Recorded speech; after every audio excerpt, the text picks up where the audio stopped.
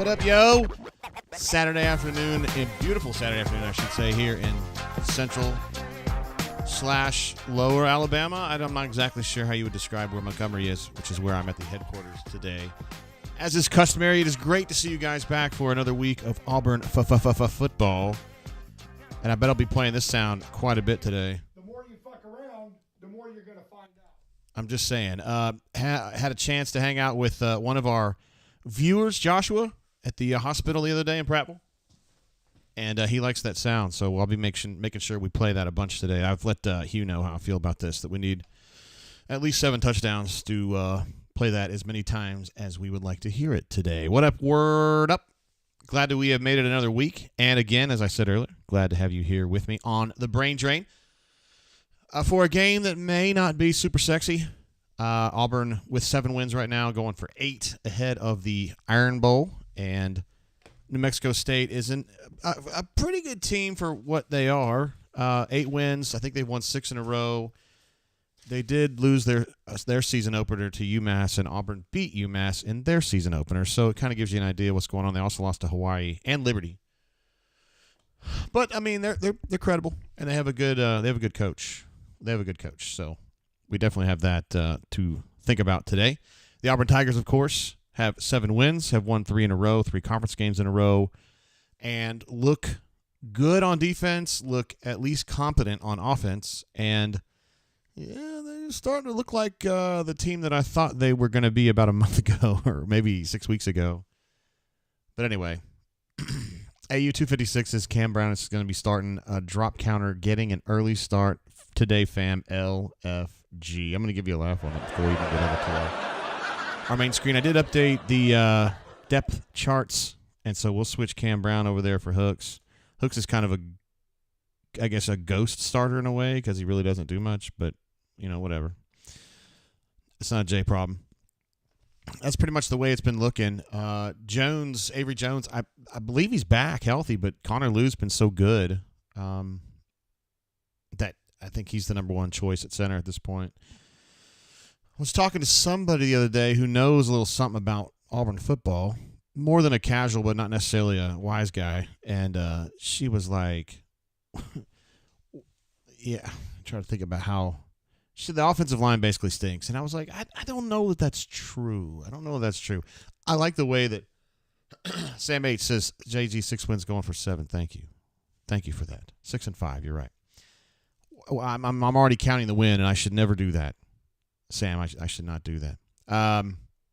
Offensive line was stinky, and I thought, you know what? Auburn's offensive line is not stinky. I don't think it's amazing. But maybe it's because we have all been watching it be bad lately, and it's not bad now. So maybe I'm overrating it, overstating it, et cetera, et cetera. But I like this offensive line. What I don't like is the receiver core, and I don't think you guys do either.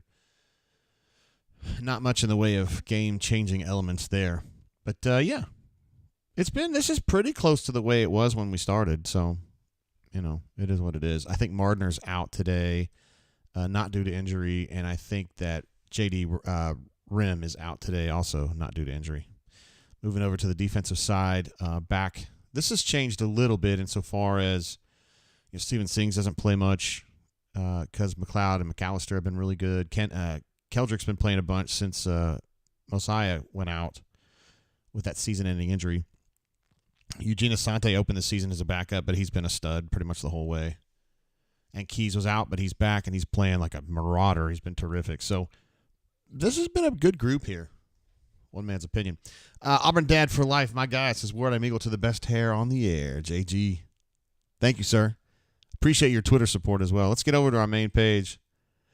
We can get things going. We got this game starting up around 3 o'clock. I think it's going to be a couple minutes after that. But, yeah, we got the drop counter AU 256 ready to go. Got it reset at 0. Also, Super Chat's coming through. Feel like a stranger had the first one up today. Appreciate you, bro. Word up. Much love, Drainers, Swoogans, and Tates. We have a lot of Swoogans. We'll have, hopefully, some more Swoogans in here. Our newest Swoogan, Farm Dad, I know he's at the game today. Probably won't be in the show, but maybe afterward. Swoogans, Tates, especially Mama Tate and Dr. Tate. He was here. Thank you for that, sir. He was on the, that's right, he was on the podcast the other day. I feel like ass, but it's game day. Boy, I had a tough morning today. I made some decisions last night when we were out that I regret. But I did see Wonder Gump when I was out at dinner last night, esteemed member of the bunker community. And that was very uplifting. Also got to see Mrs. Wonder Gump, who's a legend in her own right, so that was great. Dr. Tate did make it back to Maine safely. I tried hard to convince him he needed to stay down here with his family instead of going and living in a cabin in the woods, but I did not win that battle. Sometimes you don't. Chris M in the house. What up, yo, yo, yo? What up, Swoogans? Let's get this dub against whatever mascot NMSU is. The Aggies, Pistoly Aggies. Much love to the Tates. Thank you. Much love to the Majors. Chris M, Mrs. Chris M, a.k.a. Ms. 19. And then, of course, his offspring, their offspring, number 20. Who's in the chat as well. What's up, CJ? How you been?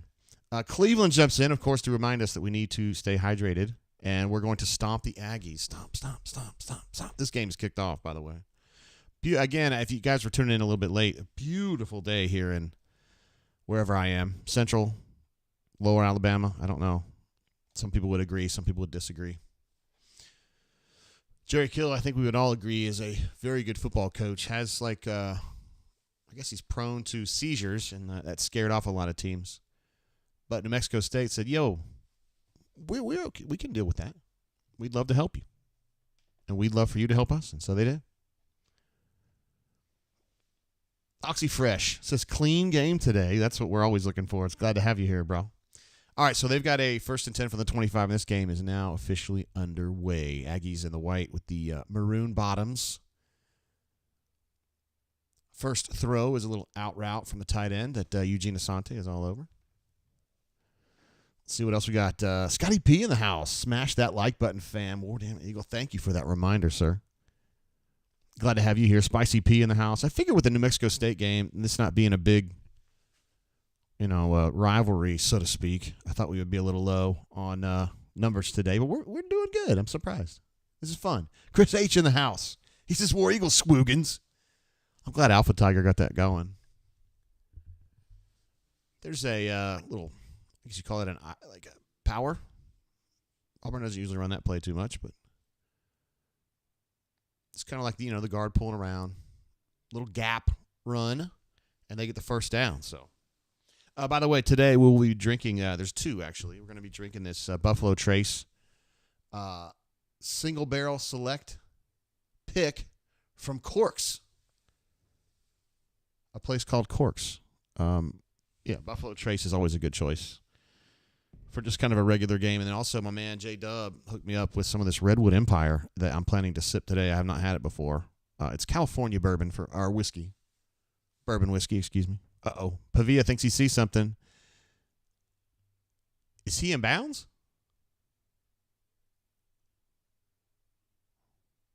It's a good throw, though. So everything about New Mexico State is all about their quarterback. He's good for them. He can throw a little. He can run a little. Yeah, he's out of bounds. Crocky Poo, what's up, man? Glad to have you here on the show. And Scotty B from Tennessee says, drain on, fellers. My man. Russell likes the Buffalo Trace. Yeah, it's good, man. It's just a good, solid bourbon. I think it was good for today because, I'm not trying to get ahead of anybody here, but, it's kind of a day for football is what I would call it. I mean, it's not a great matchup that's got everybody super excited, but I'm not. That's another first down from Mexico State. Getting those tempo passes. Doing a nice job with that. You would expect Diego Pavia to be doing that. It's kind of his MO. Where's number 10? Like another number 10 he used to play on this field a few years ago. Kanuman says New Mexico State seems like a low-rent Mississippi State. Does kind of look like that. The uniforms do. I haven't been to New Mexico since I was a kid, man. Like 82-ish, 81-ish. Yeah, my dad drove by White Sands and was like, hey, this is really interesting. And this is long before the internet, so I don't know what he was talking about. And it wasn't very interesting. It would probably be more interesting now. One idea. Shane H. jumping in with a super chat. What's up, man? Good dub last night for the Auburn Tigers. We're going to definitely talk about that a little bit today as we move forward. Let's take care of business today and get ready for the turds next week. I'll give you a clap for that one. Thanks, Shane. Appreciate you jumping in here. Yes, when we get to a point in this game where Auburn's got it, I want to start talking about that Iron Bowl because I'm excited. I'm really excited. I don't really say that too much. I wrote my first story in 1995. So I've been a sports reporter a long time, seen a lot of games. That's a very late flag, by the way. I'm not saying that it was wrong. I'm just saying it was late. We'll see soon if it was wrong. Jalen feels like it was thrown in error. Russell says Trace is the go-to. It's good bourbon. It's good bourbon. Oh, yeah. I can't do that. Yeah, that's definitely a penalty. Let's see. Feel like a stranger's asking Crocky Poo if he went to both games in Brooklyn. Of course, the Auburn Tigers gutter stomped, I think is fair. Notre Dame in the first game, Thursday night, by a rough score of, I don't remember the exact score, like 84-60, something like that, 58. And then St. Bonaventure last night in the championship of the Legends Classic, Auburn essentially got ahead 10 or 15 points there in the first half, extended it to about 20 early in the second half, and then just kind of coasted. Auburn was just the better team. And, playing St. Bonaventure. Oh, man, that was almost an amazing throw there. Kind of wobbly, but hey, you just got to get there. Yes. Let's see if Crocky Poo said yes. He went to both games, just got back to Birmingham. That's amazing, dude. Hey, Crocky, I was talking to one of my homies who went to the games, Joe, and he said that the arena was just so-so. Like, it was nice for like an NBA arena or whatever, but he wasn't like blown away by it. I'd be curious to see what you think about it. It was the Barclays Center where the Nets play. 2nd and 10 on my television screen. We've got a blitz coming up the middle from Cam. And then it looked like Zeke Walker had an opportunity to pick that ball off, but it kind of surprised him.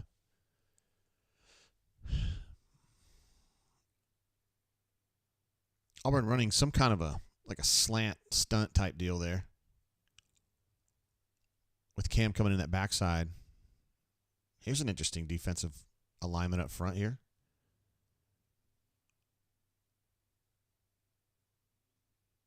That was 3rd and 10. They ran a shallow drag with DJ in man coverage, and he made a nice sure tackle about 3 yards short. So they're looking at a 4th and, 3? 4th and 5, they call it. Wow. Let's see. CJ says he's going to the Alabama A&M game. Who are they playing, bro?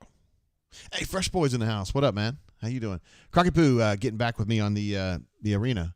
So I've been to Utah Jazz Arena. Barclays is smaller for sure, but seems nicer. I like the concessions and the view better. All right, cool. Comparing it to the Utah Jazz Arena. I think that one's a little older, right? The one in Utah is. Oh, my gosh. Cam was trying to kill him. I wonder if he succeeded. Another late flag. Let's see if this one was adjudicated correctly. The earlier one was. I'm going to go ahead and break the seal, so to speak, on this Buffalo Trace. Get things going. Ooh, heavy pour there. So that one's going to be on Larry Nixon, the third. Oh, yeah. It's definitely pass interference.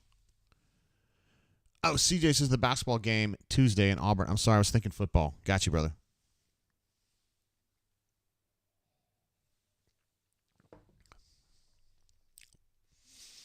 That first taste kind of knocks you a little bit.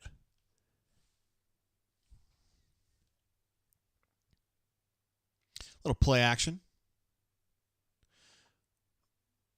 Was that Zion? Showing a lot of patience out there. His job on that was obviously to maintain outside leverage on any kind of run, and he sure as hell did it. Hey, Josh C says JG War Eagle from the Nelson Club. Hey, we got one from insides coming from inside the arena. Stadium, I should say. Inside the house. Josh C says not a PI. It looked like one to me. He got there real early. They were kind of wrestling, though, right?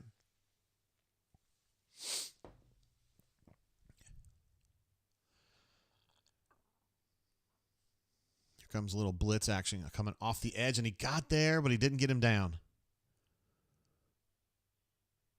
That's going to be a catch, man. Yeah. Is that DJ that was crashing in there, or was it Keontae? I think it was coming from the DJ side. No, it was Keontae. I'm sorry. Wow, I don't know if he he caught it, but it was kind of like he almost accidentally caught that. I don't know, whatever. It's been a good drive for them, honestly. They've been kind of dinking and dunking, but it works. Or it's working so far.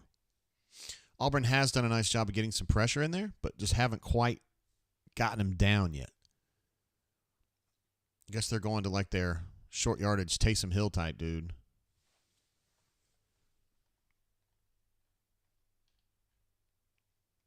Let's say D. Lucky says, let's test that hammy more. I like that. Thinking like a coach. It's because D. Lucky is a coach.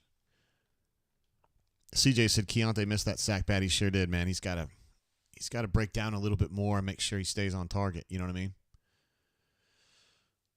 And he's generally better about that. Sometimes I think you get big eyes when you think you got a big hit, you know? Russell says Bo Nix and Oregon are wearing bird poop splatter jerseys today.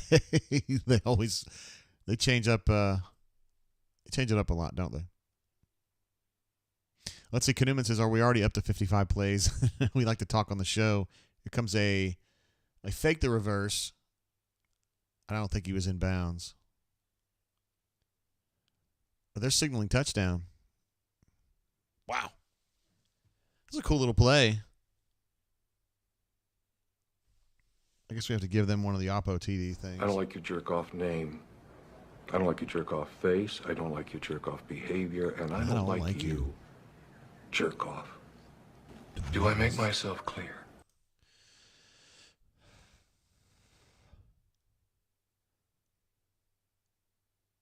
I still can't tell if he was in bounds. I mean, it was close. I just couldn't tell if his foot was down. That's not going to help me. Poor cameraman. Boom, bro. I don't know, guys. I feel like when he caught the ball, he was between steps. That's a hell of a throw, man. All right. 7-0. Great drive with the Aggies there.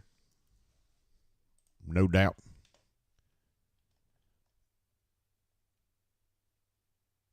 Russell says, okay, offense, let's road grade them. That is exactly what I would be doing.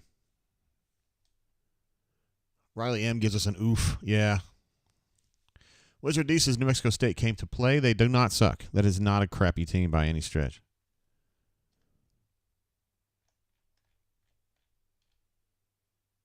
So, was I wrong about the catch, man? I thought he looked out of bounds, but I don't know. D. Lucky thinks he looks out. He was kind of between steps, between strides when he caught it, so my thought was. T. Tiger says defense looked like garbage on that drive. Wizard D says defensive play calling needs to adjust. Nick A says, how do you not review that? They probably did. They just decided it wasn't a reversal type situation.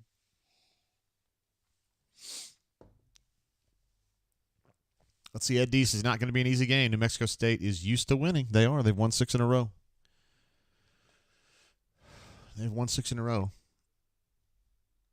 Chrissy's husband said their receivers came to play. Dare I say, theirs are better than the ones Auburn has, right? And Locked On, Dr. Locked On says not optimal. My man. How you been, bro? How's that new pug behaving? Runner 24, the good one. He says most likely was out, but those camera angles were terrible. Yep, I agree. Unfortunately, when you get the SEC network treatment, as we're getting today, the cameras I don't think they bring a full complement of cameras because we very rarely will get end zone. Well, we're not having the camera. We're not having the I call it a drone, but it's not actually a drone. It's the one that kind of hangs above the players on wires, and then you don't get the end zone replays, which are the ones I love.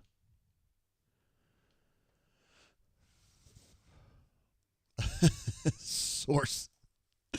By the way, on the recruiting tip, Cam Coleman, who was the outstanding receiver from Central Phoenix City, is in the stadium today. He was hanging out before the game outside the stadium, and he's a Texas A&M commit. He is also somebody that Auburn very, very much wants, and I believe, this is just JG talking, I believe they will get. Locked On says his new pug is slightly crazy but doing well. That's awesome. Chip in the Hizzle says, welcome back, Jay Jr. Jay Goose. Dr. Goose. Hey, wherever he is, he hit the ground listening. I can guarantee you that, Chip.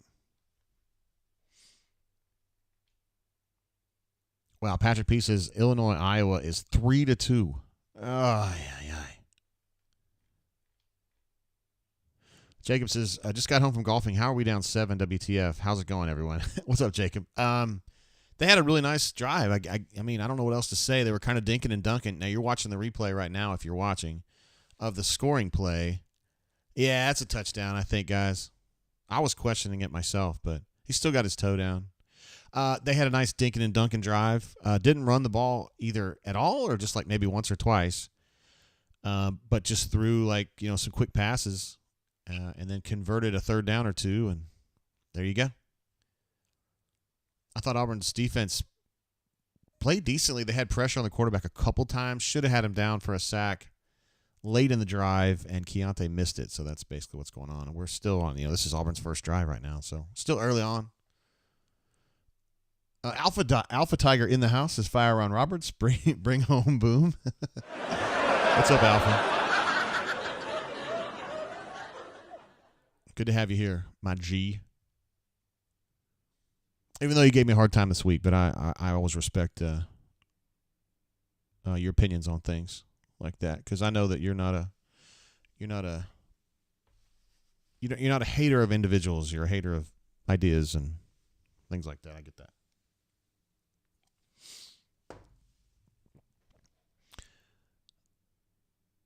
Let's see. Shaquille says, the sorry defensive coordinator doesn't have anything for the quarterback running outside. Let him get adjusted here. 2nd and 12 is what we were looking at there. And then Hunter, a little swing pass, and they were all over it. So it's going to be a 3rd and long, probably 9 or 10. They say 11 officially. Runner 24 says, maybe just a few cameras on the SEC network, but at least they brought Taylor Davis, obviously very popular, an Auburn girl. And I think we would say she's talented. All right, Peyton seems bothered by the wideout situation. This would not be a good time to call a timeout. Auburn usually does that, though. They'll usually call a timeout early in the half and burn one unnecessarily. He's not going to be able to get this first down, I don't think. He's going to be about 2 yards short. So it's going to be 4th and 2 from the 42. I would be tempted to go for this, but I don't know. Stoop Up in the house, one of our all-time great super chatters, and he's a terrific bunk as well. Says hello to no one except Taylor Davis. Hey now. Thanks, Stoop Up. I appreciate you, bro.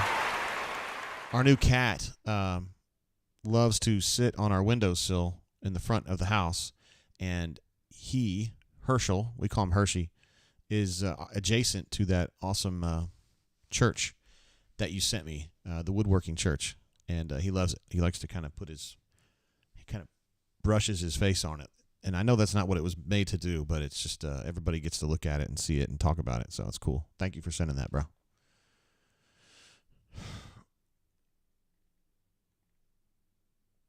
Scotty B says Taylor is definitely one we should all adore. That's the sign of someone who's been brain draining for a while. If he knows about gals, we should adore. Christy's husband says, man up and go for it. I believe that's what I would do. But, other people have other ideas sometimes. Drop counter still at 0. So that's good. I mean, that's one good thing. Crockett Boo says, what are we doing? I don't know what she's doing back there. Alpha says no hard feelings on my end either, Tate. I appreciate you, Alpha. I always feel like you're fair. Diego says it's hard to get up for these games, but that's the coach's job so far. Not good enough. Yeah, Hugh talked about that on Tiger Talk the other night, that you can't have an emotional high all the time. It's kind of a misnomer that a lot of times coaches will say that. You know, we got to have that step on their jugular mentality every minute, and it's like you can't really do that all the time. Well, at the same time, though, I mean, you're right. Defensively, I thought they were too lax on that first drive, and then offensively, it just didn't look very good in the first drive. So, but we've been watching this team for a long time this year. We know that they kind of come and go, particularly on the offensive side of the ball. So, basically, this right here. Sometimes it may be good, sometimes it may be shit. Mm-hmm. Thank you for that, Coach Gattuso.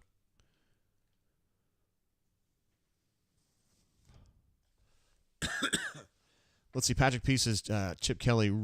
Is he really going to get fired if they destroy USC? Yeah, I read something this week saying that it was like essentially. It looks like Chip Kelly's going to be out at UCLA. It's weird how far he's fallen. It kind of reminds me of Gene Chizik in a way, where Chip Kelly was like this purveyor, I guess, of this specific offense. I mean, he was right on the front end of that whole. The paradigm that we see right now with the misdirection, the shotgun, all that kind of stuff, the mesh. He was on the front end of that, as Gus was. And then it just kind of like he hasn't really adapted very well to the changes. And he's just kind of almost irrelevant now. It's weird. And Gene was, a really, really big 4-3 guy, one of the great 4-3 coordinators really in this country back in the early 2000s. And, just guess didn't add too much to it. Is Don Properdickin on the phone? Get me Don Properdickin on the phone. He says, so I see Montgomery called a series.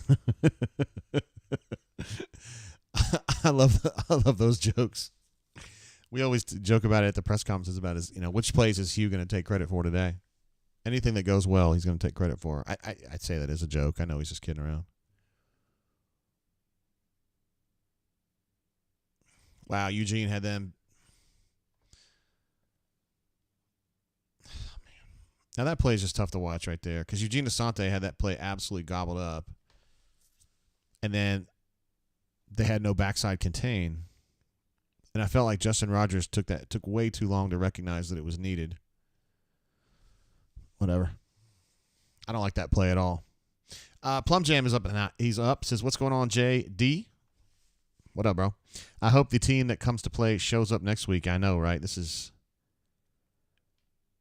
tough. This is not a lot of fun to watch right now. All right. 1st and 10 after that disgusting lapse on first down there to give up another first down. Oh, Keontae got him pretty good, and they're going to throw up DPI, but they're going to, yeah. Pavia's making some plays, man.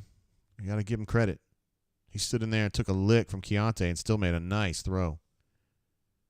D. Lucky says poor contain on the first down run. Yeah, it was. It was terrible. That is a really nice throw from the New Mexico State quarterback right there, right in the absolute hands. And Nehemiah that's PI in my opinion. He did collide with him about 2 steps before the ball got there. I don't think he meant to, but, of course you don't mean to, but. Ed D says New Mexico State is just a good team. Yeah, they're playing good football right now. Let's be honest. Let's give them credit. Spicy P says we about to get beat, fam. Well, hold on, bro. I don't know about all that yet.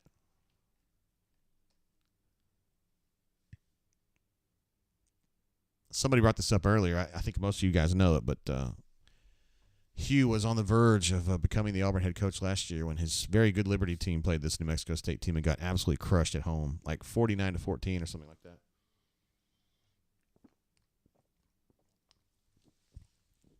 Getting some close-ups of Ron Roberts.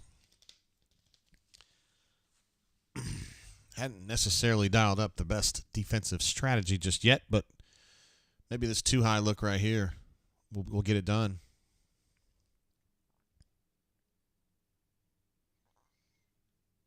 Eugene Asante made a very poor trigger decision on that play right there. I don't understand what he was thinking. They were playing an underneath zone concept. When he saw the run coming, he should crash down and try to force that run inside, and I don't even know where the hell he ended up. I know he ended up chasing the tailback, which is the worst case, but it's just a poorly thought out play there. No regret says this ref creepy AF. I don't know what that means, but I get you. Bo was great in the house. Well, we got that's too bad. Oh, you can't do it now. Come on, that's a quarterback. So we got offsides on Jalen McLeod. So it was a free play. Ball gets picked by Nehemiah. He returns it, because the play's dead anyway. He returns it, and then he's about to run out of bounds, and then Diego Pavia, damn near body slammed him. So Auburn kind of pushed back at him, which is a fair reaction, and then he acted like, what? I didn't do anything. Getting body slammed by a quarterback, that probably doesn't happen very often.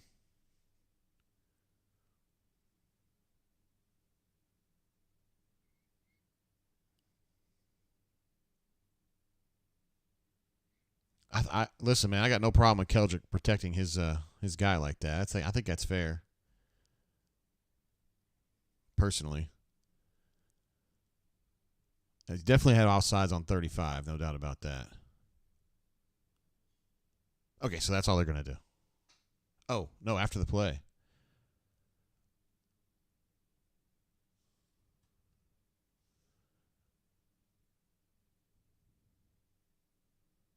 All right, so they get the first down, and they take the 15 yards on the personal foul, and they back them up 15. So it's 1st and 10 from 15 yards back from where they should be. All right, fair enough. I know, Wizard D, I was about to say that, man. Respect to the quarterback. That's pretty tough. You got to know there's going to be some retribution coming very quickly, and the only thing I didn't like about it from his perspective was if you're going to do that, be a man and don't pretend like what. Just be like, yeah, I did it. Let me know how you feel about it. Uh-oh. We've got Forlorn Hugh again. That's not good. Let's see. Anthony says Diego was a high school wrestler. It gives me Muschamp vibes when you talk about wrestlers like that. Chuck says get that quarterback in Auburn uniform. So the Tigre says, holy hell, our pets' heads are falling off. Petey?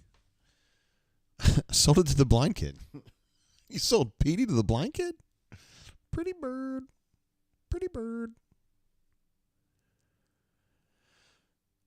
Auburn needs to wake up, man. We're almost 10 minutes in this game, and I'm seeing nothing.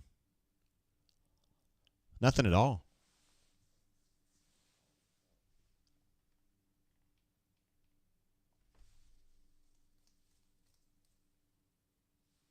That's their first good run of the game right there, but it doesn't matter. They're throwing the ball too. Yeah, I feel like a stranger says, holy sheet, the quarterback got a flag for that. Small Time says, no personal foul on Auburn. Pleasantly surprised. I guess they judged that Keldrick coming over there and kind of pushing him away from his player was, a reasonable reaction. It's not like Keldrick was trying to swing at him or anything. He just kind of shoved him, which is actually pretty smart. Keldrick's a level-headed dude, though. He's not going to be prone to fits of rage.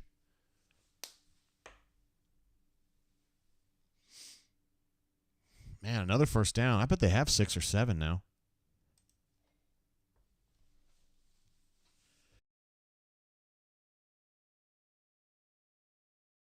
I did get that muted on time, I hope. Their quarterback is 7-11 for 83 right now. Peyton is 1 of 1 for 1. We're having fun with small sample sizes, but whatever. Third downs, each team is 0 for 1 on third down. I'll go ahead and update that.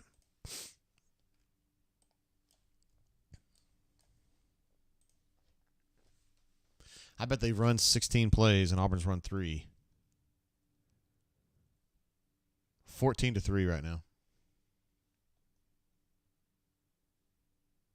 The people who are running the stat account at Auburn are having a really hard time figuring out how to code that play by the quarterback when he body slammed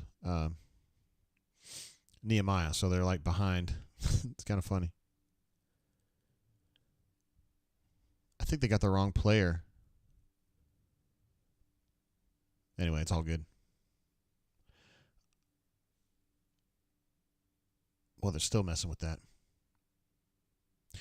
This will be the 15th play for New Mexico State. Auburn's played 3. Here comes some pressure. Oh, my God, he was going to die. Timeout, New Mexico State. You want to die today?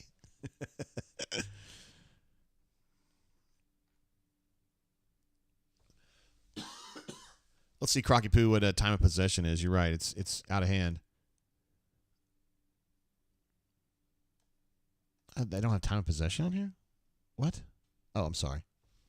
It's almost 6 minutes to 1:49. Which is closer than I thought it would be. Nick A says, Dolly still got cannons. I guess you're talking about Dolly Madison. Yeah, I love those pastries. Some of my favorites. Sam H says, man, we cannot throw our helmet out there and expect to win a ball game. You're right about that. It's kind of what's going on, isn't it? By the way, programming update. Coach Hunter is on a trip, and he's not going to be available for a halftime call. Alex Kozan is on a trip and also will not be available for a phone call at halftime. So we're going to do BMAT at halftime. I've already talked to Jay Head, and he's going to be good to go, or we think he's going to be good to go after the game. He's having to work today. But we think he's going to be good to go after the game, so that's kind of what we're looking at. I know it's disappointing to not have Hunter or Kozan, who both would probably have some interesting things to say about this so far, but that's what it is. We will definitely have all hands on deck for the Earn Bowl next week. Joko says, LOL, pardon. I was just teasing, bro. Alpha said, I thought Asante was going to get that retribution after the whistle. Yeah, I thought he was going to kill that kid. He was going to die, but wisely called timeout before that happened.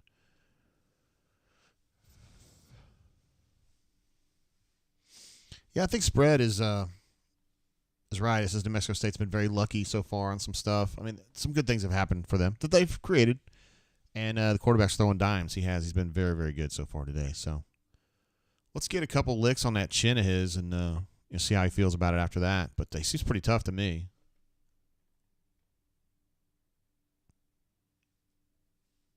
Stephen N says, "Will the Iron Bowl will be flat if we lose this game?" Question mark. Man, I hope.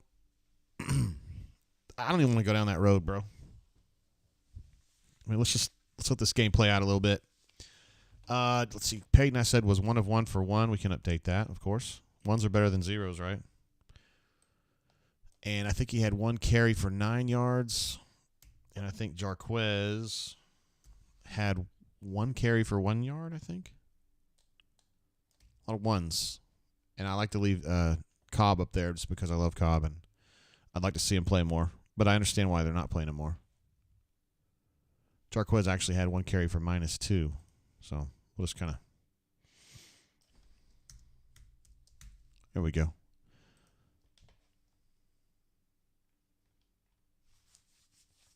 CJ says, I'm probably not going to watch. This is bad. CJ, man, listen. You got to ride the car if you're going to love the car, man. You can't just hop off. That's what I do. I'm a Raiders fan. I watch every snap of the Raiders. And, man, they have games where they're horrible. And I sit there and watch every single play. I feel like it's good medicine, you know. All right, so a little misdirection on the delay there. Draw, like a misdirection draw, I guess. And Auburn is all over that. Gobbled them up. AU Taxman says, so on brand for the bunker to start talking about losing this game and the next game 10 minutes into this one. I know. Bunker can be a little reactionary. You're right. Just a little. All right, 2nd and 16. This is where Auburn's got to buckle down and get them off the field, period. Oh, nice block right there by number 7.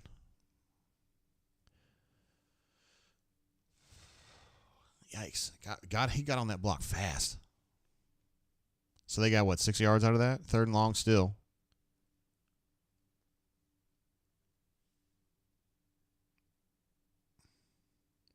See, My World of Sports says their offensive line looks bigger than our D-line. D-line just isn't playing mean. Not yet, but CJ said, you can't just let me have one, can you? No. Patrick P says that Raiders win against the Jets was hard to watch. You telling me, man. It was not pretty at all. The Raiders are not pretty right now at all. Anything they get, they've got to absolutely crush it out. Okay, Elijah McAllister gets the sack, the first sack of the game. And Keldrick was right there to clean it up too, but I think it's Elijah. Elijah's been playing some good football these last 2 or 3 weeks. I thought he was kind of mid for most of the season, but he's picked it up here. He had the sack against Arkansas where he jumped over a dude. And a good solid play right there. So definitely getting some production out of him. All right, 4th and 11. They do get them off the field. And this is probably, they have a solid field goal kicker, but I don't think he's not Daniel Carlson or anything. So they got to do what they got to do. Stephen N says finally a sacked lunch. I like that.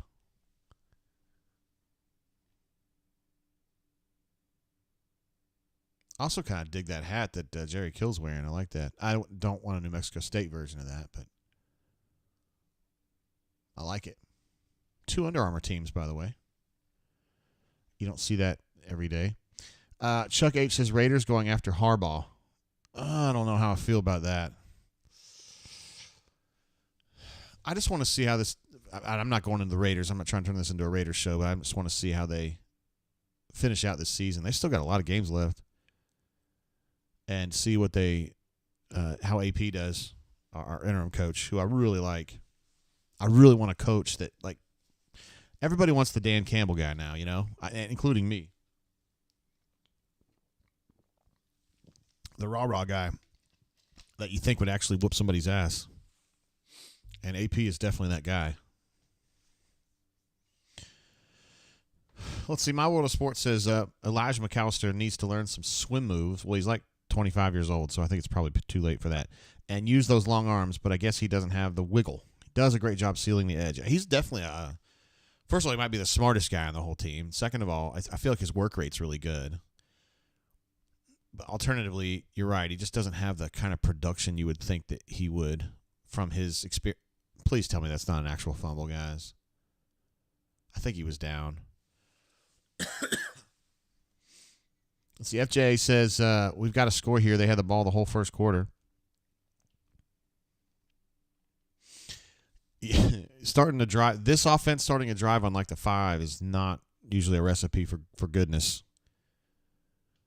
Darkside says, JG, give the ball to Devontae. # Raiders. Yeah, I would like to see more of that. I almost feel like they use Devontae. Dude, Peyton's going to die doing stuff like that. They use Devontae as a decoy now for Jacoby and our rookie tight end, Michael Meyer. And Josh.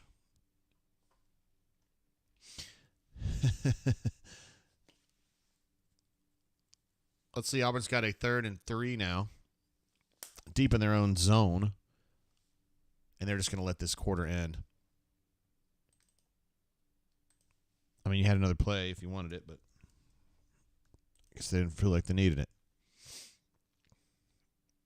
I mean, you feel like your offense is pretty well rested.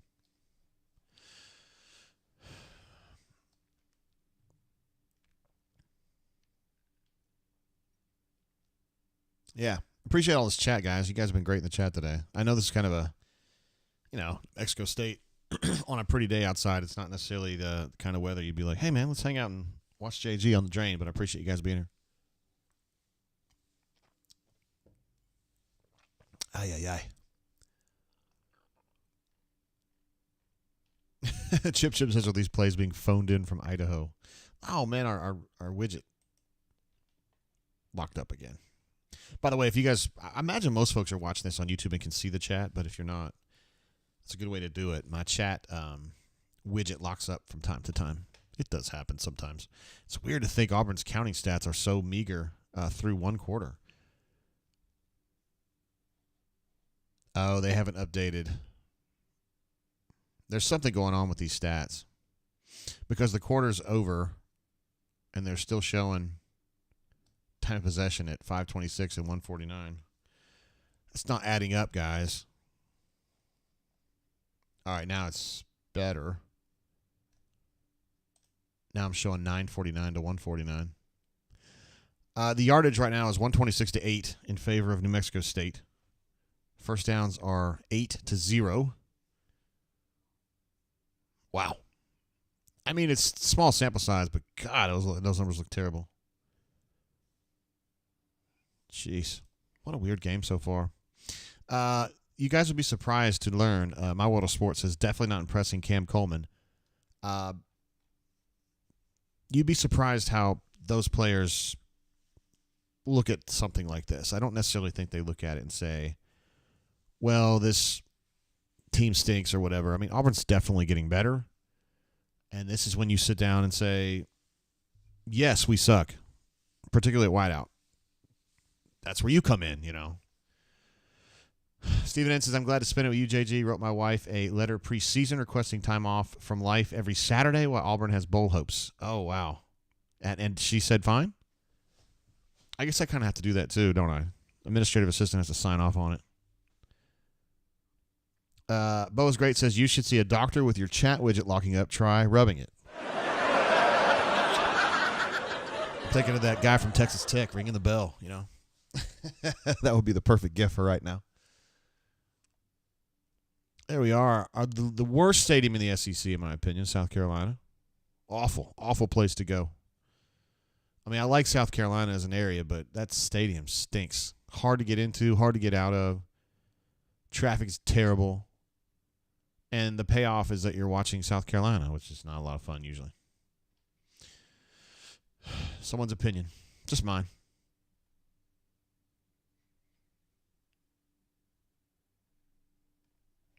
Matthew says, this is an awesome first quarter. All right, time of possession officially now is 12:05 to 2:55. So, and Auburn's got a 3rd and 3 coming up here. So, really need to get this converted or else it's going to get it even more out of whack. Brandon Frazier in motion.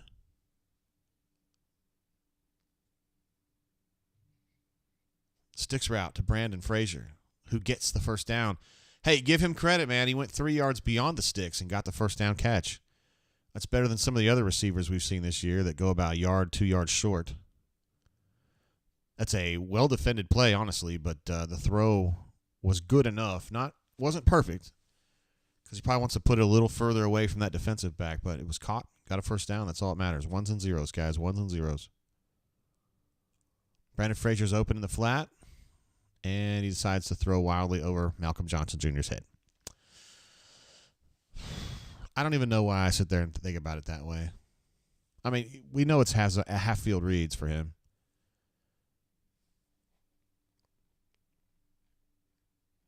You could have just left it at Holy Cow Natalie Portman, Taxman, honestly.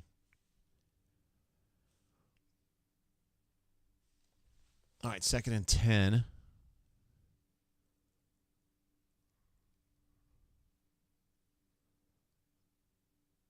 Now, this is the exact same play they ran against Arkansas for the first touchdown last week.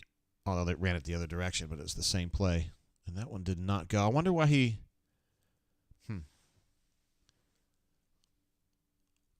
He ran the play as it was designed, but I think in that situation he would have been wiser to run to the backside and get whatever yardage he could. But whatever. Tigers said that throw was bad. Yeah, the one to Malcolm Johnson was really bad.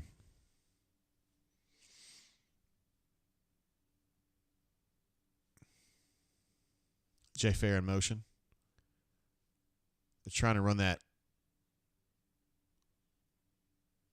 Yes, Rivaldo came back. He actually worked back on that. He was running like a wheel route. They crossed. He ran a wheel with an in-breaking route next to him, and then he realized the ball wasn't going to get out to him, so he worked back. But it's all going to be erased because of a holding call. Stoop Up says, this is about to piss me off. We're getting Forlorn Hugh, man. I don't like Forlorn Hugh. Ryan D just says, I can't with this offense. I just can't, man. Stephen N says, these fails. Oh, is this the...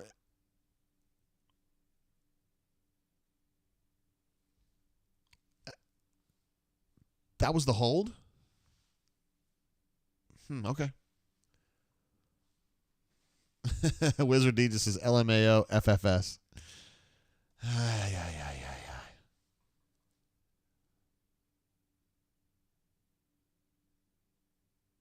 All right, little throw to Malcolm Johnson Jr., but there is a flag down.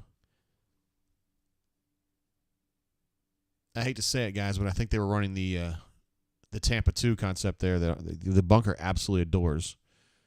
I love Tampa 2, particularly with Jake Holland playing middle linebacker. Womp, womp, womp.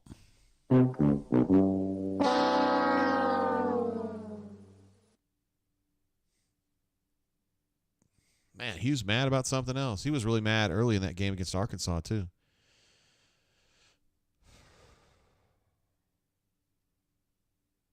I don't. Yeah, T-Tiger, I thought it was a terrible holding call, too. I didn't think. I understand. I understand. I didn't understand it.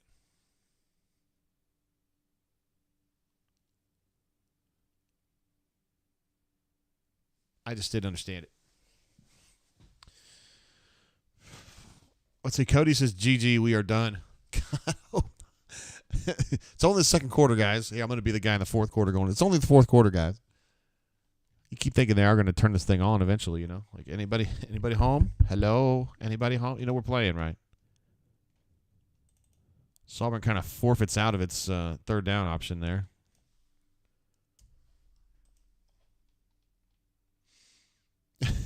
Spread says Hugh is like Janai Broom after every bad play with his reactions.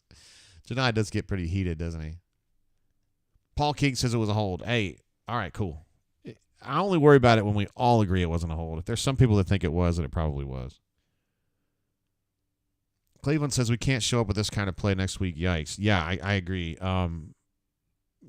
Yeah, this game would be 4 touchdowns down playing like this. I don't think that Auburn would play like this against Alabama. And Jordan-Hare doesn't happen very often. I mean, the last time Auburn had a real stinker in Jordan-Hare was probably, 2001 against Alabama? I think that was 41-3 or 41-7, something like that. Let's see. Crocky Poo surmises that no one wants to win. It does seem like they're playing without passion. I would agree with you on that for sure. Ed D says he didn't let go of the player. The jersey was pulled. Easy holding call. All right, Ed D. I didn't necessarily watch it the way that I should have, and I appreciate you. I know when you say that, I feel pretty confident you got it right.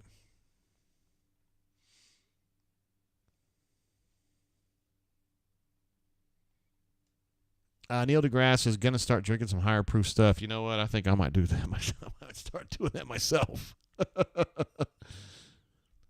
So on this Redwood Empire bottle, I don't know how many of you guys watched The Last of Us on HBO, which is a really interesting show, but this guy, that's a dude with I guess it's like a tree growing out of his head. It reminds me of the clickers from The Last of Us, and it freaks me out, man. I don't why would we celebrate a clicker?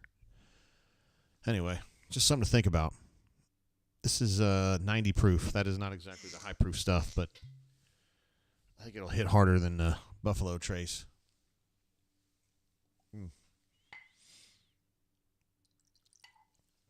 I haven't tasted this Redwood either. My man J-Dub hooked me up with this. So I appreciate you, J-Dub, as always.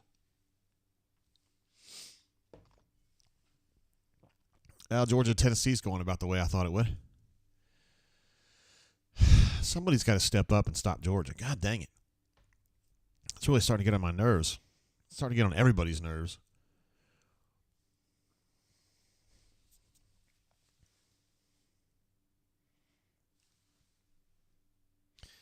Christy's husband says perhaps I should change to a UCF jersey. We'd love to have you. That'd be a pretty solid choice. I think we can get Christy to send you one. No doubt. Diego Pavilla's having a day, guys. I'm not going to lie about it. He's throwing the ball around well. Pitching and catching, as the old ball coach would say. Peyton is up to 3 of 4 for 19, so we can update that.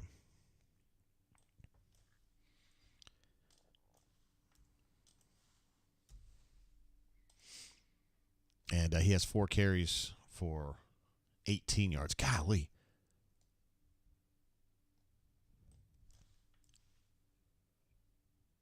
Auburn runs a play like that.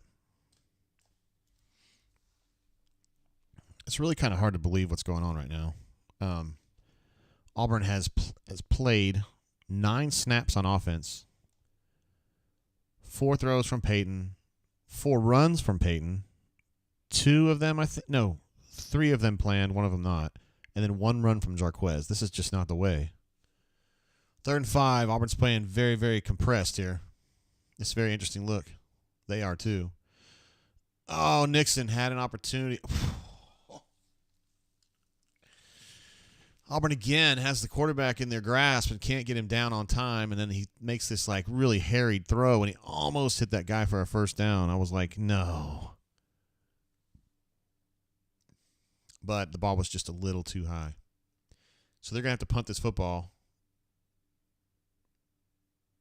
Oh, Keontae almost gave that one up. Whew, jeez. Russell says Georgia just scored again to go up 24-7. That's what I hate to hear. Things you hate to hear. Not that I feel good about ever pulling for Tennessee, but, geez, Georgia's a real problem right now. Get you some, Keontae. That's a good return right there. A lot of work for like 10 yards, but as Coach Tuberville would say, hidden yards are a very important part of the game. T-Park in the house. What up, bro? Don't know how many hits Thornton is taking. Hope all is well. How many hits Thornton is taking. Hope all is well, JGT. Thank you, T-Park. Yeah, too many hits. He had a particularly bad one in a inside zone run earlier, and I was like, you're exposing him. This is not great. I was really hoping to see some Holden Gerner today. We may end up seeing him because the quarterback gets hurt. Hope not. AU Taxman says that Diego Pavia has those Tim Tebow calves. He spelled it incorrectly. It's calves.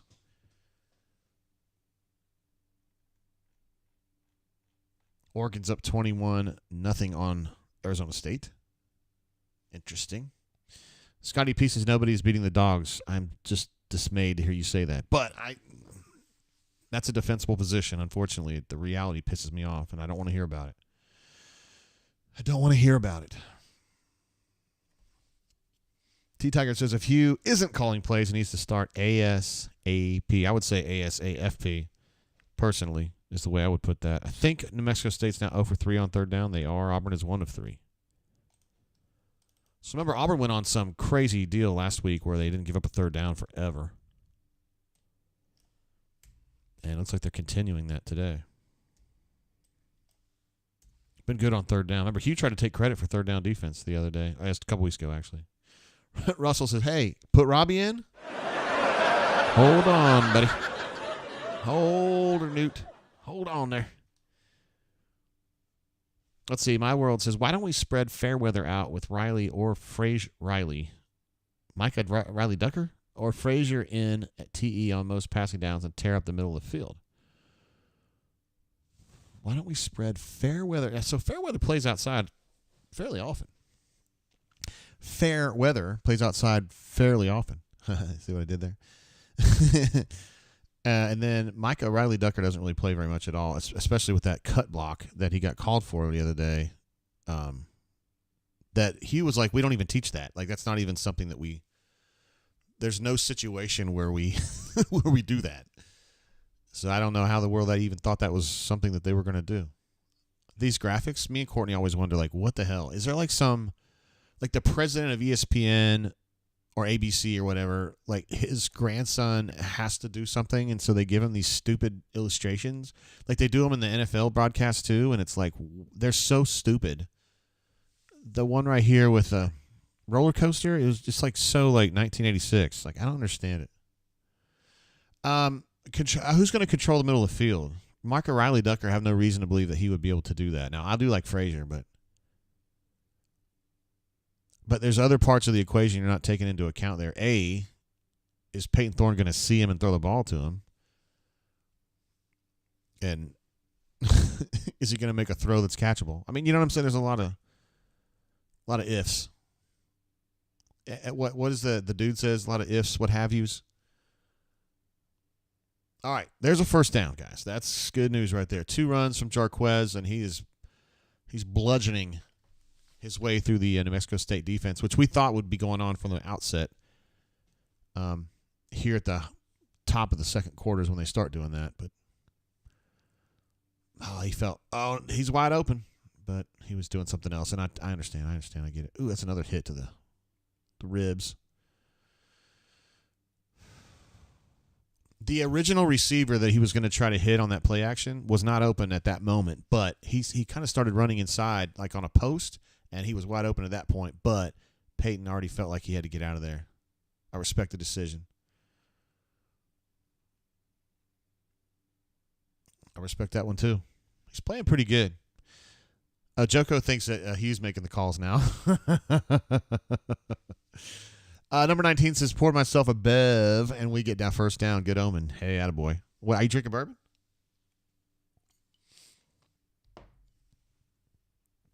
It's hard to believe he rushed for 425 this year. Peyton Thorne. Did not see that coming. That is the hardest earned 2 yards you'll ever see right there. That was a Josh Jacobs run if I ever saw it. Oh, that's right. He's a Bammer, so I don't want to talk about him. But he's a Raider. He gets a lot of tough yards like that because he doesn't get a lot of help from his offensive line, and I wouldn't say Jarquez gets a ton either. 3rd and 2. Oh, wow. I thought he was going to get that one. And then that linebacker right there made a nice stop, number 44. Wow. It's a solid stop. 4th and 2 now. And they're in no man's land, so I think they're going to have to go for this. I hate to say have to go for it. I think they just will choose to go for it. Is that T-Tiger asking about Peyton? Can Peyton not see the field, or are the receivers just not open? So they usually run half-field progressions for him to kind of ease it up for him. I think he gets a little I don't really know what the right term is. Overstimulated? I don't know. I feel like sometimes he has a hard time focusing calmly what the options are, and so they've gone to half-field reads for him in a lot of cases, and so it's just kind of like a high-low read. So it's hard to analyze because if it's a backside receiver that he's not even going to consider in the progression, we don't even really need to talk about whether that guy's open or not. Does that make sense?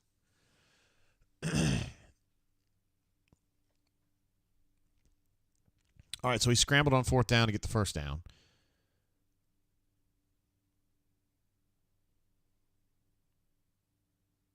Ooh, Fromm with a bad drop. Drop counter. Oh, we're going to actually, that drop's going to come off the board because of a hold. How about that? Man, that was a horrendous drop. Jeremiah Wright out on the field. Young man from Selma, Alabama. He's played a few different positions at Auburn. A beautiful throw. And Fromm just absolutely bonked.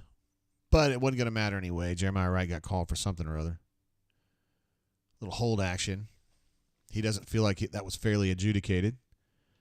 But I'll wait for Ed D to let me know. Stefan said I made a disgusting noise after that drop. Yeah. Oh, Peyton thinks he sees something. That could be a PI, though, the way that Camden was kind of spinning out of the way. Nope, apparently not.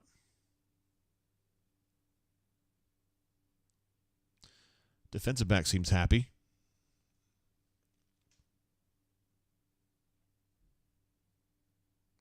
Stunned silence inside Jordan-Hare Stadium here. Ed, I don't think that was enough for me. I don't think that's PI. It's odd to see Camden's body. Did I say Camden? God damn it. VAR. It's odd to see his body shaped that way. It really looked like he was getting pulled, but I don't think he was. I don't know. Spicy P thinks that's an egregious non-call. Runner 24 also thinks that should have been a PI, so I could be wrong on that. And here you guys correctly identified it as JJ the whole time while I'm calling out Camden Brown's name. I don't know what's wrong with me. Stunned silence inside Jordan-Hare Stadium. Oh, Ed says no drop. No, I was talking about the PI call here, or the non-PI call on that deep throw against to Javarius. And he says no PI. All right. Crocky said he grabbed his left arm when he was coming around. Yeah, I thought he was grabbing for it and didn't actually get it. But I don't know. I'm not trying to play devil's advocate or anything.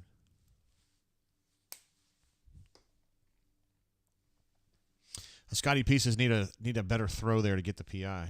That's a good point. I hadn't thought about that. If the ball's like right on him, that would probably be very easy to adjudicate, right? Brendan says, yeah, Cam Coleman ain't coming. That's not how they look at that, man. That's just not how they look at it. They don't look at it and say, oh, man, they're not scoring. I'll never go here. I think they look at it and say, they need help. And Perry's coming, and Bryce is coming, and Malcolm's coming, and Ryan Williams might be coming, and we're going to be a hell of a lot better with me here. I feel like a stranger. That's good. I thought that for a second. I didn't say it. He said, was that Thorne's brother in the stands? He had the same exact haircut, didn't he? Ryan D says, can we play Arkansas again?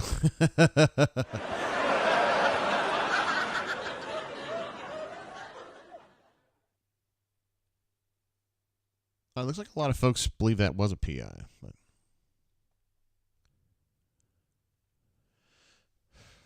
Locked On said he didn't think it was a PI, but it sure would be nice to get a call go our way. That would be nice. Every now and then. Let me update some of these numbers. Peyton is up to 406 for 26, all the way up to 26 yards, guys.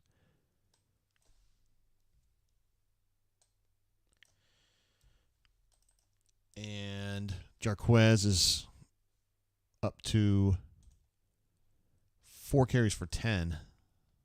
I still feel like he was digging out of a hole there in the beginning. And then Thorne rushing is 7 carries for 37. And still nothing for Jeremiah Cobb. I would switch that to DeMario if he was playing. I really would.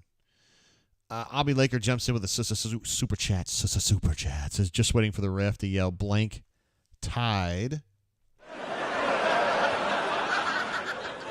It's happened before, I'm sure. We hadn't heard about it, but it's probably happened. By the way, just as a programming note, we're both of our halftime callers are not going to be available today. Alex is on a trip and he isn't watching the game. He's in an area that doesn't have the game.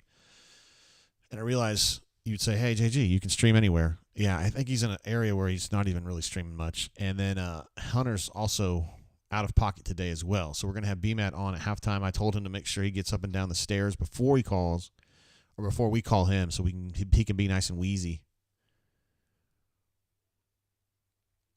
That's a lot of effort to get 2 yards on a throw to Rivaldo Fairweather. Yikes.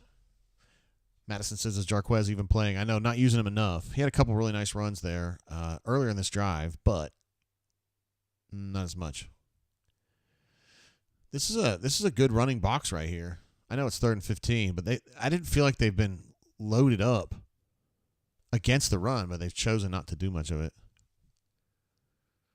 The hold on Jeremiah Wright has really put this particular stage of this drive in jeopardy. Good protection here. Oh, yes. That's going to be a bailout call right there, but it'll work. Peyton was scooting out of bounds, and I think that New Mexico State defender got a little antsy. It kind of hit him maybe 2 steps out of bounds. That's going to be a 15-yarder and a first down, Auburn Tigers. Let's see if this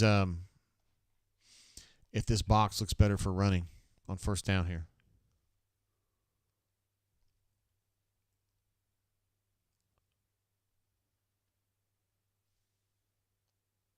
Oh, my God, they're going to call hold on it. Okay, after the play. Another hold, huh? That's good.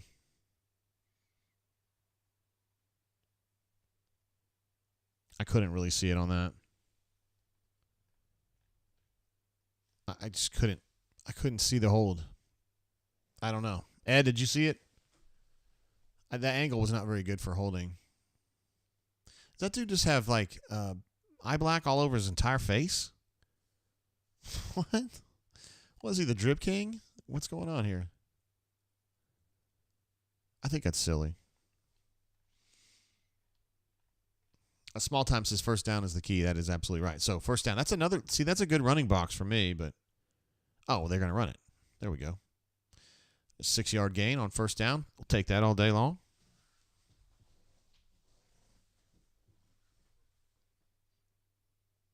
Dude, Jeremiah Wright, he's playing like a freaking mongrel right there. Jesus. He knocked his guy out of the play and then went back at him to knock him down on his ass. I think it's going to be a first down carry, depending on where they spot this. Looks like it might be half a yard short.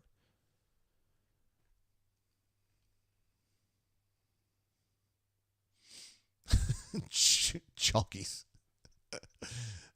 That's pretty funny. That's pretty funny. Let me guess, another hold. No. Substitution infraction.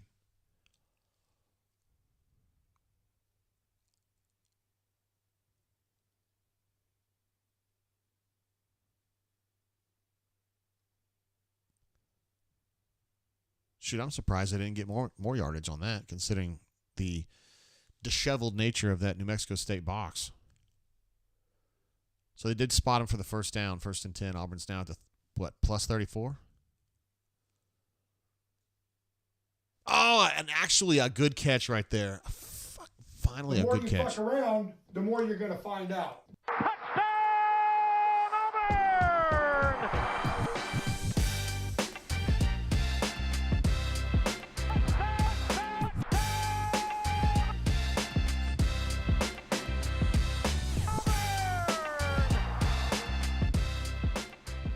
Hey, I like the place on that pass, and I thought Rivaldo was really having to stretch to get it. I mean, it's still a hell of a catch, and it's a catch that Auburn receivers a lot of times don't make. That Alabama or Georgia LSU receivers do make, but in that case, give Rivaldo credit. Nice snatch on a pass that sometimes gets dropped at Auburn. So that was nice. All right, we're all square now, 7-all. What, about midway through the second quarter now? Well, we're getting toward the end of the second quarter.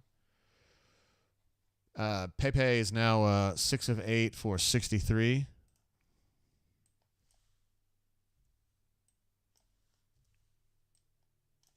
And a touch, as the kids say. Oh, we got a super chat. Let's see. Dark Side. The Dark Side, do you know the Drip King from Hoopify? He talks about how Livy Dunn, baby Gronk's girlfriend, Livy Dunn, has been stolen by the Drip King. He is committed to LSU. Yeah, what's his LSU? The Drip King. Thanks for. I hope that's what you were picking up on there, bro. Feel like a stranger jumps in with another super chat. We love this guy. This ref looks like the Admiral for the Empire in Return of the Jedi. Admiral Akbar? He's a neutral guy, isn't he? No, for the Empire. The Admiral. I don't think I know these movies well enough to judge who the peripheral players are. Is he like the dude in the gray hat, like the gray nurse's hat that gets like choked out or whatever? I don't know, man. Nick A says, me so thorny. Me love you long time. Love it, Nick. That's good stuff, bro. We got to get a little. I'm so jealous, man. I don't know if you guys watch FIFA streamers. I don't know why you would, but I do. And this guy named Zwayback, who's one of my favorites, Zwanyul Zwayback, he does his own raps. Like he doesn't make his own music, but he'll put his own rap over music. And I want to learn how to do that, man. Not because I'm rap. He does it as like a novelty. And I think we could do some funny raps like for the show and stuff, like for Thorn or like on a big sack by Keys or Asante or something like that. I don't know. I just thought it'd be fun. I don't know how to do it though. Runner 24 says, JGT, you need to get back to the Star Wars classics, bro. I consider myself a Star Wars guy because I literally have never watched Star Trek, but like I don't know them as well as probably I should. I just know that Princess Leia in Return of the Jedi is thumbs up, man. Big time. Big time. Andrew says, Auburn Snatch is the best. Undefeated, some would say. My World of Sports says, I rap. That's cool. Spicy Pieces Chat GPT is your best friend, my dude. I don't know what that means. I mean, it should be, but I don't know specifically what you mean on that. Solo Tigre says, Akbar was a rebel. It's why the students voted him for Ole Miss's mascot, but the admin didn't let them win. Oh, I get it. Okay. Well, it's not that they weren't going to let him win. It's that it was going to be a copyright violation, right? I mean, he's like the property of Lucasfilm or whatever, or Disney or who the fuck ever owns the rights for that now. You can't just snatch somebody like that. But yeah, thanks for the correction on that, bro. Akbar, he looks like a big lobster, right? We cannot repel firepower of that magnitude. He kind of talks like Philip Marshall. Doesn't look like Philip Marshall, but he talks like Philip Marshall. Bo is great. Says, remember when Captain Kirk beat Darth Vader? Let's see. ChatGPT can write any rap you want over any song you want. Jeez, I didn't know this. Is that what he's doing? Is it really that easy? Oh, my God. Seriously, you got to send me a DM on the site, Spicy, and just give me a link or something. And don't give me the link to chatgpt.com. Like, maybe show me, like, an example of that or something. I don't know. I love doing stuff like that. I just don't know how to do it. Dude, getting this show to the point where we can actually do a show on the internet, it doesn't crash every 20 minutes. I feel like I've done something. Let's see. Chris M says, kind of looks like PM though, really. Well, he is. I would imagine Akbar is probably an older guy, right? So that's like PM. But I don't really think of Philip as looking like a like a lobster. I don't. Tiger Builder says, nice snatch. Those words have cost me so much money. I'm glad we can have fun watching this game, guys. We need to laugh. Pavia feels like he sees something there. And almost an amazing catch, but excellent defense from Auburn. He was going to try to do that Tyrone Prothro catch over DJ, but no dice.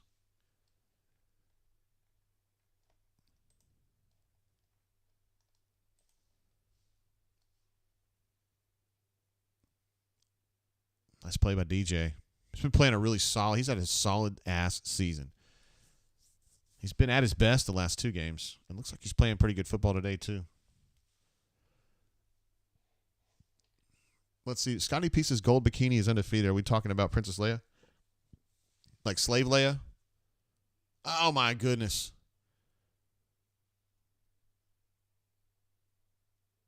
Kaufman went for a pick or a PBU.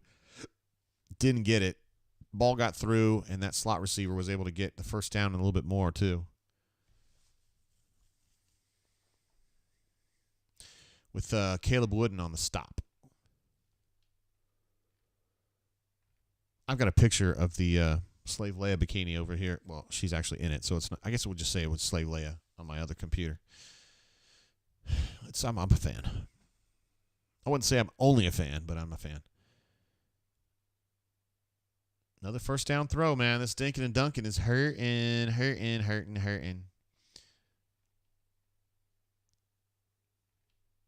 Yeah, Bazoo, I hear you, bro. It just says, geez. I know. Kind of frustrating. Doing all this dinking and dunking. It works, man. I mean, obviously their game plan is possess the ball and make them make mistakes on defense, you know. Make them get a little overzealous, which they have. And try to punish them. Russell says, Bo has 5 TD passes today. He has the highest completion percentage all time in NCAA history at 78.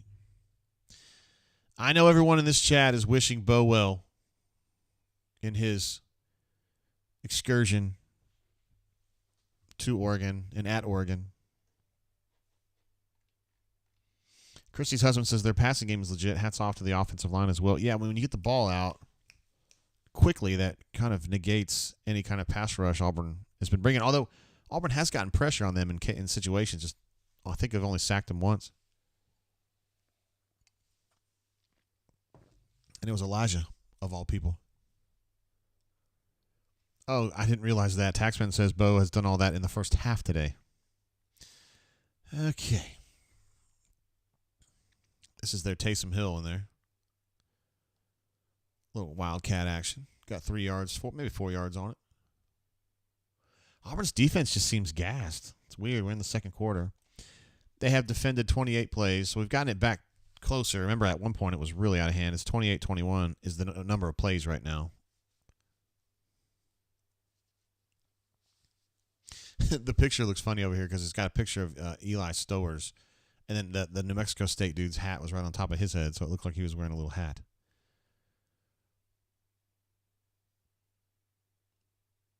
Damn. Another first down run, guys. This is a good drive for them. Whew. Patrick Peace's Bo is still one of us. That's kind of the way I look at it. Bo is great. Says, Jay, just call me after a bottle of bourbon. I will freestyle rap my arse off. From one Pike president to another, I say, let's not do that. I'm going to reload this widget on the front page. I think it locked up again. It's usually good for like 15 or 20 minutes. Then it starts getting attitudinal, if you know what I mean. They're just going to stick with this Wildcat situation. And, I mean, why not, dude? He's getting probably 6 yards, 7 yards, 8 yards of carry right now. Flag on the play. This is a very frustrating something against the bad guys here. Frustrating half of football. Daniel M. says, happy for Bo. No reason for anyone to root against him. Yeah, I agree with that. This is how I feel about it. I definitely pull for him. I never really liked him that much. He was just not. I mean, I like him. He's just not a friendly person to talk to. It never was. It wasn't like he got mad when he was at Auburn. He just wasn't fun. So, I mean, as a reporter, that's kind of important to me. But he's a fun player to watch. Certainly played with a lot of heart and a lot of emotional investment. T-Tiger says, do we practice this week? You know, it's notable to say that Hugh said on Tiger Talk that he thought the practices leading up to this game were just okay. I think he said they had a good Tuesday, an okay Wednesday, and an okay Thursday, I think is what he said. So, I guess the answer could be he didn't practice very well. Matt says, can't blame the O for keeping the D on the field. The D is doing that themselves. To be fair, the defense has been good on third down, but it's a whole operation, isn't it? It's not just about being good on third down. You got to be good on the other downs too. They're 1 of 4. Auburn's 1 of 5.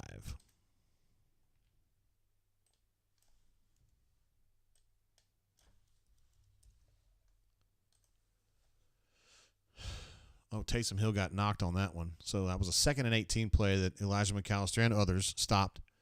It's going to be 3rd and 18. Spicy P, I think I'm with you on this. I think Spicy P would advocate for calling a timeout here and trying to play for another possession for the Auburn Tigers, but it doesn't appear they're going to do that. I think I would do that too. A.E. Robinson says, no way are we this bad. No, I don't think they are either. I think they're just in a funk right now and trying to work their way out of it.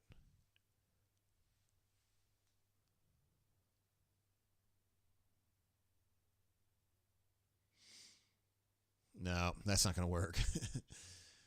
From the very minute that play started, Elijah McAllister was just waiting for that kid to run. And he ran, and Elijah was just ready to kill him. All right, so they got a 4th and long, and it's going to be, a 43-ish yard field goal attempt? Something like that.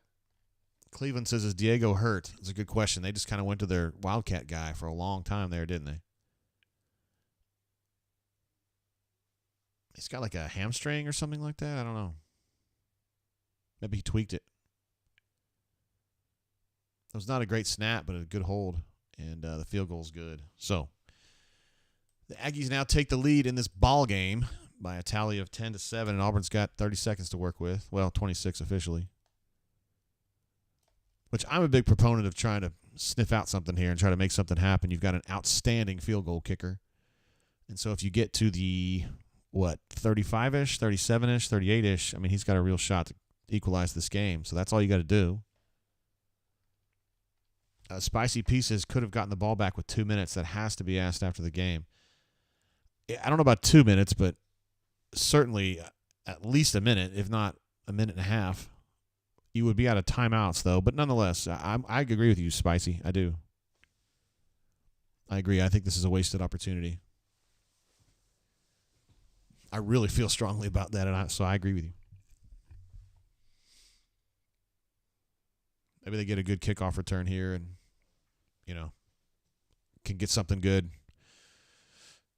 out of this abbreviated possession coming up. Spicy P says it was 2 minutes. I wasn't paying that much attention to the time at that point. So you might be right. You're probably right.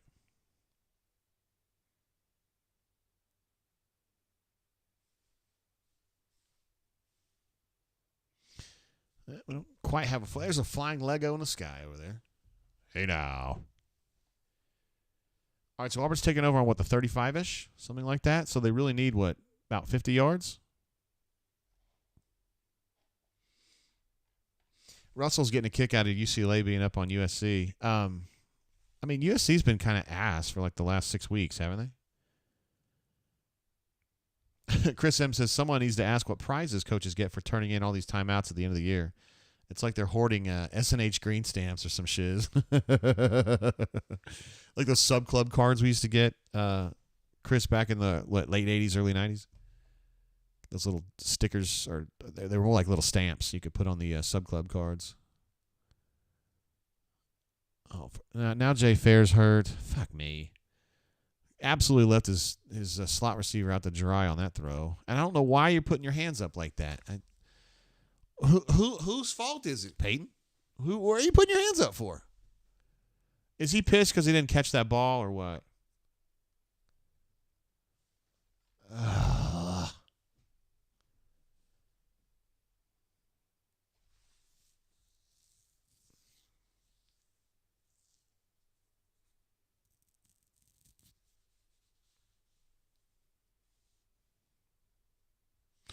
Spicy P, bro.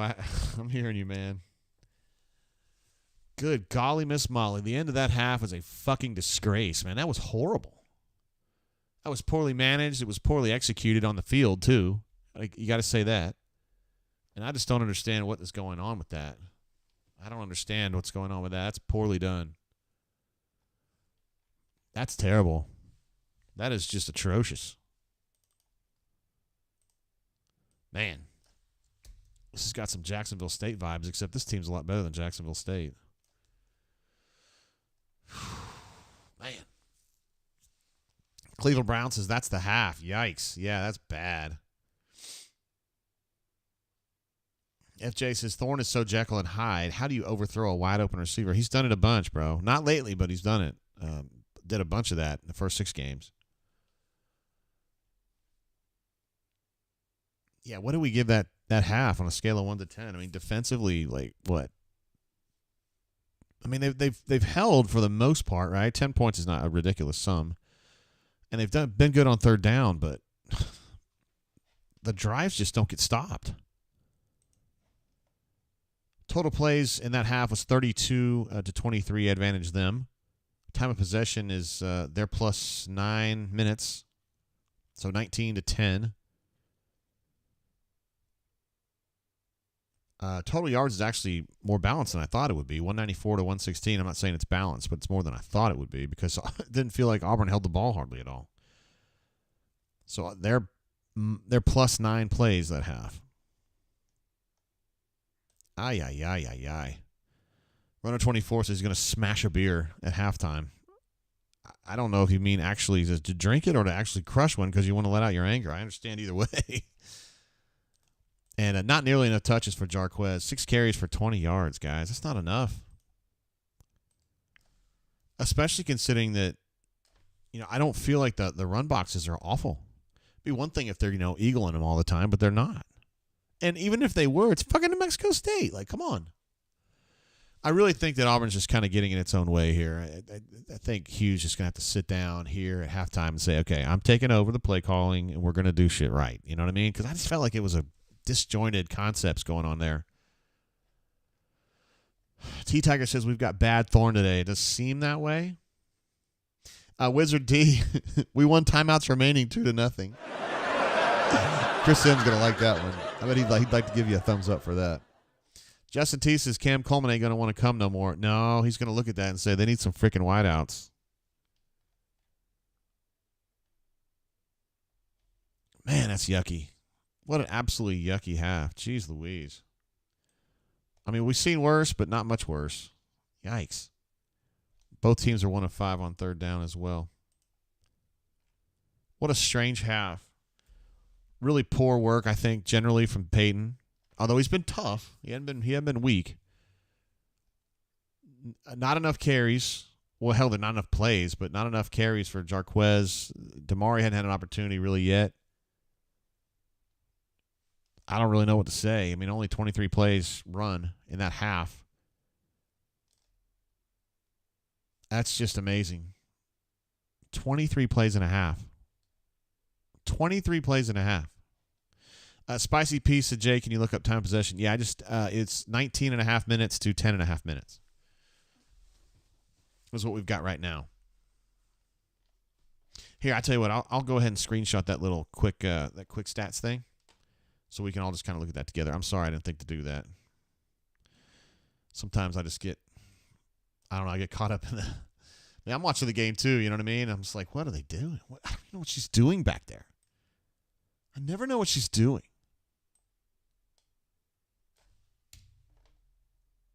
Let me get this pulled up for y'all. Get away from me. I don't care about that. Here we go. So these are the halftime stats. You can see there, 19 and a half to 10 and a half minutes is really bad. And to me, I mean, 23 plays run on offense is just bad. I mean, 32 plays on defense really isn't atrocious, and 1 of 5 on third down isn't awful, but 194, it's just you've got to find a way to disrupt that quarterback doing the dinking and dunking. And the key to that is either, bat some balls down, get some pressure up the middle, have some really nice, plays in the secondary where you jump a route and pick it off or whatever. You got to do something.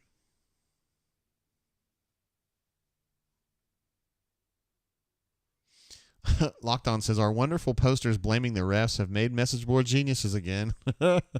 Who's the bad guy this time? Let's see if I can find it here.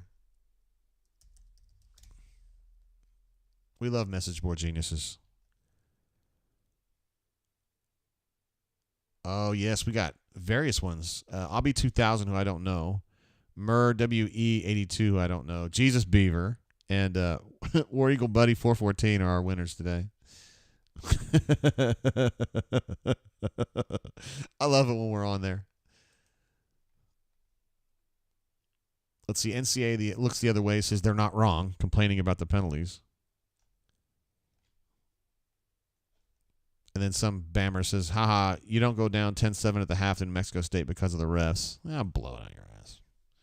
I don't want to hear your shit anymore. I'm tired of this already. All right, let's get Sir B-Man on the horn. Hopefully he's been up and down the stairwells quite a bit, so we can get him nice and out of breath.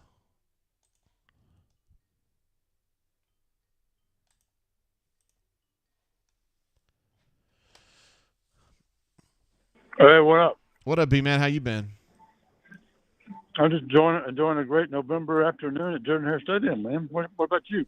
Oh, same. It's a very exciting game. It's been competitive. It is. It is very competitive. Just what you'd expect from an Auburn Mexico State showdown. Hey, what kind of food did they end up having, bro? Was it anything decent? Yeah, it's a Mama's. I got a Mama's Love.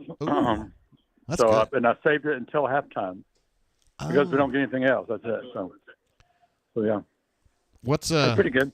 Hell yeah, I love a Mama's Love now. Yep. Anything stuck out in this game aside from them just sucking? I mean, what are you taking away so far? Well, 9 penalties for 80 yards is not good. I think that's what it is. The stats are running slow, so I don't know what totals are, but I think that's what it is. Auburn cannot run the ball worth a damn, and and then New Mexico State is doing a great job just controlling the time of possession, moving the ball with their passing game. It just looks like Auburn came out flat to me.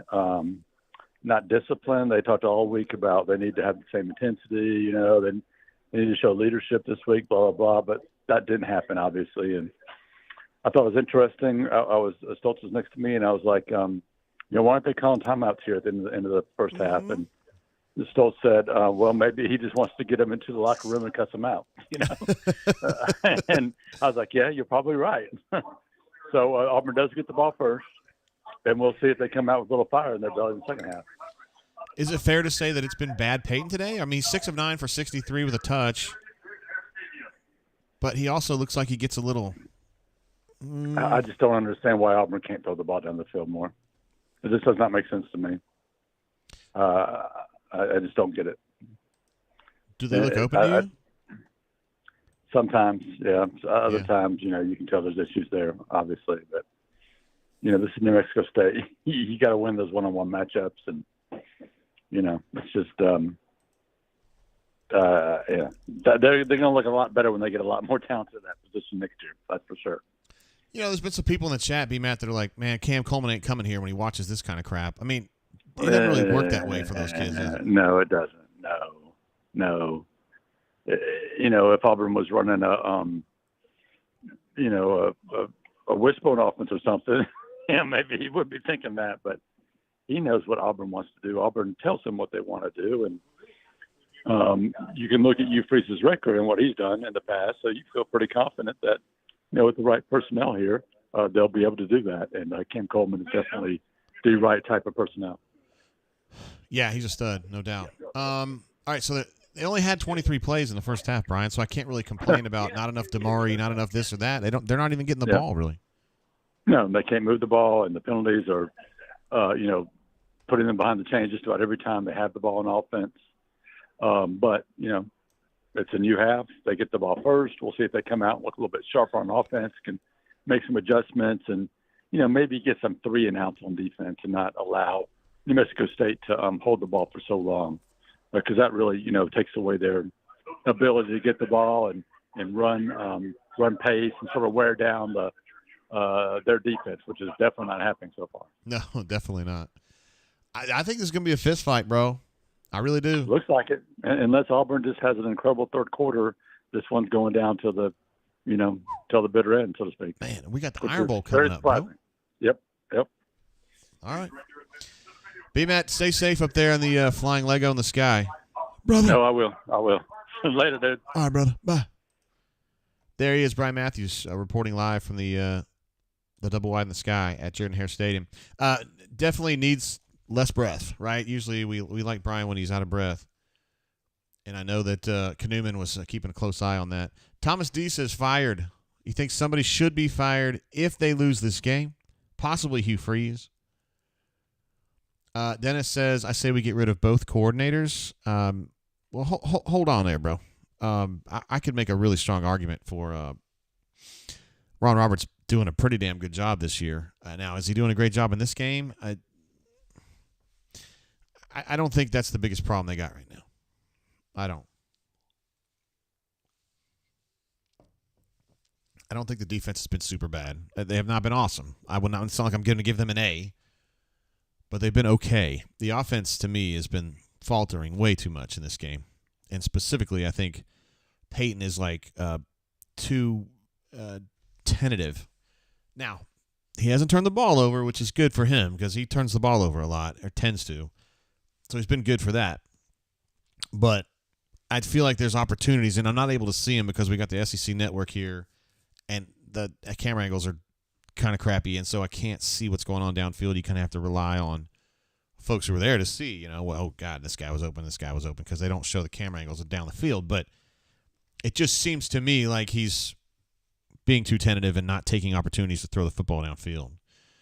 Cope, my man, what's up, bro? Just got home from the hospital with our third son, new to the world. How about that? I'm glad you didn't get a used son. Everyone doing well. That's amazing. I love you, obviously. You're a stud, and your wife's a legend as well. Thanks for keeping it chill while I'm cleaning baby supplies. We need some points on the board, Warren M. Eagle. Bro, I am so stoked for you and your lovely wife, whose name I will not say on the air, to protect your anonymity and hers. But I'm stoked to hear that, bro. 3 kids. Why my wife only had 1? And I thought that was a lot of work. 3 is going to be tough. But I know you're ready for it. I know she is too. So congratulations to both of you. Colby says he's got his first one coming in January. That is good stuff. Ravin in the house. Ravin. Glad to have you, bro. I think you showing up here in the chat, that's going to be what turns it around, I think. Glad to have you here, my guy. Don Proper Dickens says, FTS, I'm watching Polar Express. Well done. That's, of course, what Arkansas appeared to have been watching at halftime during their game last week. Spicy P makes a good point. It's hard to judge anything on offense, really, when you only got 23 plays.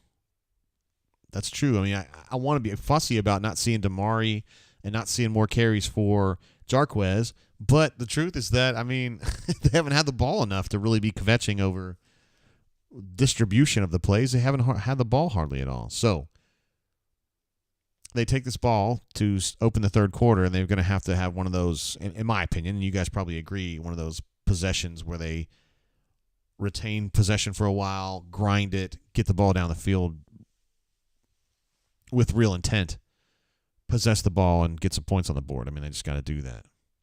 JR says he's got one coming in February. Man, you guys are some baby-making dudes out there. Way to be. And Don Properdick giving Icope some congratulations. That is the kiss of happiness right there. Honestly, Icope, a.k.a. B-Cope. When Don Properdick from Maastricht, Holland says, congratulations, good things happen. And so it's a big moment. Chris M says they're barely out of their scripted plays, and it's the second half already. Auburn fan 123, one of my favorites, says final score prediction. I think Auburn's going to win this game, and I'll write it down as soon as I find a writing instrument. I think Auburn's going to win this game by a final score of 20-16.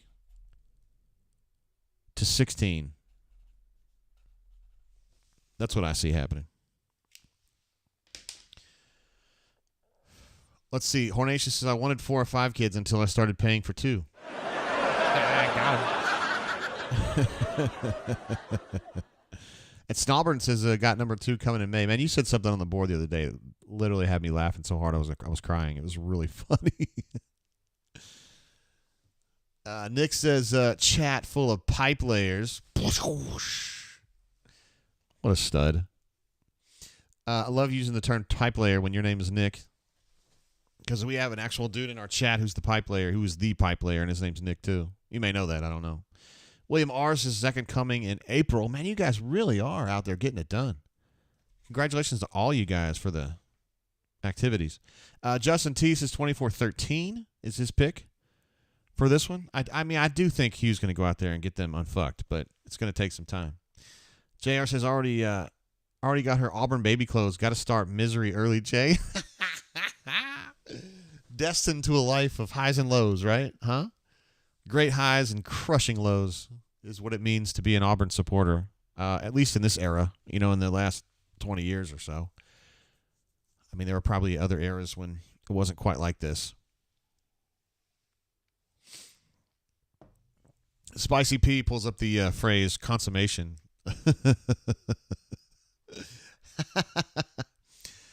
Digital T says third down defense is even more important against a boring clock grinding team. Well, I mean, 10 points ain't bad. I mean, I can't sit here and get after Ron Roberts at this point. I can't. Some others can, and I'm not saying that I'm the authority on these things. Is that a live look at Jordan-Hare? It's got to be if they're playing, right? Oh, could that be pregame? It looks darker here at my house, but I guess I'm down the highway a little bit. I don't know. By the way, my nephew who lives in Anchorage, Alaska, he's a doctor there now. He says the sun comes up there right now at this time of year about between 9:30 and 10 a.m. and it goes down at 3. Holy shit! I mean, here I am bitching, and I don't have anything like that. Cartel says this is what happens when you disrespect your opponent. It's sad.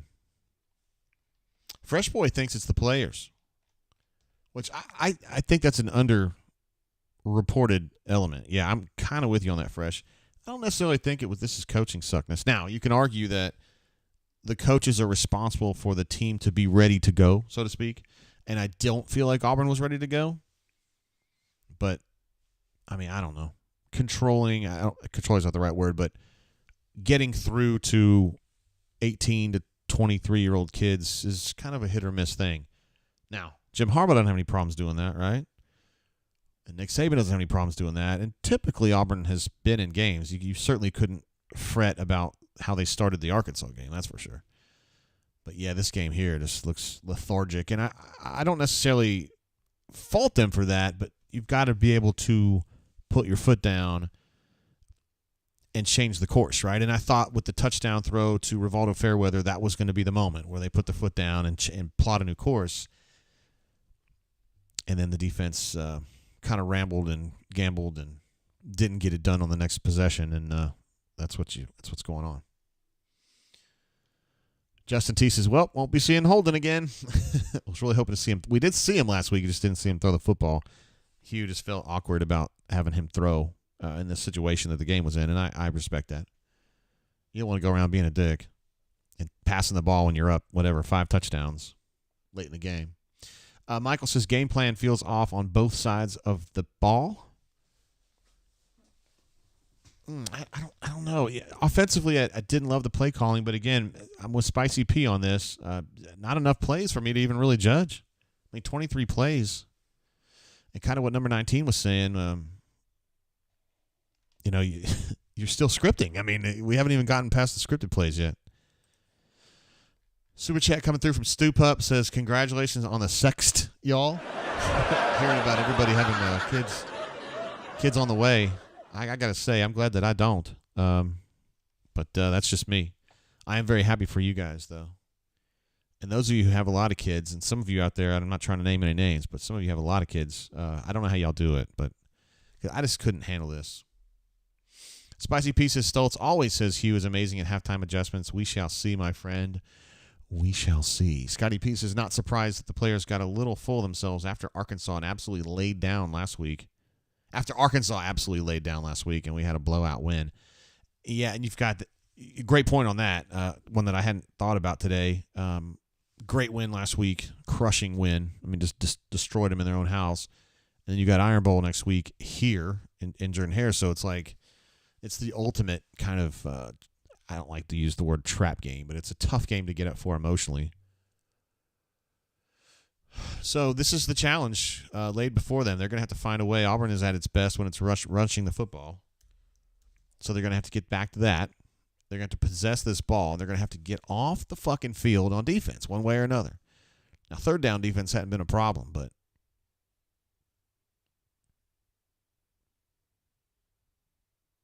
damn, Champ Anthony was about I didn't know what he was doing. He made the tackle and he just laid on the guy, and it looked like he was just starting to gut punch him. But maybe he wasn't. I guess he was just trying to get up. I don't know. Yes, Reynolds is one.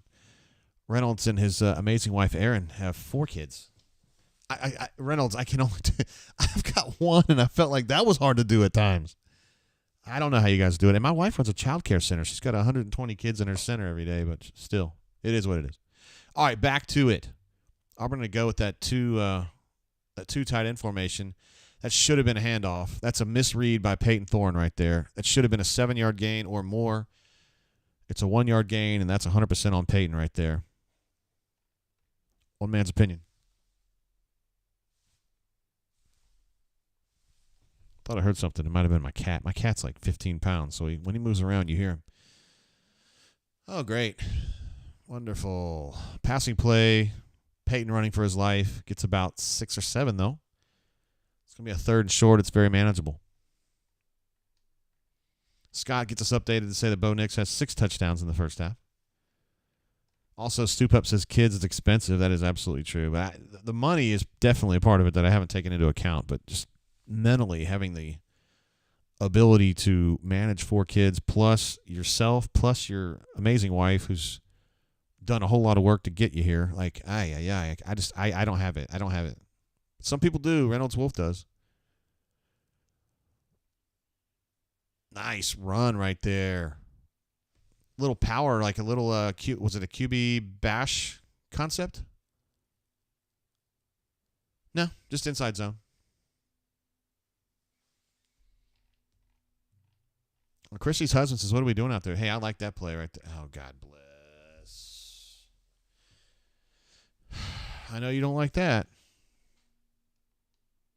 Ryan D says Peyton has a death wish or something. I know. He's getting hit so much. Hornation says, I stopped having kids when I was paying more in daycare than the mortgage payment. Oh, my God. I'm on the other side of that childcare equation because we're in that business. And, RPO, first down. A rare RPO that works. But that one did work. On the other side of the childcare equation, because we're in that business and it's expensive. I mean, I know you're making that point, but I'm telling you on this side, it's expensive to do it right. And when I say do it right, I don't mean right in the moral sense. I mean in the legal sense. We've got certain ratios that are fair, in my opinion, but they need to be. You need to stay in ratio all the time, and to keep good teachers, you got to pay them, and it's expensive. I just don't want. And Courtney runs the center, but you don't want half-hearted teachers in there. You want people that really care, and the good ones that really care, you got to pay them.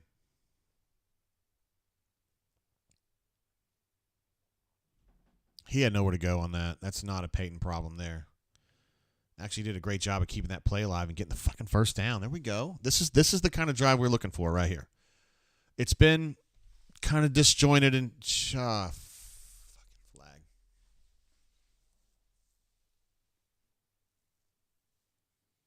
A play that long could be somebody downfield, and it's not even their fault really.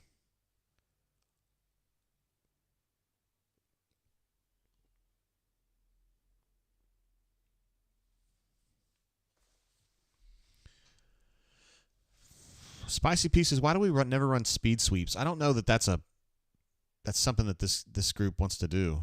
Do you know what I mean?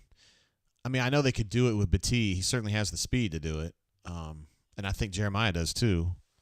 Or you could just use VAR or somebody like that. But the Raiders. I always bring up the Raiders, but they do a little play about once a game, maybe twice a game, where they have a slot guy from Cincinnati that runs like a end around and. Usually they hand it off. Sometimes they don't, but it just gives that option, Oh, jeez, Louise. Just, it would have been better to drop the ball right there, honestly. No, he wouldn't have dropped the ball. It would have been a screen. It could have been a lateral, so never mind. It was just a shitty play all the way around. Oh, look at Hugh. Hugh's doing the sad face again. Fuck, guys. Hugh, it's on you, man. You can't be sad like this. You've got to put your foot down and get this shit straightened out, my guy. There's no time for moping. There's just no time for moping, bro. Oh, yeah. Cam. Somebody earlier was asking about Caleb Burton. He's out there now as the number 2 receiver to the close side here, to the field side. Dude, Peyton walked into that sack, guys. Now, to be fair, I did not like the route distribution on that play at all. Everybody was super deep, and you've got to give him an opportunity to throw the ball a little shorter. I don't understand. Here's an end zone replay, which is good, but it's just so focused on Peyton, he can't see what's going on downfield. To me, it looked like all of his options were 20 yards downfield, and it's hard to do that when you've got so much. Oh, the punter might have gotten hit on that. Let's see.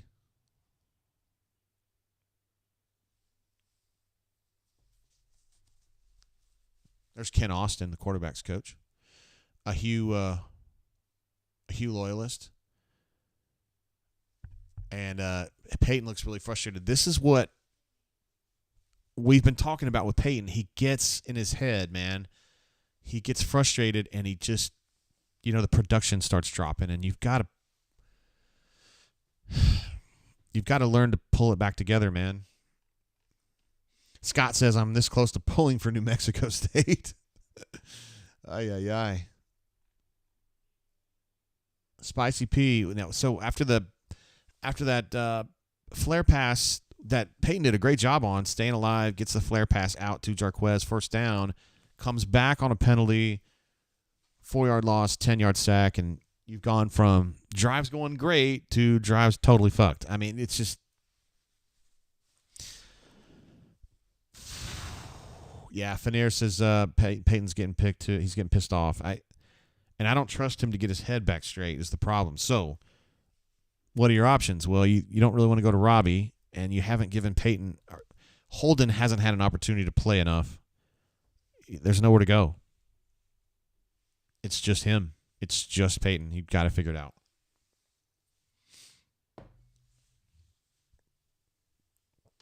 Oh, man. This is frustrating. Chip says Thorne isn't even going to look downfield against Bammer's pass rush, straight to fetal position. Dude, hold on now. It seems like it's a game-by-game thing with him.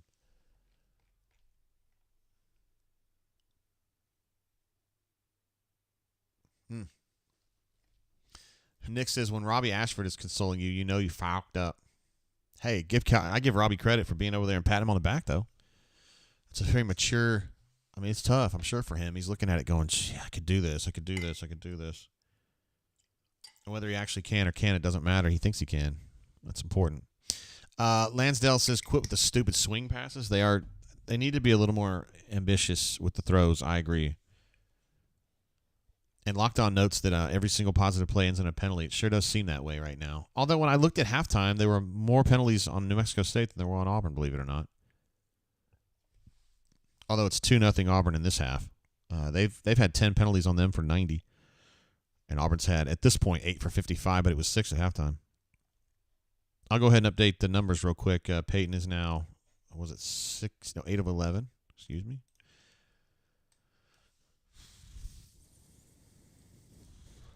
He's now 8 of 11 for 74. And he's still running way too much. 12 carries. This is too much. 12 carries for 46.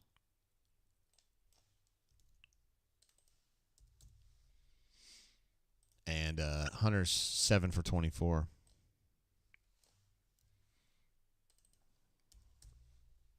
Penalties, man. And I'm not. It's not a ref thing. It's just it's an Auburn thing. Like, stop. Auburn's 2 of 7 on third now.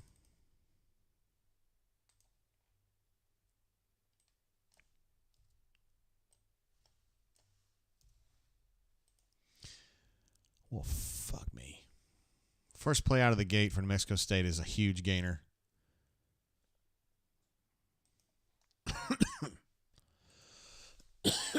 Wow. That's just like an ISO run. There's nothing fancy to that. Just completely lost gap integrity. Good golly, Miss Molly. Let's see, Matthew says Thorne is trash. I've seen enough of Robbie. Let's see Holden.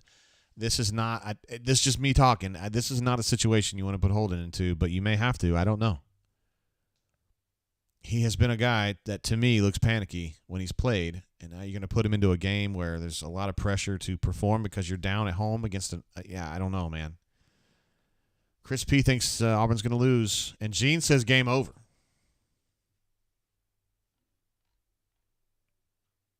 Wow.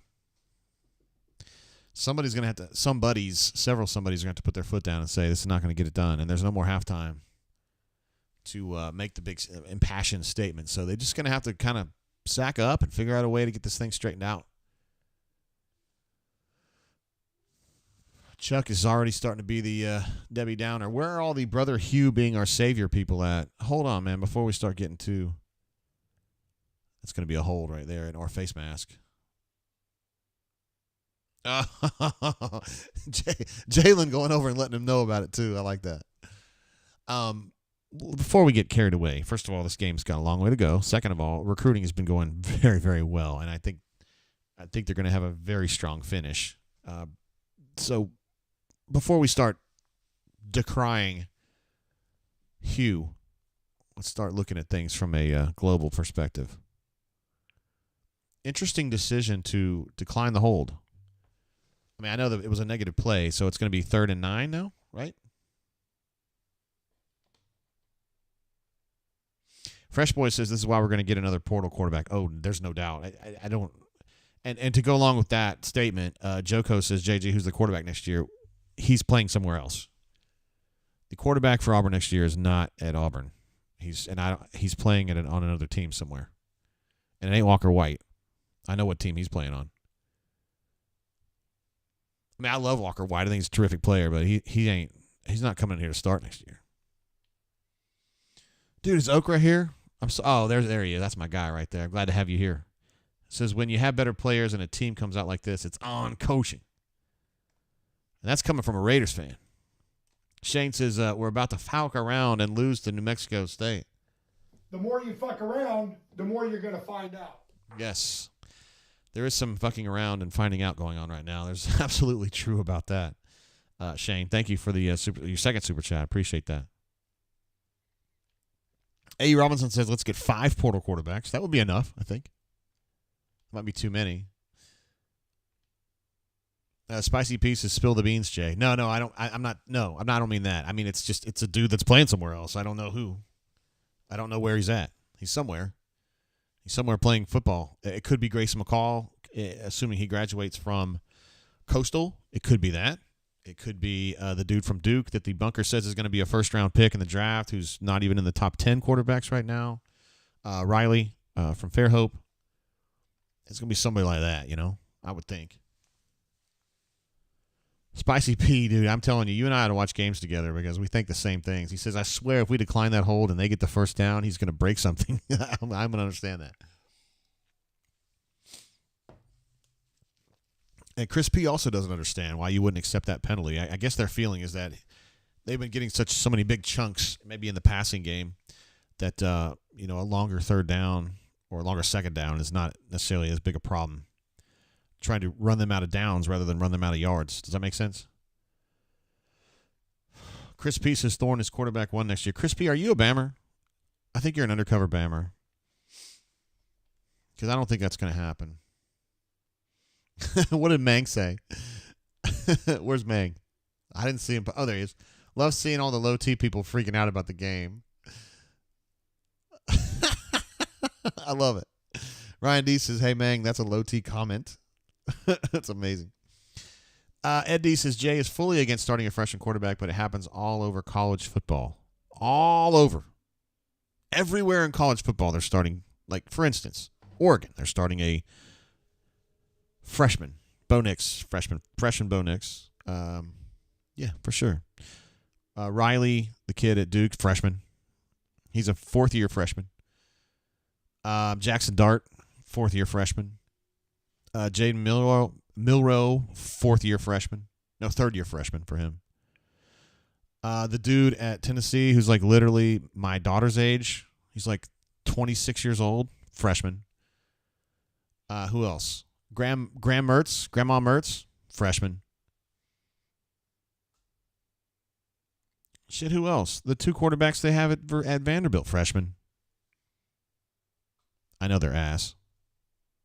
Jaden Daniels, freshman. Devin Leary at Kentucky, freshman. I'm just kidding, guys. None of these guys are freshmen. Another completion for a first down. Spicy P. Now we're getting this stuff. Ay. Cincy, my man, pipe player, you were referenced earlier, bro. I'm a 25th year freshman. My guy. Dennis Odom says Jack State 2.0. This really does have kind of a Jack State feel to it. It does. And I did not watch that one on TV. I was on the field for that one. Games just feel differently on the field, but I was just like, what's going on? I just can't put it away. And it was Rock Thomas, I believe, that scored the go-ahead touchdown on that bad boy. All right, they're going to go to their Taysom Hill. And Simp's going to come up and make a play. Going to be 2nd and 5-ish. Diego says, can we get Diego to transfer? Diego, I feel like you would be the one to do it. You would know the value of a Diego. Ryan D says Bo is coming back and he's going to use his 3rd COVID year. Dark Side, my G, says fiber cheeks. Thank you, bro. Glad to have you here, man. And thank you for the super chat.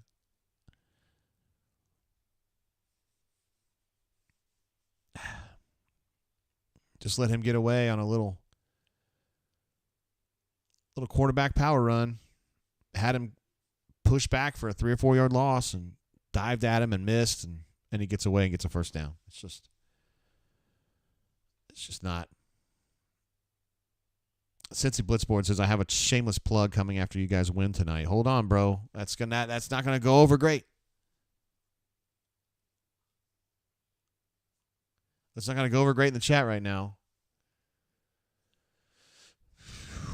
Man, this is This is something else. Goes another throw down the seam on a blitz. This tempo passing attack, Auburn's having a hell of a time disrupting it. It's been like this all day. Yowzers. D. Lucky says, utilizing two quarterbacks effectively. Imagine that. No, you can't do that. You can't use two quarterbacks. It's against the rules. And even if it was legal, it's so hard to do. There's no way.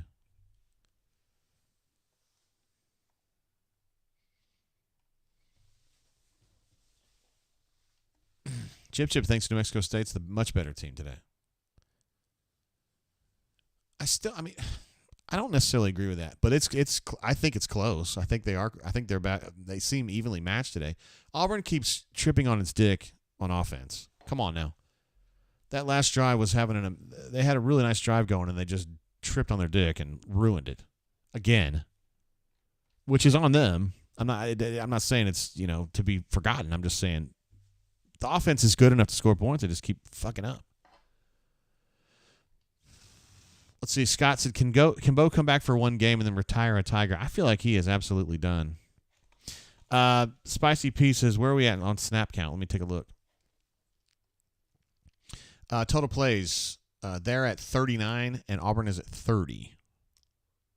Total yards, 267 to 144. Penalties are 10 for 90, so they haven't been called for one this half. And then 8 for 55 on Auburn. I think it's 2 penalties for 10 or 15 yards. For the Auburn Tigers, time of possession is, I don't think it's been updated.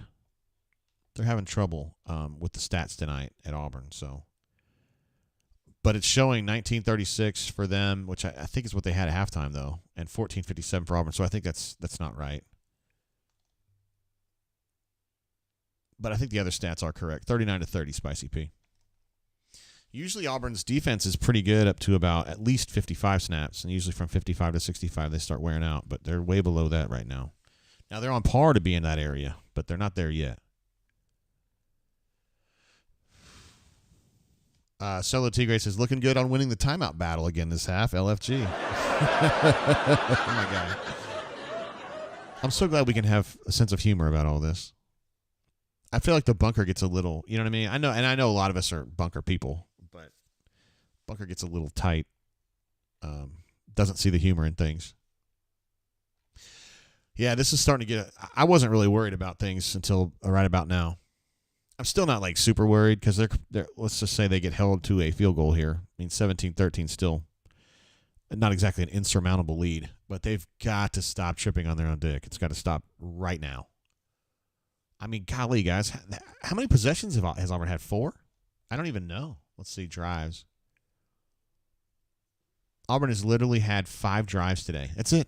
And they're on their 5th drive, too. 5 drives. 3-play drive, 6-play drive, 11-play drive, which was the touchdown drive, 2-play drive, 7-play drive.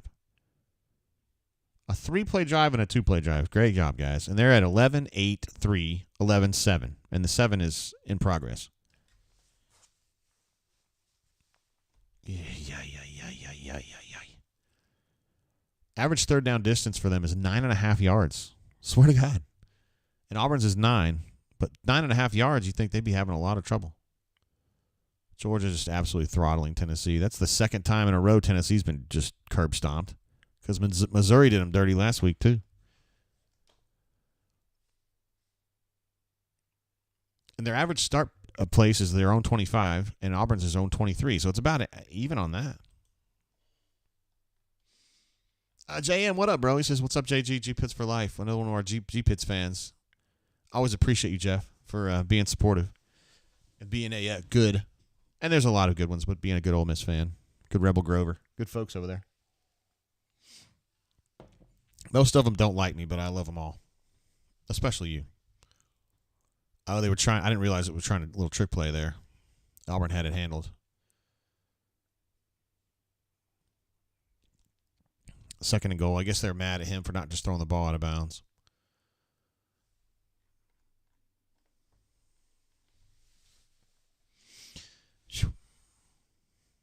So they got a second and goal from the 17. Keontae. Oh, that's the kind of play I was talking about earlier about disrupting the tempo of their passing play. You got to get some pass breakups or whatever, and there's a batted ball. Really nice heads-up play by Keontae to stutter step and really read and react to what was going on instead of blowing his load and not having his eyes on the prize, so to speak. Russell says, I've left liquor on to crack. Got him. All right, so you got a 3rd and goal from the 17 again. They're certainly in field goal range. They're also in touchdown range with this quarterback. Just being real about it. Ooh, a lot of pressure coming. Oh, shit. I don't like your jerk-off name. I don't like your jerk-off face. I don't like your jerk-off behavior. And I don't like you. Jerk-off. Do I make myself clear? Blitz comes from the outside. Throw goes right over the blitzer's head into open space, and that's a touchdown. A 17-yard touchdown for the Aggies, who now catapult ahead 16-7, and they've got a PAT coming. And, 17-7, guys. Still got a lot of time, but don't have a lot of feeling that this offense is going to go out here and get this right. You know what I mean? Man, what a smart play just to throw right over the blitz. I mean, that's what they teach you. And he has really put on a clinic today. Their quarterback's been impressive. I mean, he doesn't have necessarily like this super arm strength. I don't think he's an NFL guy, but he could play this game. They're tearing them up. Let's see. Williams says, I really want Hugh to do well, but I'm tired of hearing we need more talent in post-game pressers. That's not an excuse for this. Yeah, you feel like even in Auburn's compromised state, they still have a talent advantage here. What they don't have is a talent advantage at quarterback.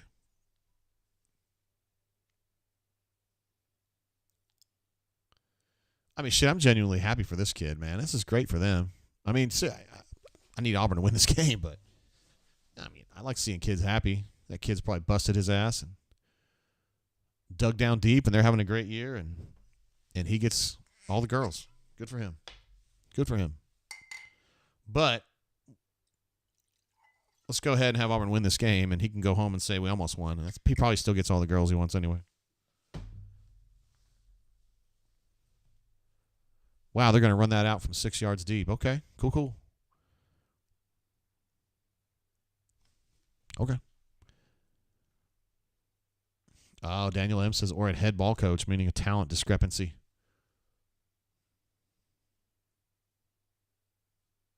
Interesting. According to the NCAA CFB rankings at USA Today, this would not be an upset.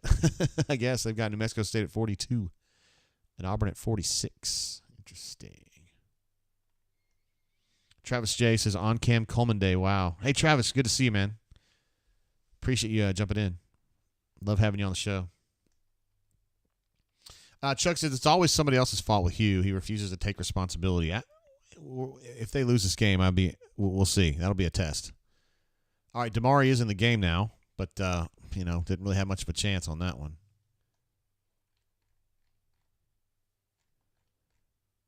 I mean, jeez. It's tough, man.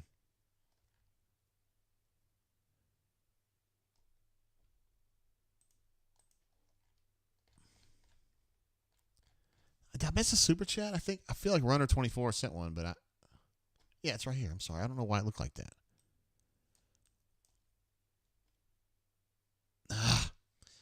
So they got to throw off to Damari, but not enough for the first down. It's going to be 3rd and long. Runner24, thanks for the super chat, bro. No message offered, no message needed. And I appreciate you've been here all day long. Really enjoy you in the chat. Thanks, bro. And he also says, let's get Hugh to stop helping on 3rd down defense calls. All right, 3rd and 6. Got doubles formation.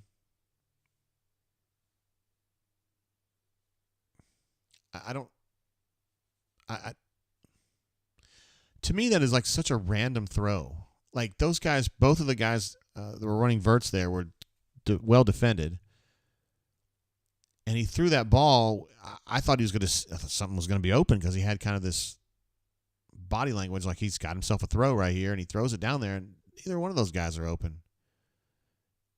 And then he starts gesticulating wildly, and not gestating, he was gesticulating. And for what? Who are you mad at? Oh, God, that wasn't a great punt, was it? Unless it rolls. And it did. Hey, man, they'll take that all day long. Locked On says that on 3rd and 8. This is getting really weird, guys. Okra jumps in with a super chat. My man with Mad Max Crosby as his avatar, as it's been all year long. We need the A game out of the boys in silver and black tomorrow. We are playing at Miami for a noon kickoff. Raiders Nation for life. We need Auburn to wake up right now. I would actually amend that to say right fucking now. Right now. Patrick P. says this is on coaching, and I can't disagree at this point. And we can say, hey, they didn't get him up in the first half or whatever, but, man, at this point, you just got to have a better idea what's going on.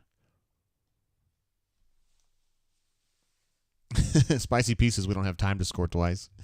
If they grind out these drives like they've been doing, you're probably about right.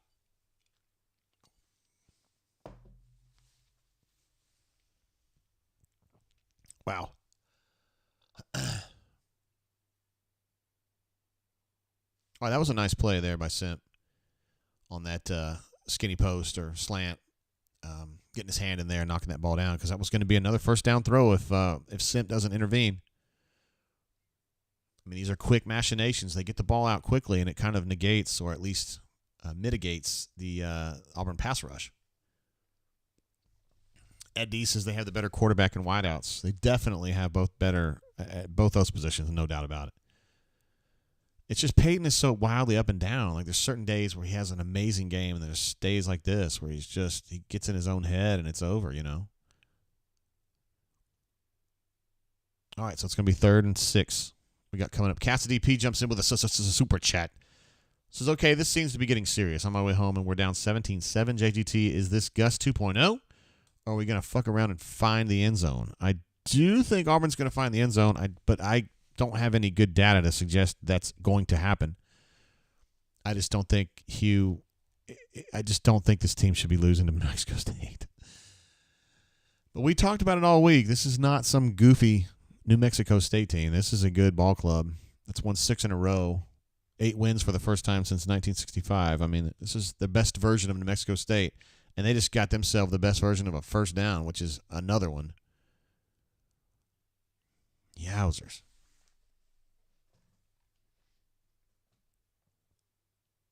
Patrick P. says this is going to be Hughes La Monroe, referencing Saban losing to La Monroe that first year in 2007.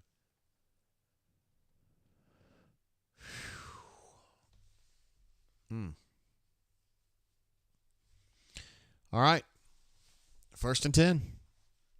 They're still pretty deep in their own zone, but it is what it is, guys. There's some kind of big game-changing play is going to have to happen on defense for this game to get turned around, I think is what you're going to have to see. You know, like a strip sack or a pick or something. Forced him out of bounds. Good pressure from Jalen and Keldrick initially, and then Jalen with the pursuit. So they've got a 2nd and 9 now. Spicy Pieces, they haven't beaten a Power 5 team all year. Well, I mean, they're playing a Group of 5 schedule. But, yeah, I get what you're saying. They lost to Liberty, Hawaii, and UMass. EU256 is, what does this do as far as perception is concerned, JGT? Well, it's not good for perception, but I don't think it necessarily matters that much in recruiting. I think there's some kids, it's somewhat rare, where kids will be really worried about it. I think they're more concerned about general health of the program and opportunities for them, you know? And I don't think that a player like Cam Coleman will look at this team and say, I don't know if I have a good playing opportunity. I think he knows. He'll be jumping in real fast. CDF coming to us from points a long way away, but we still love him and appreciate him. Is this real life? CDF very frustrated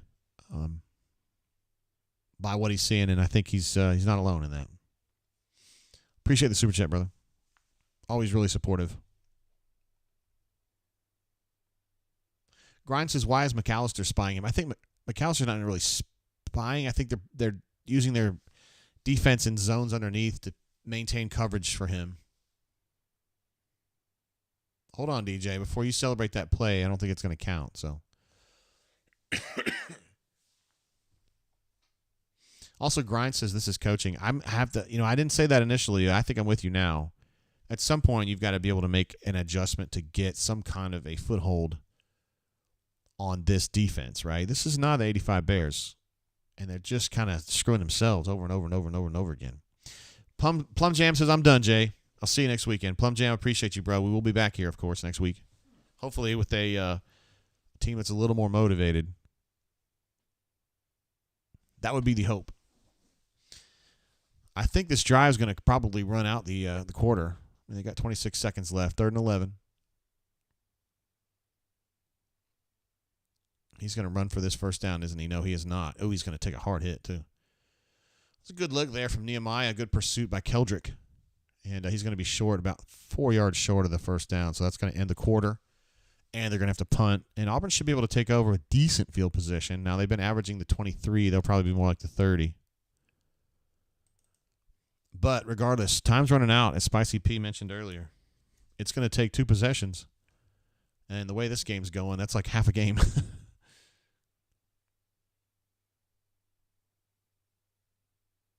Wow. I can't believe this is where we're at, but this is where we're at. Dennis O says, how about instead of watching the Iron Bowl, we just go to the bar? LOL. How about we just drink here, man? I mean, that's what I've been doing. I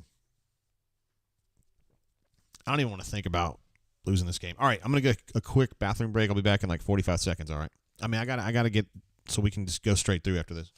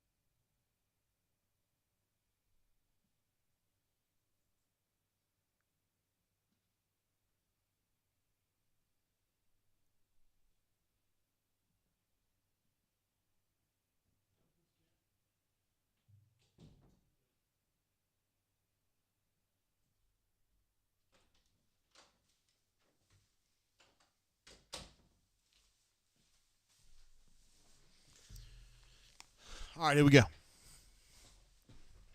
So we got to reset our chat widget again. Let's see. D-Lucky says, I haven't seen us win any one-on-ones. I think I agree with that, yeah. Maybe that Rivaldo catch. Kind of a one-on-one, but it wasn't a contested catch. Timothy B says, I want to cry. Oregon 19 says, that's Auburn for you. When you think they've got their shit together, they run out of toilet paper. Wait a minute. Why am I laughing at that? EU256 says, feels like if we don't score this drive, we're done. I probably would have said that the last drive. Honestly, I'm starting to get a little fatalistic about this, actually. Bo is great says, when does gymnastics season start? My guy. It's funny, man.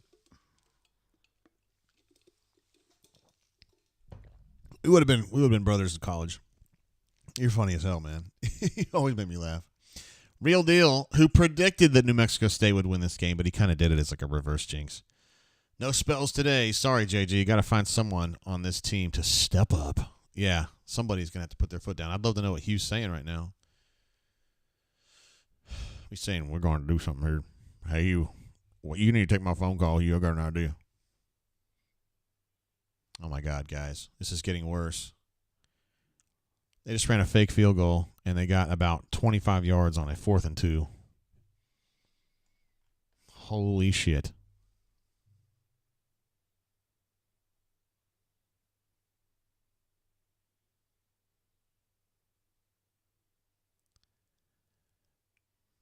What a really intuitive play. That's just good, man. That's good football. I mean, I'm pissed about it, but it's good. It's good football. I know Chris M says OMFG. Stefan says, you've got to be kidding me. FJ says it's over.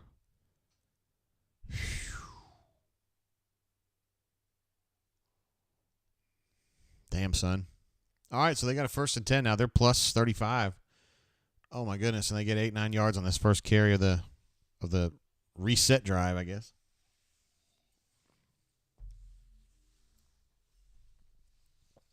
Let's get this bourbon out. No doubt. Oker gives it a no doubt.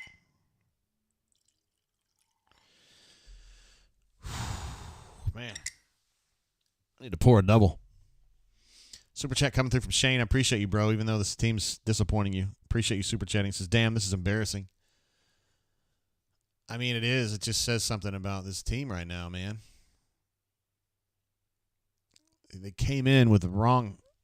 They were in a bad headspace to start this game. They just lethargic, and really at no point outside of the one scoring drive do I feel like this team has been, I mean, competing at a high level.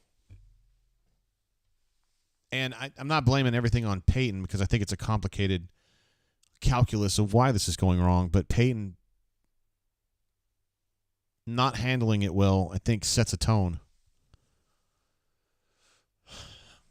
But as an emotional person myself, particularly when I was, 20, 21, 22, I don't feel like I can hate too much. But I also wasn't the quarterback for a big-time football team. Oh, shit. So Simp comes in, and he must have grabbed that guy's face mask. Ay, ay, ay.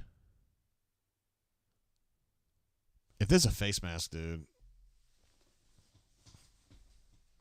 No, it's a hold. All right, cool.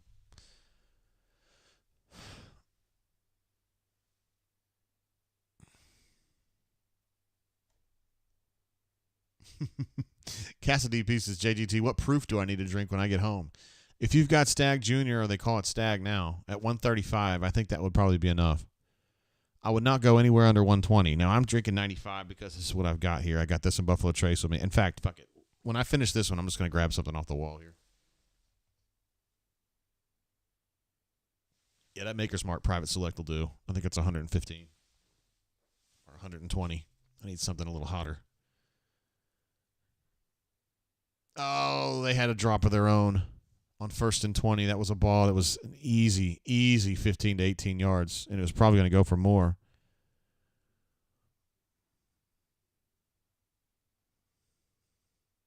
Wow.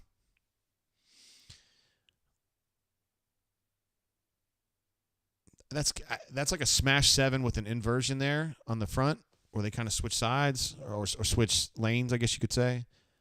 And it's been a problem for Auburn. Those gentle in-breaking routes have been a problem for Auburn all night long. I'll have to talk to Madimer or somebody about why that's been a problem, or Coach Hunter.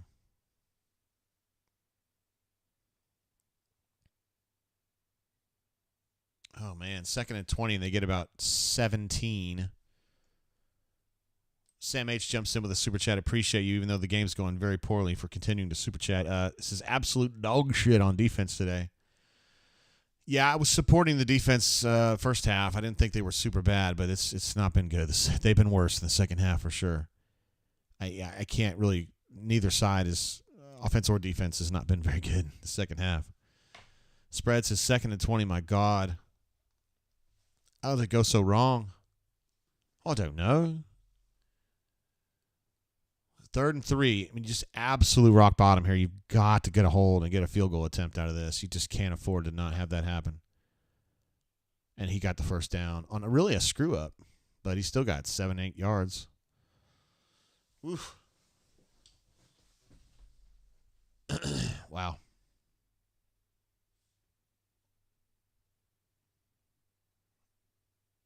Wow. This is something, man.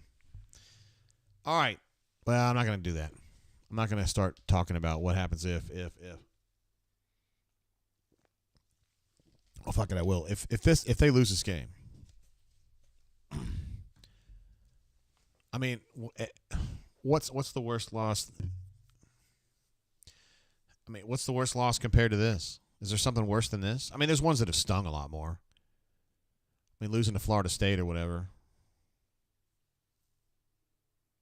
I mean, they played a whole hell of a lot better against Florida State, but I'm just saying that one stings more. But I mean, ultimately, this would be a humiliating loss in a season that they underperformed, I guess, anyway.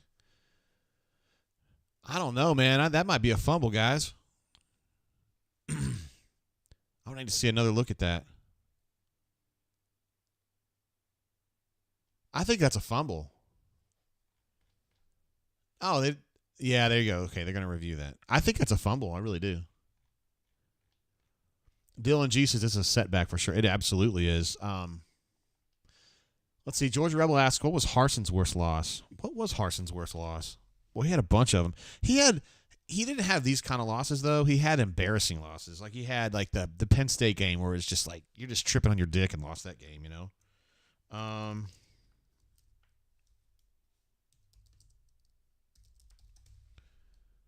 Let me see what they did.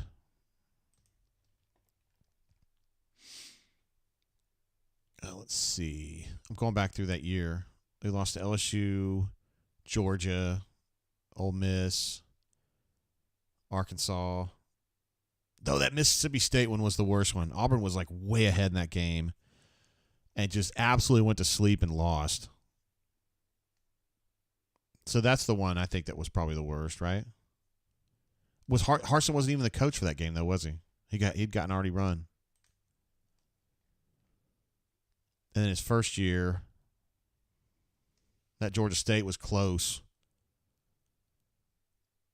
You almost say they should have lost the Georgia State game. But, yeah, I mean, that Mississippi State was the worst loss for him. Yeah, Mang says that's a fumble. JB thinks that's a fumble. I definitely think that's a fumble. But, yeah, your thing like Sam H says whistle. Like, yeah, they're going to say, well, we blew the whistle already, guys. Sorry.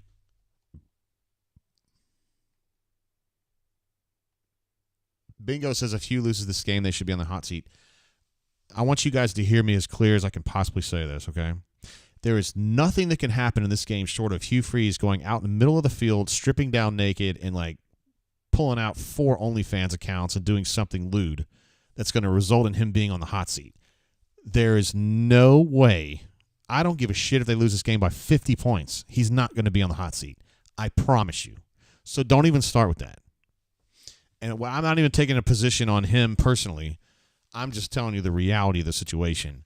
He ain't on a hot seat, and he's not going to be on a hot seat no matter what happens in this game short of that midfield situation I was talking about. It's going to be like Chappelle's show where, like, what would it take to convince Dave Chappelle about the guilt of the piss on you guy? Like, well, okay, if he's sitting there peeing on the girl and my grandma is sitting there taking pictures and then Neil's taking notes and then there's a cop there, like, maybe. Like, no, there's not even that. Crawdaddy says, I'm actually a Harsin defender. He just from the north, though. He from the north, we from the south. Timothy says, first of all, it's a fumble. Is New Mexico State this good or is Auburn this bad? I woke up to a nightmare. They said it's not a fumble. They're going to say it was a whistle. The whistles go woo. Wow. I really thought that was a fumble. Clemson Voorhees says, what makes you think he won't be on a hot seat? Because it's his first year. Because his system, I mean, they got everything in place for recruiting. They're having a great recruiting year. Or at least I think they're having a great recruiting year compared to what they've been doing. They know they're not going to have the number 1 class, but they're getting dudes. They're getting some dudes. And it's the first year. They just had a turnover with a 2-year, year and a half with the last coach, and they turned him over. Auburn's got a turnover problem. No. There's absolutely no chance. No way. Absolutely no way. Again, if he goes to midfield naked, has 4 OnlyFans accounts or whatever, maybe. But just playing football and losing this game, no way. Not even like the seat doesn't even get like a little bit warm. Like it just stays freezing cold. No way. Jay Battle's exactly right. Says just hire the guy. I know.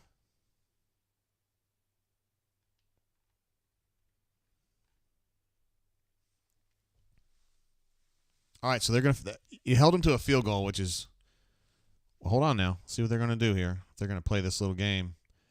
They're so far into field goal range, they can just take a timeout or take a penalty. It doesn't matter. They're going to do one or the other. Jerry Kill is pissed.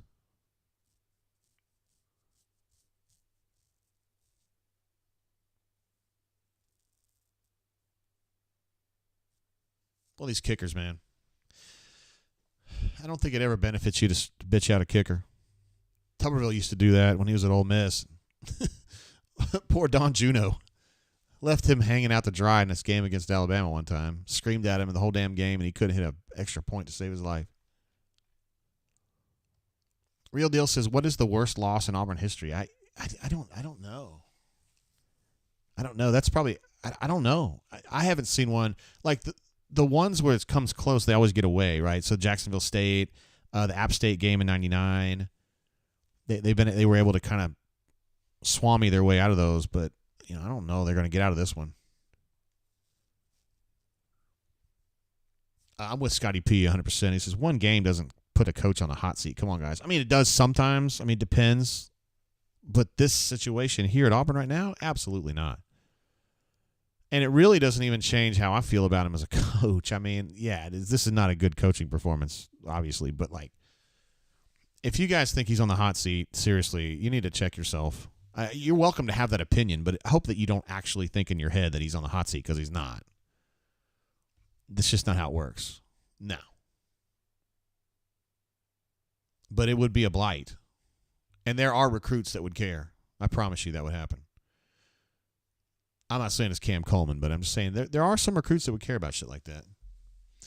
They just got themselves a touchdown, guys. I mean, this is bad. I don't like your jerk-off name. I don't like your jerk-off face. I don't like your jerk-off behavior. And I don't like you.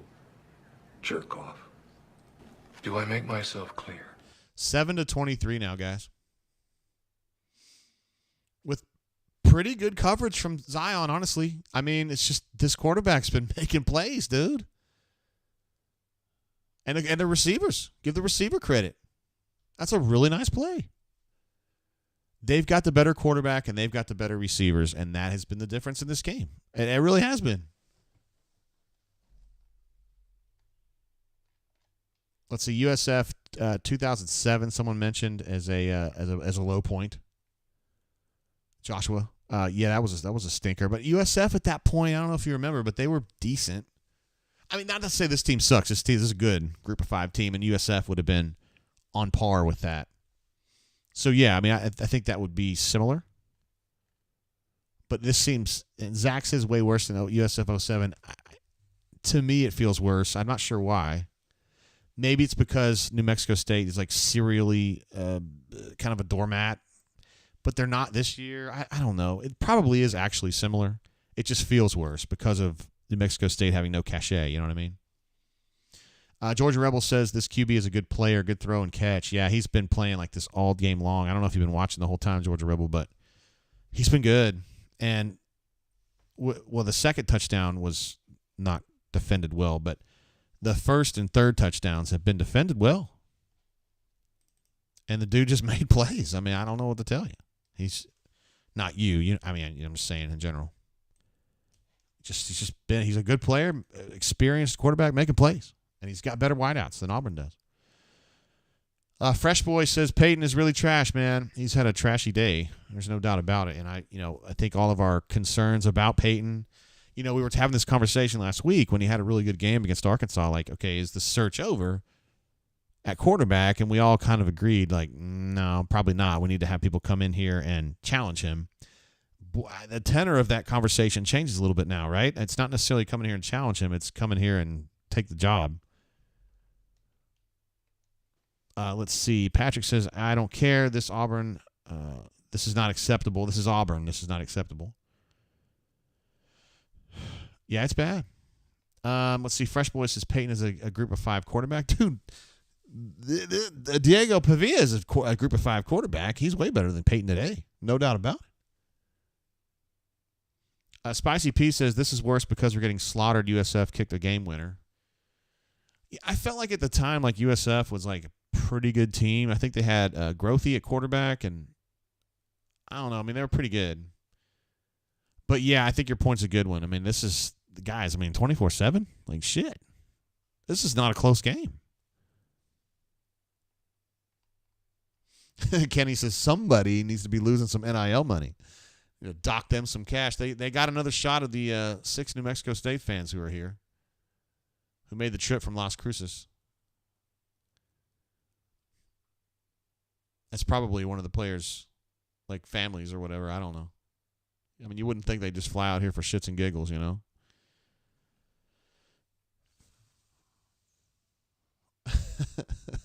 Elliot P., my man. He says, guess who has to buy a TV on Black Friday? Thanks, Auburn. Let me give you one of these. Sometimes it may be good, sometimes it may be shit. And we have fumbled the kickoff here in Jordan-Hare Stadium, but Sean Jackson got it back. It's just been like, it reminds me of the guy from The Natural, if you ever seen that movie. He says, losing is like a disease. It just takes over everything that you do. And it feels like this team is in that funk, you know. Jackson S., who likes to super chat late in shows, and we love having you here, completely ruins the mood and vibe for the game next week. So sad, man. Yeah, it does. And I was telling you guys before the show, or before the game started, I was like, man, I'm so excited for this Iron Bowl because I felt like this team was revitalized, you know? We all did. I mean, we all, you can concurrently think the team has been revitalized and acknowledge that they were playing Vandy, Mississippi State, and Arkansas, like the worst possible version of Arkansas. And, you know, you're not necessarily, that's like going on a hot streak against in the ugly sorority, you know? You're like, I took home a girl on 3 straight nights. And you're like, yeah, but you're doing it at the sorority of the ugly girls. But boy, you think tonight you just come out here and execute and win this game and get into the Iron Bowl, and sheesh, not even close. Awful. Take the leather seats out of Peyton's truck. I love it. This is kind of like a situation where Peyton's going to start playing great, though. You know what I mean? Like they're going to go at pace. The pressure's kind of off in a way where it's like, we're fucked anyway, might as well. And he'll probably start executing now. I mean, he's already made some throws that have been probably 2 of his best 5 throws of the day have happened in the last 30 seconds. That was a bad one. Almost picked off. Massage Tech says, Ward Amigo anyway. I love the attitude right there.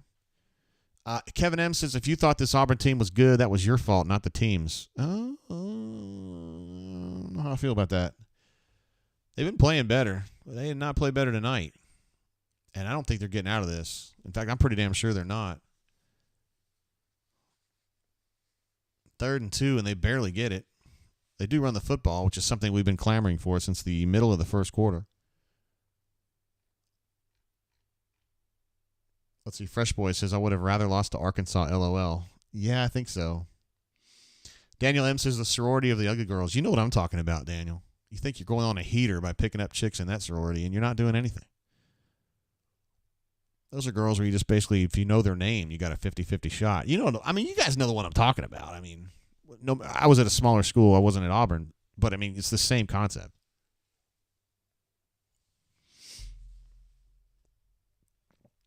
Oh, man. Now the pressure's gotten to Peyton, and he got sacked. Auburn's back to the logo. 2nd and 19. Nice little quick throw to Caleb Burton, but, you know, it's only worth 4 or 5 yards. Bill Miner says bowl game at 6-6, up 280 again. Could be the Birmingham Bowl. Could be the Weed Whacker Bowl. Who knows? Patrick Pieces Freeze will have to fire somebody for this game. Yeah, I mean, not necessarily tomorrow, but the concept stands, yes. I think it's indicative of you don't just run it back like this. Yeah, 100% on board with that. There he is, Cassidy P. Add a TV now. Holy shit. 127.9 Stag Junior engaged. I'm going to go. I tell you what, since you're drinking that, I'm going to get something hotter.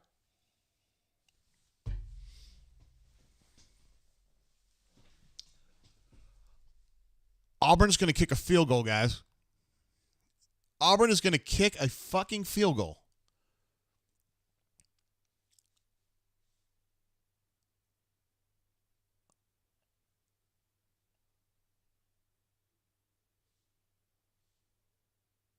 A fucking field goal? I mean, I guess.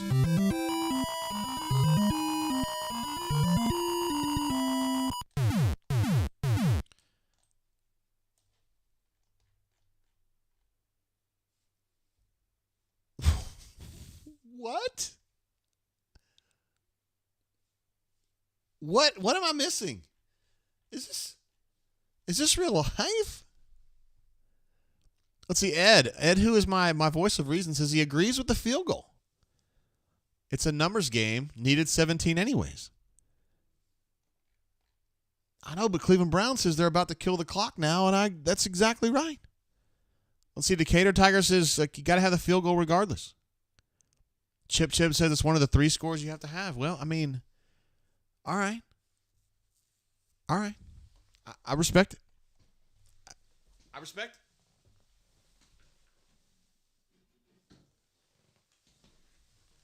It's the first time all year I've had to go to the emergency stash here to drink, but fuck it. I mean, this Redwood is not getting it done. It's only like 90 proof.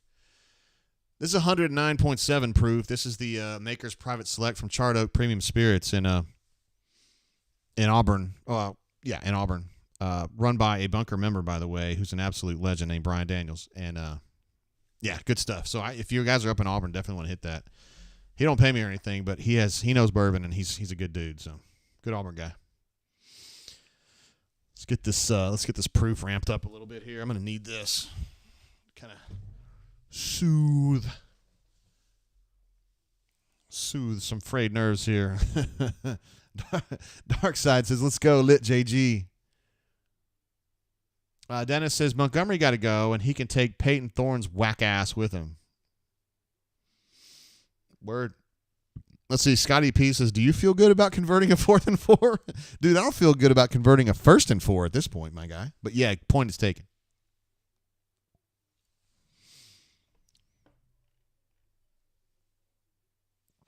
Yo, Malcolm says, "Chug it." We're gonna need it. Aye. I do have a BioLite. I didn't think I need it tonight. It's for an emergency. Let's go ahead and wow, that stuff drinks a little hotter than 109. Damn, guys. Man, we really got something here, huh? I mean, jeez. Let's see. Dylan G says, "I don't understand how you get punked in the first half, yet that doesn't wake you up, and you get completely rocked in the second half, SMH." It's hard to understand. I agree with you on that, Dylan.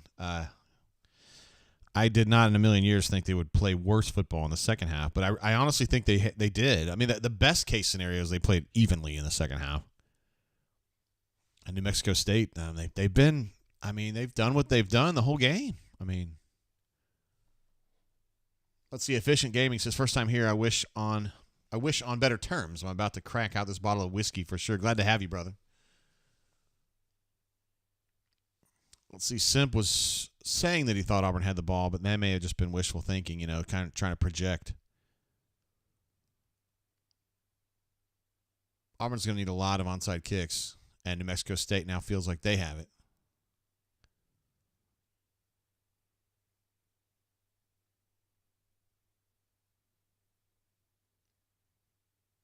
Let's see. They're still adjudicating this. My man Major texted me. I love Major. He's a good dude. I was in Columbus yesterday, and I saw a half gallon of Cathead honeysuckle, which I've never seen before. That's the right amount I need tonight.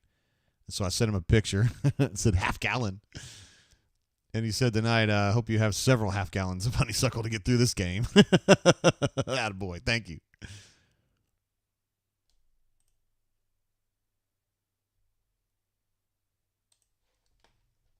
Wow. All right, so the onside kick, they recovered it New Mexico State. So back on. So, guys, seriously, worst loss in Auburn history. Not necessarily the most stinging, because I don't think this one's the most stinging, but the worst loss. You know what I mean? Like, just embarrassing. What do you think? Yeah, because, I mean, UVids wasn't really saying this, but, like, the 2012 season to me, so, like, when Texas A&M did what they did to Auburn in 2012, that game only ended up being, like, 48-14 or something, but it was so wildly out of control. I went to the hospital for 2 days after that. No shit. That's how bad it was. That was a game where Auburn just – that was embarrassing, but, I mean, this is just a spectacle loss. You know what I mean? So, I mean, is there one worse? Would this be the worst loss in Auburn history? J.R. Harris, I love the attitude, though. He says, only up from here, Jay.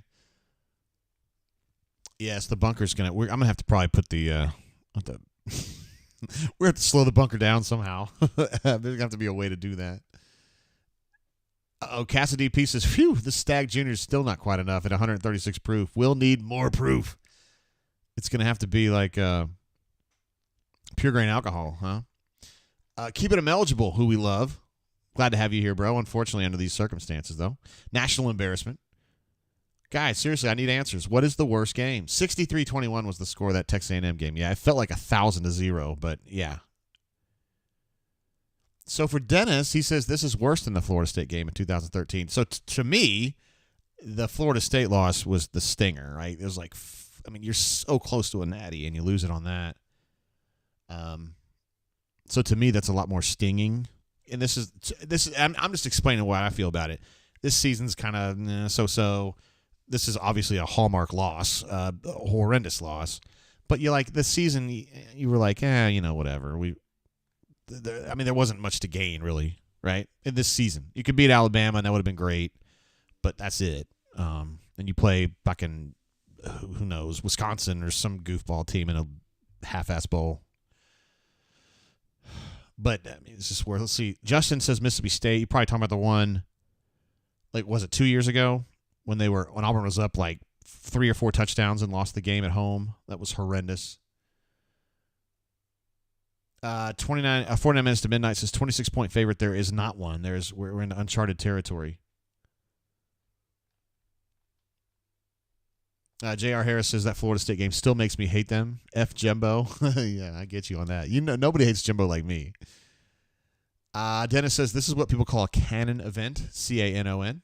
Well done, sir.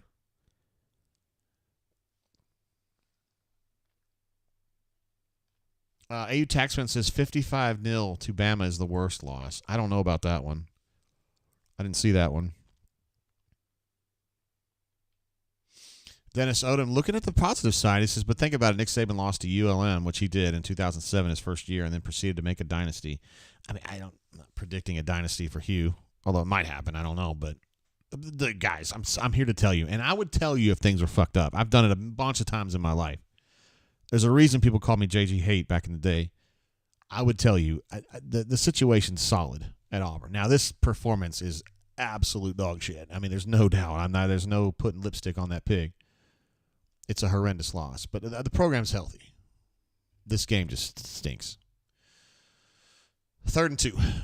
Got to have 2 touchdowns. Got 4 minutes to go. This is not looking good, guys.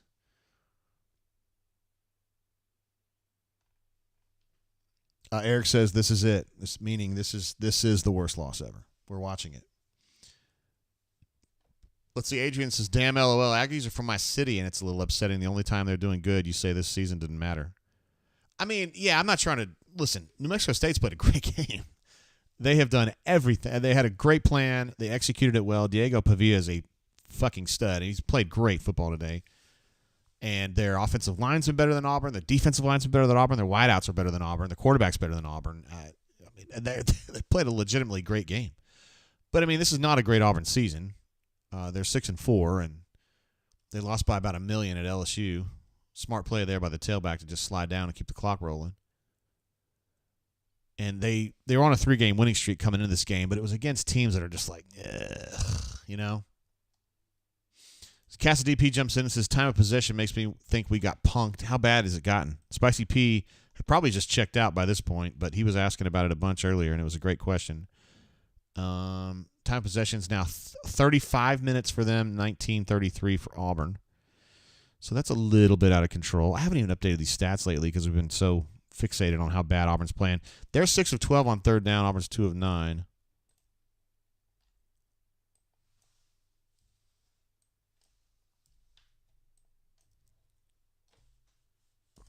All right, there we go. So, Damien, my bad, bro. I wasn't trying to demean the effort, man. New Mexico State's played a great game. But, I mean, to be fair, it's not a good Auburn team. Mang says, fire Gus. Why would you want to do that? I just got a new deal. I'm really happy in Orlando. It's a really good fit for me and Christy. Thank you for the super chat, Mang. And Casa DP as well for your support.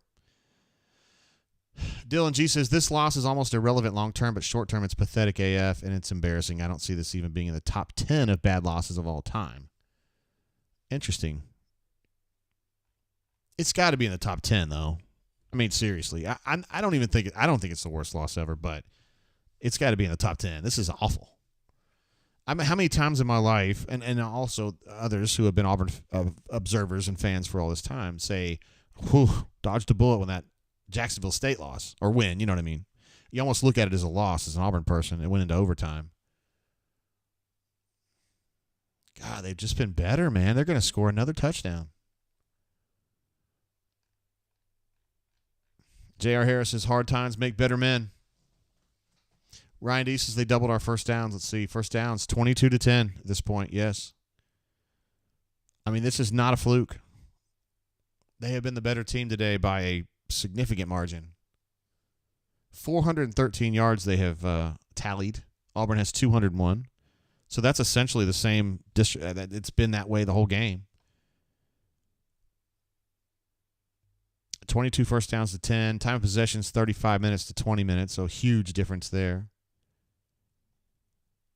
Penalties, I mean, they're still ahead. I mean, 12 penalties for 105 on them, and their coach is going to be pissed about that. I mean, he's going to be really happy about the win, but and then 8 for 55 on Auburn, so that's, I mean, everybody crying about penalties on Auburn, but I mean, they got whistled for 4 more. FJ Tab says, this is bad, Jay. We were getting blown out at home. No, I agree. I'm not making excuses for it. It's horrible. It's bad. It's really bad. CDF jumping in with another super chat says, call me crazy, but Hugh needs to win next week or to offset this bowl. I mean, I said this before and I'll say it again. He's not on the hot seat and he's not going to be on the hot seat, but it's hard to keep fans engaged when this happens. And he can... Shit, man. I don't like your jerk-off name. I don't like your jerk-off face. I don't like your jerk-off behavior. And I don't like you. Jerk-off. Do I make myself clear? 31-10 is what this is going to be. Holy shit. Neil deGrasse says it's great to be an Auburn Tiger. There will be people cheering that at the end of this game, and you got to have some of those folks, you know. Wow. Well, first of all, congratulations to them. They played a great game. I mean, period. This is not a fluke. I almost kind of felt like that Jacksonville State game was a fluke, you know, but this ain't. This is just they played good football. They came in here with a plan and they executed it and did a great job. And they got a hold of an Auburn team that, you know, just did not have its shit in gear, period. Ravin says the whole team is just checked out. I mean, do that. I felt like the head coach was checking out in the second quarter. We were talking about him being sad, Hugh, and he was just doing this stuff. And, again, sometimes he just looks dazed. I mean, he's been coaching a long time. He's 50-something years old. He's won a lot of big games. He's got to know that, look at this, look at this sad Auburn fan. That would definitely be me at 12 years old right there, just going, what has happened? He's got to know that, like, he's the head coach, and when he starts doing the pouty and shit, like, it matters. It affects people. I don't think he realizes that.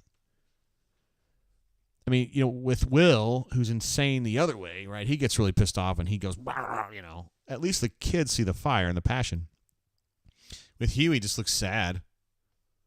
He just looks like he's at a funeral. And he's done this before. He's done it all year when they've been bad.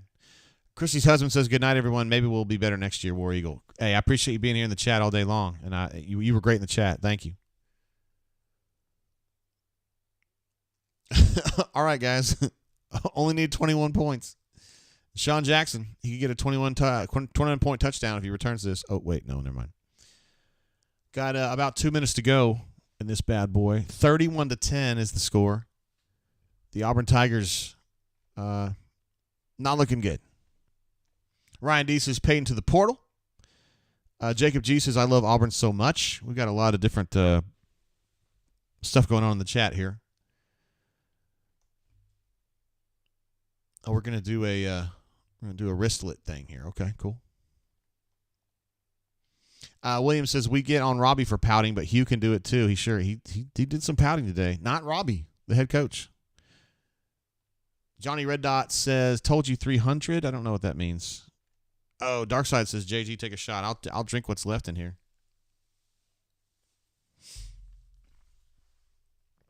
All right, so 3 touchdowns and you're right back in it. Guys, I'm kidding, of course. I kind of love that Caleb runs that route not at the first down marker. I think it's kind of poetic justice in a way. Let's see. I saw one earlier. Tim says, Hotty Toddy, sorry this happened to y'all. It does happen sometimes. Payne Thorne running for a first down.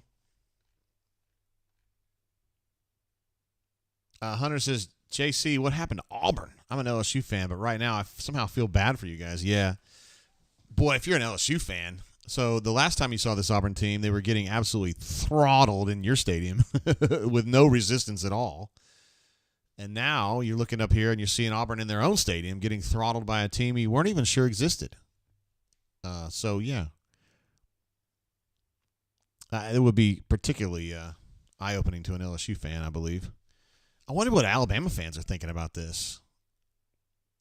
Because I think there's one school of thought where you'd be like, LOL, lost to New Mexico State at home, what a bunch of losers, which is probably the right attitude. But you also might look at it and say, oh, God. I mean, they're going to really have their manhoods, tested here. I mean, they're going to fight like mad. It could go one of two ways. I don't know. I mean, you wouldn't think that Auburn has the horsepower to deal with Alabama next week, but part of you's got to wonder, right? Geez, do you have some sack or anything? Casa DP jumps in, says 8 field goals will take this thing. My man's always doing the math. He's always doing the math. Thank you, Casa DP. I hope that high-proof bourbon helps. And Runner24 says, never saw this coming. Simply put, holy shit. Yeah, I didn't either. I think I had Auburn winning this game by a lot. I don't remember what the score was.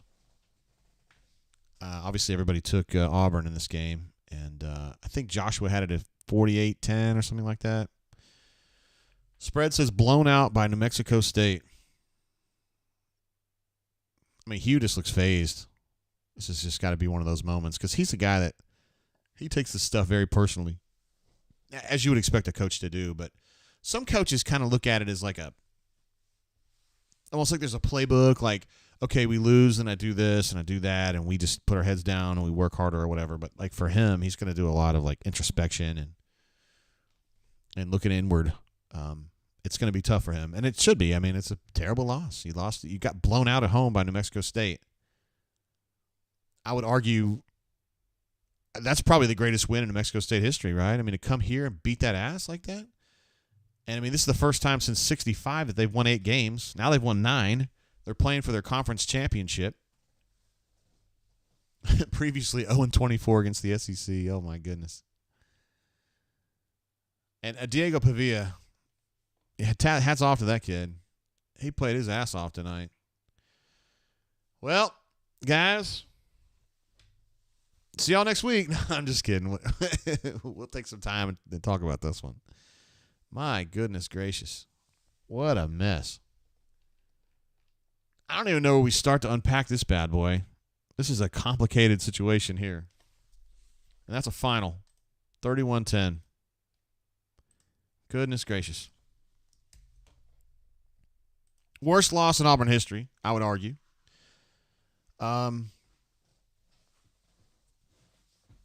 Gene says, dominated from the opening bell. Yes, I completely agree. Josh C says, JG, this is the hype. This is the type of game that normally hot seat convos start coming up. I'm telling you. I'm going to say it one more time. And he didn't do it since I was talking about what was going to go on in the third quarter. Like he would have to strip naked and do something at halftime or midfield, and he didn't do it. There is no situation where he's on the hot seat after this loss. It is a horrendous loss. You could argue it's the worst loss in Auburn history. You could argue it's the worst loss of his career. You could argue that it's a big setback for everything they're trying to accomplish here. It's awful. It's a seismic, awful thing. This does not put him on a hot seat. I promise you it does not. It does not. Now, you might think that it should, and you might be really pissed off about it, and I would understand. There's going to be a lot of people pissed off about it, but he's not going to get fired, and no one's going to even have that conversation. No one with the authority to do that is even going to have the thought in their head that they're going to fire him. It's just the truth. I hate to be that way. I hate to be that guy. I don't like talking down to anybody. Pocket Watch. My man jumps in. Wedding just ended. How are we doing? Sometimes maybe good, sometimes maybe shit. It was the latter today. Maybe shit. Also, Pocket jumps in. He also said, wedding just ended. I think your score is reversed. Yeah.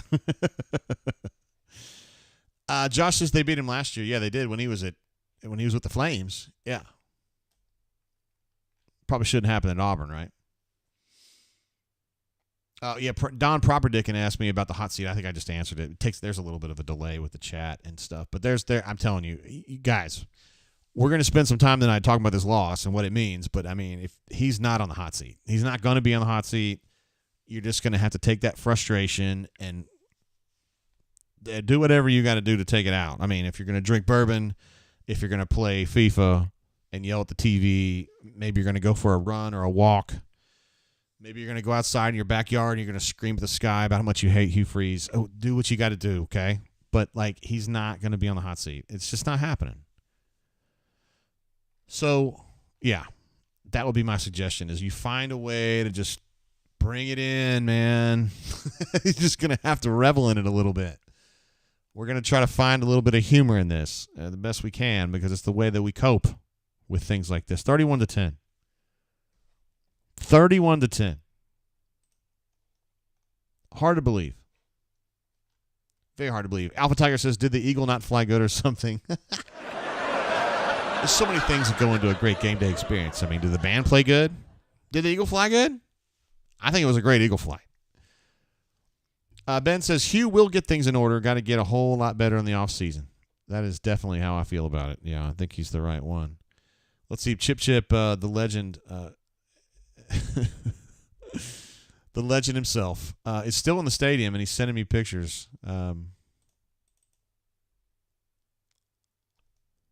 of the stadium. I ought to share one of these. It just kind of looks, I think it's worth sharing. Let me see if I can pull it over here. God, JG, why don't you just pull the picture over? I'm 51 years old. Give me a minute. There's Chip's view from the stadium right now. He's in there, and first of all, give the guy credit for sticking in there, watching this whole game. Second of all, that is an empty-ass stadium, yo. I mean, those New Mexico State guys are celebrating by themselves. That's for damn sure. Thanks for the picture, Chip. Appreciate that. He's the guy behind all the Swoogan glasses, too. And a really good Auburn dude. Cleveland Brown jumps in with a super chat. Thank you, bro. Says, definitely a bottom shelf tequila kind of night. I'm drinking this. I went ahead and upgraded to this Maker's Mark Private Select. You know what I really ought to do is, let's see if I can get an administrative assistant to do this. I need to drink that Rowan's Creek, man, which is my least favorite bourbon of all time. It's just absolute goat piss. But I ought to drink that just to fucking, you know what I mean? So let me see if my wife can bring that up here.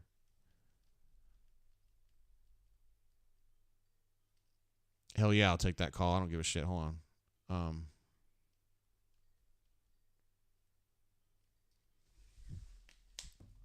don't know who this is, but we'll take a call. Yo, this is the Brain Drain. How you doing? What up, JG? This is Sam H. Hey, what up, Sam? How you doing? Doing good, man. Doing good. It's first time calling in. So Yeah, I know. Thanks for calling in, my guy. What's up? I was saying, thank you for calling in. It's great to talk to you. Yeah. I hang out on the bunker, but only during like basketball season. So, but I love to bring Jane. It's a great time. But I'll be real quick. But I hopped on like this morning. I was watching, Louisville and Miami play, and then I just see, the underscore of like Bama playing Chattanooga. And God, Bama gets up 21-0 real fast, and just like thinking about, I'm like, man, I hope Auburn can do that. We got so much momentum building from the last 3 games we played, and I'm like, man, I hope Auburn can just do this and like get us into the Iron Bowl. And I'm so disappointed in this team. I mean, this year has been frustrating, especially frustrating due to the past 2 years. And like this one game is just, get out of it, win it, and then we'll see what happens in the Iron Bowl. And it's just so frustrating as a fan to watch. Yes. When your two biggest rivals are doing it on a consistent basis. But I don't know where to go from here. The only thing I'm really looking forward to is more basketball at this point. Yeah, I get it, man. It's super disappointing. But that was all I had to say. I love the drain.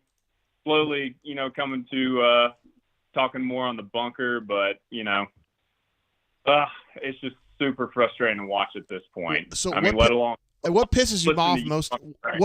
Sam, what pisses you off most about this loss, though? Which part of it? I think it's just the lack of fire on defense. Those first, it's something that we've, that's our calling card at least. Like we can put some trust into this defense. And I know like we have issues on our defensive line with creating any type of pressure, but like those first 2 drives, like we just didn't have any sort of negative play from the defensive line, from our secondary.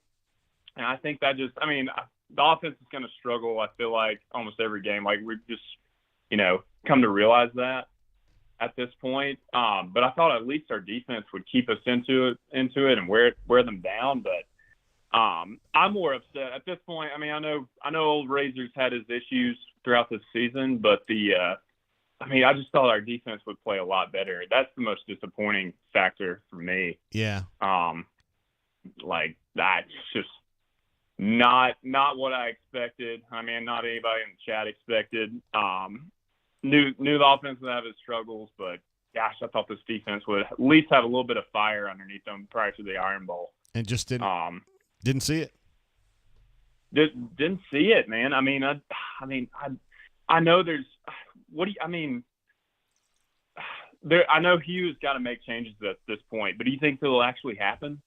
Yes, there's going to be changes. I mean, not the head coach ain't going to get fired, but no, I'm not on that crowd either. Yeah, I know a lot of people saying like, oh, Saban lost to ULM in his first year as a coach, and Hugh is not Saban. I don't agree with that, that comparison or that sentiment. But like, yeah, I don't see that either. But there's got to be some changes, at least on offense. Like, it's been bad. No, it is. It's bad. And we've been wondering all year, like, he keeps talking about how, we're not on the same page. Well, fuck you. Whose job is that to be on the same page? It's yours. Yeah. So, yeah. And I know I see Why Not AU all the time complain about Hugh's demeanor. And I'm starting to see it too, man. Like, that's somewhat frustrating as well, too, where you don't see like any fire from the head coach.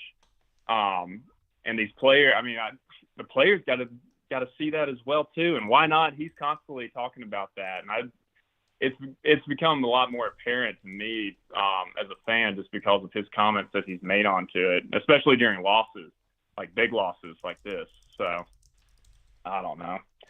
I'm looking forward to Bruce and the boys, though. I think this is going to be a fun year. I think that Aiden and Denver are the key to this team, this basketball team. Like, Aiden could be he's a spot-up shooter. He is. And, he has to create from the point guard position. I wish Denver would shoot a lot more. I think me and Doc Dumpster both think he needs to shoot more. So, But it's going to be a fun year of basketball. Looking forward to it. Looking forward to the Iron Bowl, even though that we lost today. But we'll see. Yeah, we'll see. So. Sam, it's awesome having you on the horn, though. Thanks for calling in, brother. Hey, I appreciate it, JG. Thank you. See you, man. Bye. Dude, we love having Sam H on here. How do I rate the quality of this call? 5 freaking stars. Absolutely. I really appreciate it. He's a great super chatter and a great chatter, too. And on the bunk, he doesn't post as much, but we love having him over. Shane, MW Duncan, put in a super chat earlier. Thank you, bro. I know I was kind of going with you a little bit on the bunker earlier. I was just teasing. You know that, though. Just says beat me. My guy. Shane H jumps in, says, I swear it almost looks like we didn't game plan for New Mexico State at all and focused on Bama all week. I can't believe that's true, but I agree with that. That is what it looked like. Auburn was just outclassed from the very, very beginning. Reynolds said something interesting in the chat just a minute ago, that this ruins a lot of goodwill for with the Auburn folks. And I agree. I think a lot of people who were kind of cautiously on board with him, or people who were just kind of like, the season sucks and whatever. I think a lot of those people get pulled. Like Reynolds was saying, I think for them it's really tough. It's like, oh God, was I right to give a shit? Was I right to give him space? You know what I mean? I think it turns a lot of people who are kind of in the middle. So yeah, it's costly from that perspective for sure, and it's also costly from just marketing perspective, in the sense that Auburn's 6-5 now, got a game against Alabama coming up, but short of pulling off a major upset in that one, you go 6-6, and you kind of almost back into some shitty bowl. Like, That's a cluster. Thank you, ma'am. Courtney brought me my least favorite bourbon of all time, the Rounds Creek. Which, unfortunately, Courtney, I'm going to have to drink some of this. Yeah, that's a shitty score. I can't believe it actually happened. You don't have anything? Do you have anything you want to say on the mic, or? No, there ain't one. I know where you could find one. Nope. Okay. I think the people would love to hear from you. Did you watch any of this, Courtney? Neil, our friend Neil from, he's a Welsh guy living in Scotland, but he's actually in Ireland right now. That's actually true. Says Warden Eagle, bring on next week. So Neil's up for the Iron Bowl. I'm going to go ahead and undo my. Yeah, wow. Let's see, Alex. We love Alex. We particularly love her dad, but yeah. She says, if we focused on Bama all week, it wasn't worth it. This is a humiliating loss. It will be used against us in recruiting. It absolutely will. Although, I feel like people who want to negatively recruit against Auburn already have plenty of ammunition with Hugh and just the general form of the team. Now, this loss is particularly stinging. We have kind of felt like it was the worst loss in Auburn history. To me, I would have a hard time saying it was the worst loss in Auburn history, because there's been games where you feel like there's more on the line. So to me, losing a national championship game to Florida State in the last 13 seconds with a series of defensive fuck-ups is more stinging. It would last longer. It lasts longer. But this is truly a national embarrassment. And, yeah, I mean, when you're talking about from the perspective of you're a 24-point favorite and you lose at home and you get crushed like that, like, yeah, it's really bad. I'm not trying to argue that. All right, so let me finish this Maker's Mark that I had in my glass. And I got to drink this Rounds Creek, and I'm telling you guys, this is the nastiest shit I have ever drank in my life. I'd probably rather drink sewer water than this. Well, sewer water could get me sick. This isn't going to get me sick. It's just going to make me gag. I'm going to really regret this. Oh, God, thank you. Thank you, D-Lucky, for calling right as I was going to drink that. Hey, D-Lucky, what's up, bro? What's good, JG? I was about to drink this Rounds Creek that I fucking hate, and now I have to talk to you on the phone, and I don't have to drink it, so thank you for calling. I don't know if I'm a good substitute for that. Everybody's going to need a little tonic tonight. What am I supposed to think about this, man? What are we going to do? I think the same thing we were doing before. It's just going to taste a whole lot worse for the next couple of weeks. I mean, to me, everybody overlooked New Mexico State. All the shows and stuff that I listened to and podcasts and so forth, everybody was talking about how bad we were going to beat them, and could we get Jarquez enough yardage so he could get to 1,000? Could we get a big enough lead so that we could get Garner some time so we could see what he looked like, and so on and so forth? And not a single solitary soul thought that New Mexico State had a chance to beat us. And I think that included everybody in the Auburn locker room, except for maybe 4 or 5 people. And it showed.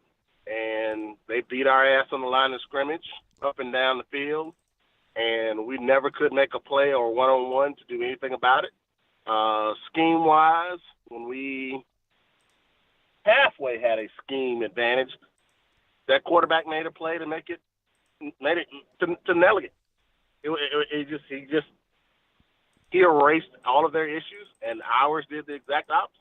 Yeah. There were plays that were available that Peyton, if he makes a good throw, we got a big play, maybe a touchdown. He overthrows, and we got nothing.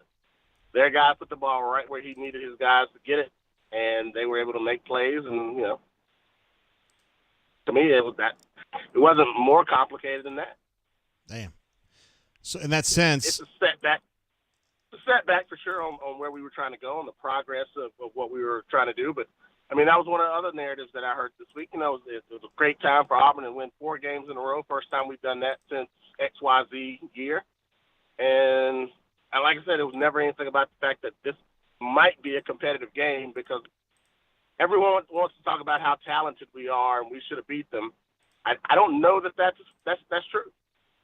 That's my, I think they got a better quarterback than us. I think their wide receivers are better than us. Offensive and defensive lines, we definitely don't have an advantage. Maybe they're not better, but it was push. So I don't know where this talent surplus that we were supposed to have compared to them was supposed to show up, but I don't think it exists. Damn. Yeah, they were better at a lot of positions than Auburn tonight. There's no doubt about that. Yeah. And maybe some slight scheme changes could have helped, maybe. But, I mean, hell, even that. We go 0 blitz at the, at the 19 or whatever it was, and our linebacker, who I assume has the running back in coverage, just doesn't cover him when he comes out of the backfield. Everybody else has got their man, but leaves the running back uncovered. He comes out of the backfield for a touchdown on what should have been a sack. And I don't think the coaches could have called anything any different. I didn't mind putting pressure on the kid in that situation, making him make a play. And he stood right in the pocket. We didn't get to him. Completed the pass. And that's that. For us, call the same thing. I imagine our QB turtles up and take a loss of 3 and kick a field goal. But did you say turtles up? Turtles up. Yeah, that's fair. Yep. So D-Lucky, I don't know. I don't know. I don't know what happens Go now. Well, I mean, now the Iron Bowl is kind of ruined, right? Yes and no. I mean, we're still going to show up. We're still going to play. We're still going to, we probably got just as good a shot as we had before. They're a more talented team than us. We can believe, the game goes perfect and all that other kind of stuff, and the Jordan-Hare magic shows up and all of that. That's not impossible, but the belief is less starting that. Yeah. So, I'm hopeful that the short-term negativity and I've seen folks refer to it as embarrassment, benefits us in the long term. Yeah, I think that I just think it's a setback for where we're trying to get the program, but it's not a setback we can't overcome. I would agree with that, yeah. But it's just going to piss people off so bad, dude. Yes. I think the goodwill argument that someone brought up is probably the biggest part of it. We were all hoping for a better record and to be able to show some improvement. I mean, sure, we improved from last year. We're going to make a bowl game, so that's a positive. And that's that. Now we got this negative blemish on the year. This is the first of all the games that we would say we were the more talented team and we didn't win. That's the belief. But again, I'm not 100% sure that's the case. Yeah. But of all the games this season, this is the first one that would fall in that category. So Ideally, you'd have none of those, but we got this one, and it sucks. But I think the fact that this wasn't close. Like this didn't come down to one decision here or there, where we could have tweaked this or that. It might have been different. They beat our asses. There's no doubt. And that's sobering, dude. That's really sobering. It is. It is. I think it's a sanity check on where the program actually is. We got a real eye on that cupcake and icing and cotton candy that we had for the last 3 weeks. Being that they came out here to play football. They didn't give a shit who was on the other side of the field. They came to play ball. Mm-hmm. Well, this sucks. I got to drink some Rounds Creek now, so that's even worse. Well, it's gonna be tough for the rest of the night. Tomorrow's gonna suck. Monday's gonna suck, and then we'll, hopefully we show up better next week. Maybe this will be enough to get folks' attention. At least we got Thanksgiving on Thursday. I mean, that's a plus. That's a plus. Man, like I said, maybe next week we show up and we actually put forth some actual effort. Maybe we realize how embarrassing it was for us to play this way, and we put forth some actual effort when the time comes, instead of getting our asses whipped every play. That'd be nice. Yep. Good change of pace. We love having you on the air. You're always a voice of reason, D. Lucky, and of course, I'm hoping that we get you in the D. Lucky suite there on December 2. That's my hope. Things are looking positive. That's what I'm talking trending about. Upward. Finally, I'm getting some good news, bro. Yep. All right, my guy. Looking Thanks forward to it. Thank you, bro. All right, man. Y'all take it easy. See ya. Peace. Bye. There he is, D. Lucky, one of our all-time favorites. I'm sorry I wasn't as locked in on that call because I was trying to get the graphics straightened out, but we love having D. Lucky on at all times. And also my extra bedroom right here, we call that the D. Lucky and Miss D. Lucky suite because they always we love having him up here to visit, and he's one of the all-time great bunkers. I met him through the site, so he's not like somebody I knew before. Keithner says, New Mexico State quarterback, can he transfer to Auburn? Somebody ought to ask him that in the press conference, honestly. Webb jumps in with a super chat. Thank you, bro. Miss G. Pitts, but love the show anyways. He was a fraud and was using the Ole Miss Foundation to get cash advances for hookers over 200 times. The guy's a fraud. Hire caddy. Love you, JG. Thank you, Webb. Yeah, I better take that one off the screen before somebody at Auburn gets really mad at me. But thank you for jumping in with the super chat, my G. And I miss hanging out over there. The Rebel Grove people have always been really, really cool. And I love you guys, even though a lot of you guys don't love me. Shane also had a super chat while I was on the air, I think with D. Lucky. He said, I swear it almost looks like we didn't game plan for NMSU and focus on Bama all week, which is true. Yeah, and it's something that I think D. Lucky was kind of talking about there, that there were only a few people on the Auburn sideline who legitimately thought that there was an opportunity there for for Auburn to lose this game, but there obviously was a very good opportunity for that to happen. New Mexico State made it happen. Casa DP jumps in with another super chat. Wait, Rowan's Creek, JGT, we ain't dead, man. I moved on to Taylor Barrel Proof, currently H. Taylor, and will consummate this evening. Well, excellent use of consummation this evening with a Willet 8-year forgot proof. Wow, a Willet 8-year. Is this guy living high on the hog or what? By the way, I've got to sit here and drink this Rounds Creek. I've been ruining this moment. I've been ruining this moment since D. Lucky called. I've temporarily turned off Skype. I'm gonna have to drink this. This is my I love bourbon. I drink bourbon a lot. I know bourbon. This is my least favorite bourbon I've ever had. It's absolute ass. If anyone in this chat drinks this and enjoys it, you need to seriously talk to your therapist soon. I'm going to drink this. I only drink this when Auburn has a really bad loss, and I'm going to regret this immediately, but I'm going to drink it.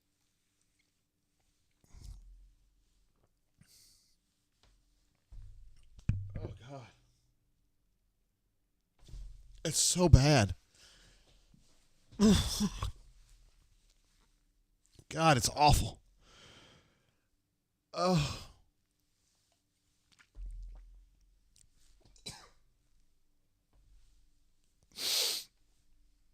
Oh, God.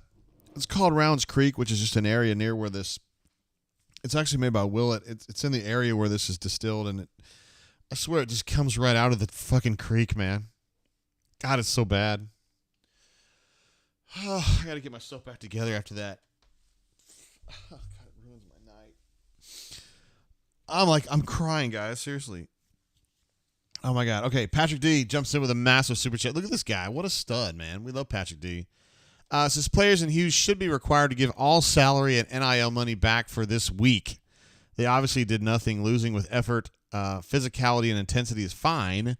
Getting dominated and not giving AF is despicable. Patrick D, thank you for the super chat, my G. Yeah, that's the thing, right? I think that losing the game is bad. But they didn't just lose this game. They lost by 3 touchdowns at home in a game where they were favored to win by 25 or 28 or whatever it was. This is just straight up, getting your ass beat at home. And Patrick D is a guy who, to me, he's a passionate Auburn fan, but he's also somebody who just – so I feel like sometimes people get on Patrick D for being too reactionary. Patrick D is a passionate Auburn fan, Auburn graduate. And he expects Auburn to be at that place that that Pat Dye brought them to, right? Good. I don't think Patrick D is expecting national championship every year. He's expecting Auburn to play at a credible level all the time. And this was not credible. So thank you, Patrick D. And I also have your back on this stuff. Let's see. Tyler N says, bro, you must have a terrible bottle. This is my second one, and it's total ass. But I'll drink another one. Fuck it. I deserve it, man. I am the chief moderator at a site that covers Auburn, and as such, I got to drink bad bourbon. I mean, it's the least I can do. Tyler doesn't remember it being this bad. It's awful. Jesus, it's awful. He's going to keep calling me. He's going to make me feel guilty. I'll go. Oh, God,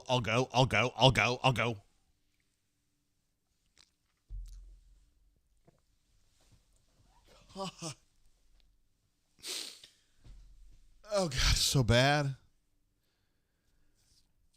Oh. Real Gear Online says Noah's Mill is just as bad. I know that Noah's Mill is very closely akin to this. This is another Willet product that's like ass. I didn't even try it. I was offered it for free at the, included with the price, I should say, at the Willet Distillery, and I was like, nah, I'm good.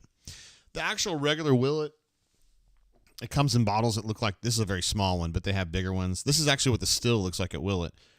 It's fine. It doesn't bother me. It's not something that I would ever, seek out, but it's fine. But this stuff is ass. Whew, God bless, it's so bad. Andy W. says, I'm so effing pissed about this. Dude, I get it, man. It's awful. I mean, Auburn Tigers lose by 3 touchdowns at home to Mexico State. That should never happen. T-Park says, this is about to taste like ass. JGT laughing. You just made me crack up. Thank you, sir. Ward M. Eagle, and see you Saturday. T-Park, I love the attitude. Thank you, bro. I've really enjoyed having you here today and every day. So thank you for that. And you're good folks. Real Gear says the worst he's had is the Madeira battle. First of all, for those of you who are, because we got a lot of people watching, my eyes are terrible. I can't see shit. And I also have been drinking a little bit tonight. So I have a hard time reading sometimes. Real Gear says, worst I've had is the Madeira Barrel Blue Note. I have never had anything bad from Blue Note. However, I have never had the Madeira Barrel version. That 9-year that they have is really good. The juke joints, it's fine, but it's not awful. Yeah, so if I see the Madeira bottle, I will not drink it. In your honor. Mega Tiger jumping in says, that's the same face I was making during the game, JG. My man. Wait, where's my laugh? Thank you. Okay, I'm turning Skype back on. I really wanted to finish that because Johnny B says, let's talk more about this disaster and less about bourbon. That is fair. This show is kind of about bourbon too. It's about both, but that's a fair point, and I will...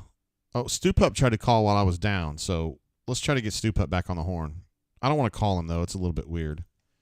The Stu Pup, holler back at me, bro. I'll have you. Let's see. We have some super chats I missed out on. Justin C. says, thank you, JG. Your pain makes me laugh. LOL with a smiley face. Thank you, bro. I know you've been here all day. Hayden H. Oh, we love Hayden, man. Simply outplayed. Appreciate you, JGT. Hayden, this is for you, bro. Applause.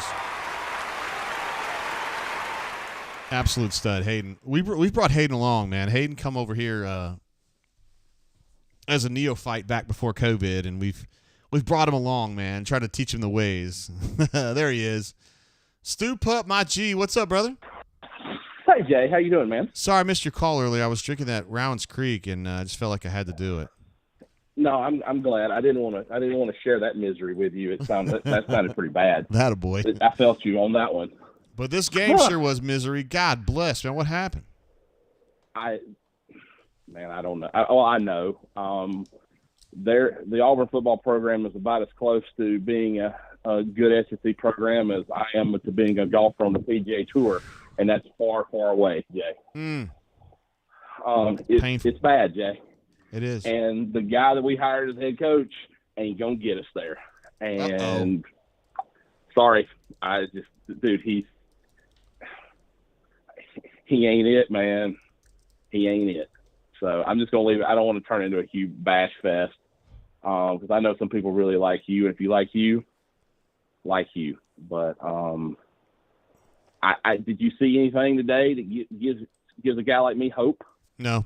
For the future? Not a damn thing, except Cam Coleman on the sideline. That's about it. What is Cam Coleman going to do in this offense in this passing game that looks like that all you got to do is like run cover 4 and just run up on them? I mean, like the scheme is terrible, Jay. Is this going to be the scheme that Cam Coleman's going to run under? It was bad today. It was bad. It was bad. Yeah. It was bad. It was horrible. But Monty's got to go, right? Yeah, Monty's got to go. He's got to go. Got to go. And I think the quarterback's got to be changed. That's just my opinion. Oh yeah. Yeah. And you might get a win or 2 extra out of that. You're still looking at 4 losses every year if things don't change. There's nothing. Auburn has spent $40 million. What is it? No, 21 for Gus and 15 for Parson to be at a point where right now we're hoping we can find a Gus again. And that's really where we're at as a program. Wow. I'll just be blunt honest with you. There was a guy that will not be named from the Rebel Grove site. One of those things where, like, the worst person you know makes a great point when he was talking about Auburn, and he talked about how a certain coach that they were looking at, that Auburn was looking at, wasn't going to do those things, and people said, do like the things that Auburn, like glad hand and go to the barbecue restaurants and blah, blah, blah, and all the good stuff. And that's, and I agree with him on that point. And I believe Auburn sells itself to a coach. I believe some of those things, the culture of Auburn, whoever would be the head coach at Auburn would ingratiate themselves to a point within the culture. Yeah. What we are doing, what we've done with this hire is we've looked at those things of the Auburn culture and hired first instead of hiring a competent football coach, JG. And that's what I honestly believe. And I have no hope for the future as an Auburn fan. I have no hope for Saturday. I can't wait for the bowl teams to stick us in the Texas Bowl against Gus and UCF, and they're going to come out in those space jerseys and beat us by 40. That's going to be fun. That might be rock bottom. Yeah, that'd be pretty bad. That's going to be pretty bad. That's bad. I don't know. I think a lot of the changes you're talking about making are going to be shuffling deck chairs on the Titanic. Wow. I can accept this loss if the guy we had hired was somebody that could that was a complete change of direction for the program. But he's not. He's a glad hander and a guy that makes people with money feel good. And he's a very average football coach. Wow. 3 of his wins this year came against teams with their backup quarterback starting. Cal, Mississippi State, Vanderbilt started their backup quarterback. That's half your wins. You haven't beat a team this year that's won more than, I think Mississippi State won their 4th or 5th game today. That's the best team you've beaten this year. And you beat them with your backup quarterback.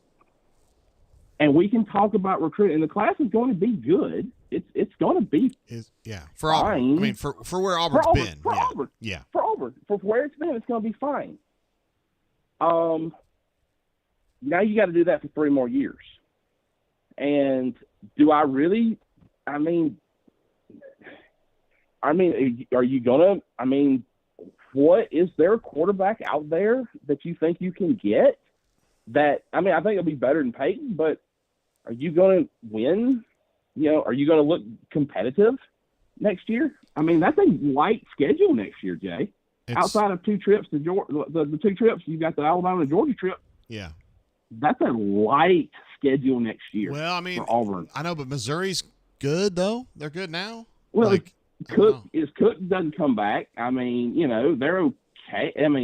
Is he coming back next year, or is he going to do something different? Yeah. I don't know what he is.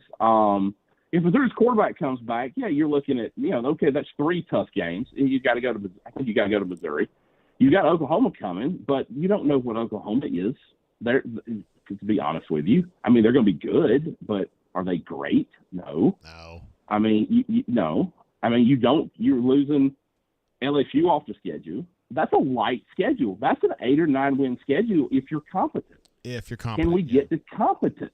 Yeah. With this current scheme we're running, I don't know. And you're going to start. Yeah. He even needs to ride or die with it, because this Montgomery's not cutting it, obviously. But I think it's you. I really do. I don't think I just don't. I think he's stuck in 2016, just like everybody else. That's me. But and I appreciate you, Jay. I'll be here Saturday. Don't worry. I live in the basement. I bought a succulent. I'm good. I'm home here at the drain, baby. But there's and the post came up on the bunker from somebody. Well, Saban lost to Louisiana Monroe. Everybody had that post comes every couple years. Nick Saban was a drastic departure from what the University of Alabama was doing at the time. You can accept the loss that way. This is not even close to that. This is going to be at best, the 7th best recruiting class in the conference this year. There's nothing changing except that you're a little bit better than Harsin. You're not as bad as Harsin was. That's about all I can say this year. That ain't great. Just how I honestly feel about it. That ain't great, man. That ain't great. So I'm sorry. I didn't mean to turn this into a bash fest. I just wanted to say I have enjoyed the drain this year. I appreciate you not picking up when I tried to call during Georgia, because I would have said a whole lot of things that would have been really bad, and you protected me, and I appreciate that. That's what I appreciate I'm here for you, bro. And the camaraderie on here from everybody. I'm happy about all the babies. Congrats to everybody for all the babies. Isn't that amazing? It was amazing. I was like, man, the bunker getting busy, the drain getting busy, man. That was awesome. For everybody. I appreciate you. I've had my 2 and I'm done. But for all y'all, that's awesome. Can't wait to hear some basketball talk. I'm not the most knowledgeable basketball guy, so I'd love to hear the basketball talk and some of the guys and some of the legends that call. I really do enjoy their point of view, and think even if they're slightly different than mine. But I don't know, man. I don't know what rock bottom feels like, but it just feels like we keep hitting and keep digging deeper. And I hope we hit bottom soon and start on the way back up. Word, man. All right, Stu Pup. I appreciate you, man. You're an absolute stud.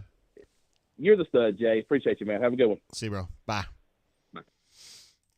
Yeah, I was trying to save him a little bit during the Georgia game because that one stung too. It's just kind of like there's different ways to be burned by Auburn, right? There's times where Auburn gets so close and then they trip on their dick and fumble the bag at the end. Or there's a game like this where they just don't show up and get embarrassed at home by a team come on now. You got to give New Mexico State full credit. They played it. They had a great plan. They executed it really, really well. This is not a fluke. I don't want anyone thinking JG said it was a fluke. No. They deserve this win. But God bless, man. Come on, man. Auburn, even in the condition it's in right now, got a bunch of 4 stars and a few 5 stars too. Fuck, man.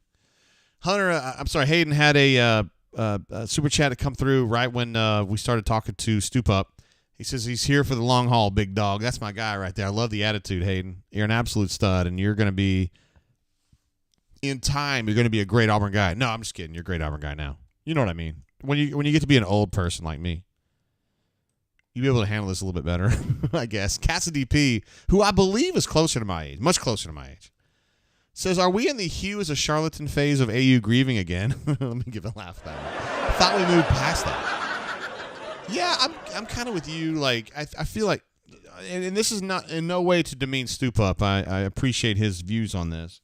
I think he was kind of he was very skeptical of the Hugh hire, and there's people out there who also were skeptical of the view of Hugh's hire, which would include Will Collier, by the way.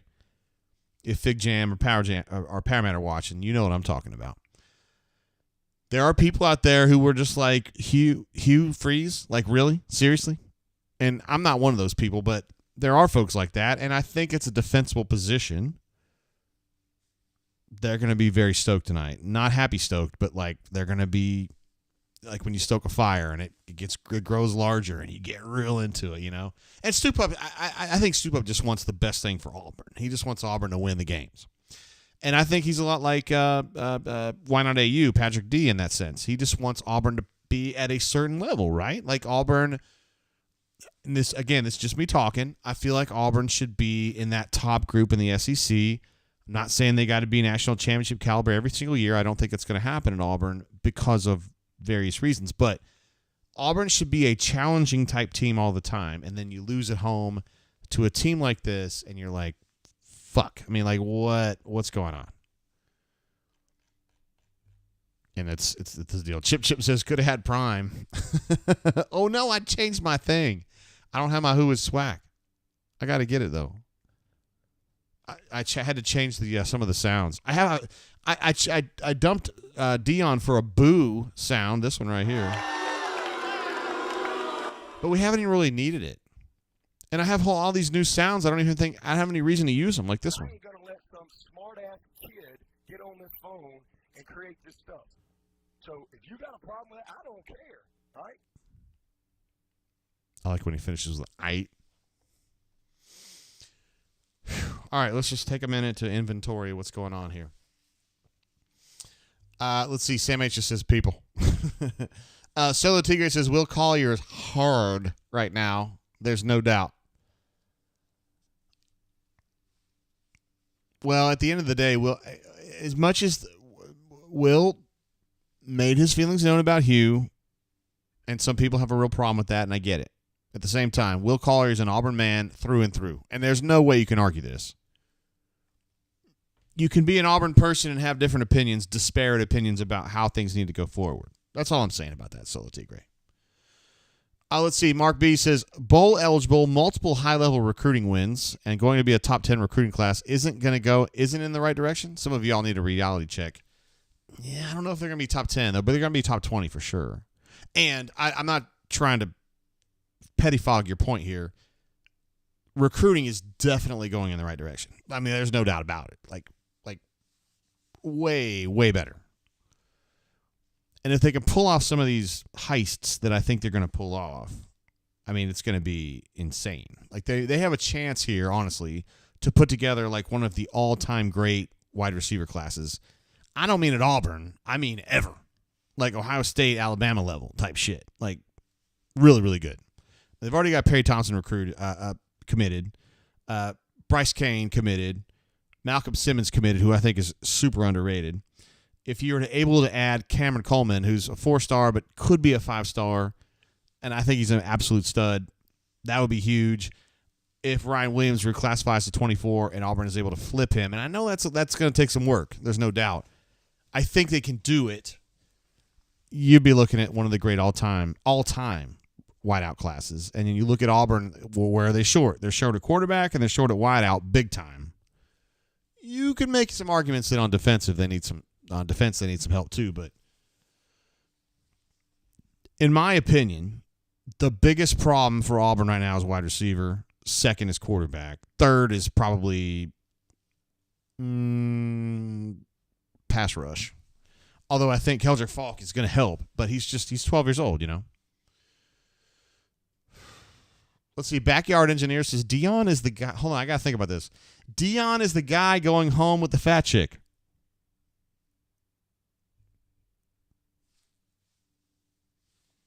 I got to process that for a minute. I love the illusion there. ALLUSION. I love the illusion. It's something that I would say, probably. I still don't necessarily follow it. I want you to elaborate on that because I might agree with you. Let's see. Joshua says, we will never beat Bama or Georgia again. Gus was our ceiling. Oh, shit. Joshua, come on now. Mr. Person Guy says, if FSU can lose, I will feel 5% better than I do right now. That's right. They're having some troubles with North Alabama. Former Auburn assistant, I should say, Brett Dearman. And also he's got some dudes on his staff, including, I think, Carry-On is coaching with him. For sure, Deshaun Davis is. Joko says, I love your optimism, JGT. I'd take pass rushers on defense over wideouts right now, especially if we don't have a quarterback to get them the ball. I'm not trying to be Mr. Smoke, blowing smoke up your ass. I'm really not. I try to be very realistic about it. But I'm telling you, as somebody, like, I'm on the ground looking at this, like, Brian Harsin was fucking ground zero. Like, it's like destroyed, nothing left. It's like a tumbleweed in the middle of the New Mexico desert. You know what I mean? Like, this is absolutely fucked. Hugh shows up, and they're 31-10 at home against New Mexico State is absolutely fucked. There's no doubt about it. But, like, if this happens next year and they lose to some awful team and have a performance like this, now we got questions. And the people who say about hot seats and whatnot, now we're talking. Without a doubt, he's raising the level of talent in the program. You can't even argue against this. Like, it's happening. So, if he ends up being the coach that Stoop Up thinks he is, and Stoop Up's not alone, that he's not quite good enough, at least the next coach who comes in is going to have better players because this staff is recruiting at a much higher level. I think the staff's recruiting at a Chiswick-type level, which is pretty fucking high. So my approach would be let them bring in players, and let's just see where the chips fall where they may. Brother Brian says, where's J-Head tonight? Great question. Thank you for asking that. I spoke with J-Head, or I texted with J-Head, I should say, earlier in the day, I should say, and he said he was Gucci, or he thought he would be Gucci for a call. So let me check with him, and we will see what's up with that. Now, he does, as you guys know, has a job, as we all do, and hopefully we'll be able to pick him up and talk to him. So, Brother Brian, thank you, bro. Great idea. Chris says, Hugh can no longer talk about the roster talent disparity between Auburn and other SEC teams. That angle just died. And I have really good news, Brother Brian. J-Head's good to go. So, let's go ahead and get the legend himself on the horn because we love J-Head. But I'm warning you guys who are doomsday people, he's probably going to tell you to chill out. JGT, what's up, brother? What is up, J-Head? How you doing, brother? Well, a little better. I think the throw up that came up out of my mouth after the game was over has, the feeling has passed slightly. I'll probably go back for round 2 here in a little bit. But doing okay, man. All things considered, doing okay. How about you, buddy? It's been kind of bumpy here on the chat and on the show. I think people are really pissed, and I get it, man. I get it. Look, there's not a lot I can say tonight. And I'm not going to roast anybody in particular. That would be uncalled for. But it was just a complete failure all the way around, Jay. I mean, the players didn't bring the juice tonight, didn't play with the effort needed to win that game. We looked poorly coached, flat. This is probably the first defeat I've ever witnessed Auburn to a G5 opponent in my lifetime. This is the first one that I can remember. And then we've had some close calls. We've had the Georgia States. We've had the Jacksonville States. we've had the Louisiana Monroes in the Chiswick era, but I don't remember the Appalachian State, the first year of Tuberville. So you've had some close calls in the past, but I can't ever remember losing to a G5. And we didn't just lose. Mexico State won that game up front, and they dominated us in that game. I mean, they killed us in time of possession. They looked like the more well-coached team. It just was it's a tough look tonight. And these things happen in year one. That's not an excuse. That's a reality. But this is not where Auburn wants to be, and I feel for everybody in the chat tonight because I know this is not what they expected. 3 fucking touchdown loss, dude, at home. Like, God dang. This is a stinger, man. All-time worst loss, you think? All-time worst, you got to put that into perspective of what was at stake. So probably not all-time worst, but this is the first time I've witnessed us losing to a G5 opponent, so it's definitely in my top 5. Yeah. No doubt. That's bad. Super bad. It is. And, you never know what constitutes or it contributes to things like this. My guess is these kids are coming off of a high playing Arkansas last week, probably overlooked them a little bit, looking towards Alabama, thinking we're going to roll out there, we're going to put up 14 points before they even blink, and then we'll be out of this game. And then they got into a fight, and they hit a level of adversity that they weren't anticipating. And New Mexico State, to their credit, played this game like it was their Super Bowl, and Auburn looked like they didn't even want to be there for most of the game from what I saw. So no excuses tonight. I do think we'll rebound and probably play pretty hard in the Iron Bowl. I think the guys will have a lot to prove, and they know what's at stake in that game. But this will be a hard one to get the taste out of our mouths as a fan base. It's a hard one for the team probably to get beyond. You can't let it beat you twice, and you can't let it divide the locker room. Guys are going to have to come together after this, and that's the biggest thing right now. It's not about what just happened. It's about what comes next. So you got to plant your feet and prepare for that. But it's just a difficult one, Jay. It's a terrible look, that's for sure. What part of this game bothered you the most as someone who cares about Auburn? Probably the undisciplined play, the penalties, the uninspired play at the line of scrimmage. I just felt like we just weren't into it, Jay. And for somebody that wants to see a certain level of consistency and a winning product, you need to make sure that you're able to bring at least your A or your B game every night. This wasn't even a B game. This was like a C to D minus game. Yeah. From Auburn. And you're not talented enough, in my honest opinion, to play a team that's hungry like New Mexico State, that knows how to win, that's gritty, and give a C minus, D plus effort and expect to come out of there with a victory. This wasn't Stanford. Okay, this was a team that was motivated to come out there, and Jerry Keel's a very good football coach. I said it last week when we were on the show that, when he kind of had Hugh Freeze's number last year, he went back out there to prove a point tonight, and they accomplished their mission. And like I said, hat tip to New Mexico State. Those kids played hard. They deserve to win today. As hard as that is for me to say, but that's the truth. I mean, they were the better team tonight. Yeah, they sure were. Your thoughts on Peyton Thorne? I thought he got messed up again, ruffled. He just didn't seem like he was in the right headspace.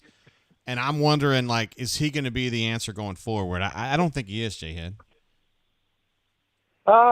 I saw inconsistency tonight from him. I saw some really great throws. I saw him use his athleticism to get outside the pocket some. And then, like you said, I saw his eyes lock onto the rush and not be able to get to his hot, not be able to get off of his first read, and like you said, get a little bit frustrated. And I think that comes when you play as a team like we did tonight. You're going to see your quarterback probably react in that way.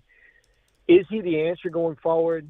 I give you the same answer that I probably have given all season on the show that Jaylee and Cole and I do, and I think I've given to you a couple times. It's TBD, man. I mean, it's all subject to who comes into the portal, and if you find somebody that you think is better than him, then you need to make a move and either have a competition or Peyton Thorne will, he'll transfer to another team as a graduate transfer. I'm not exactly sure.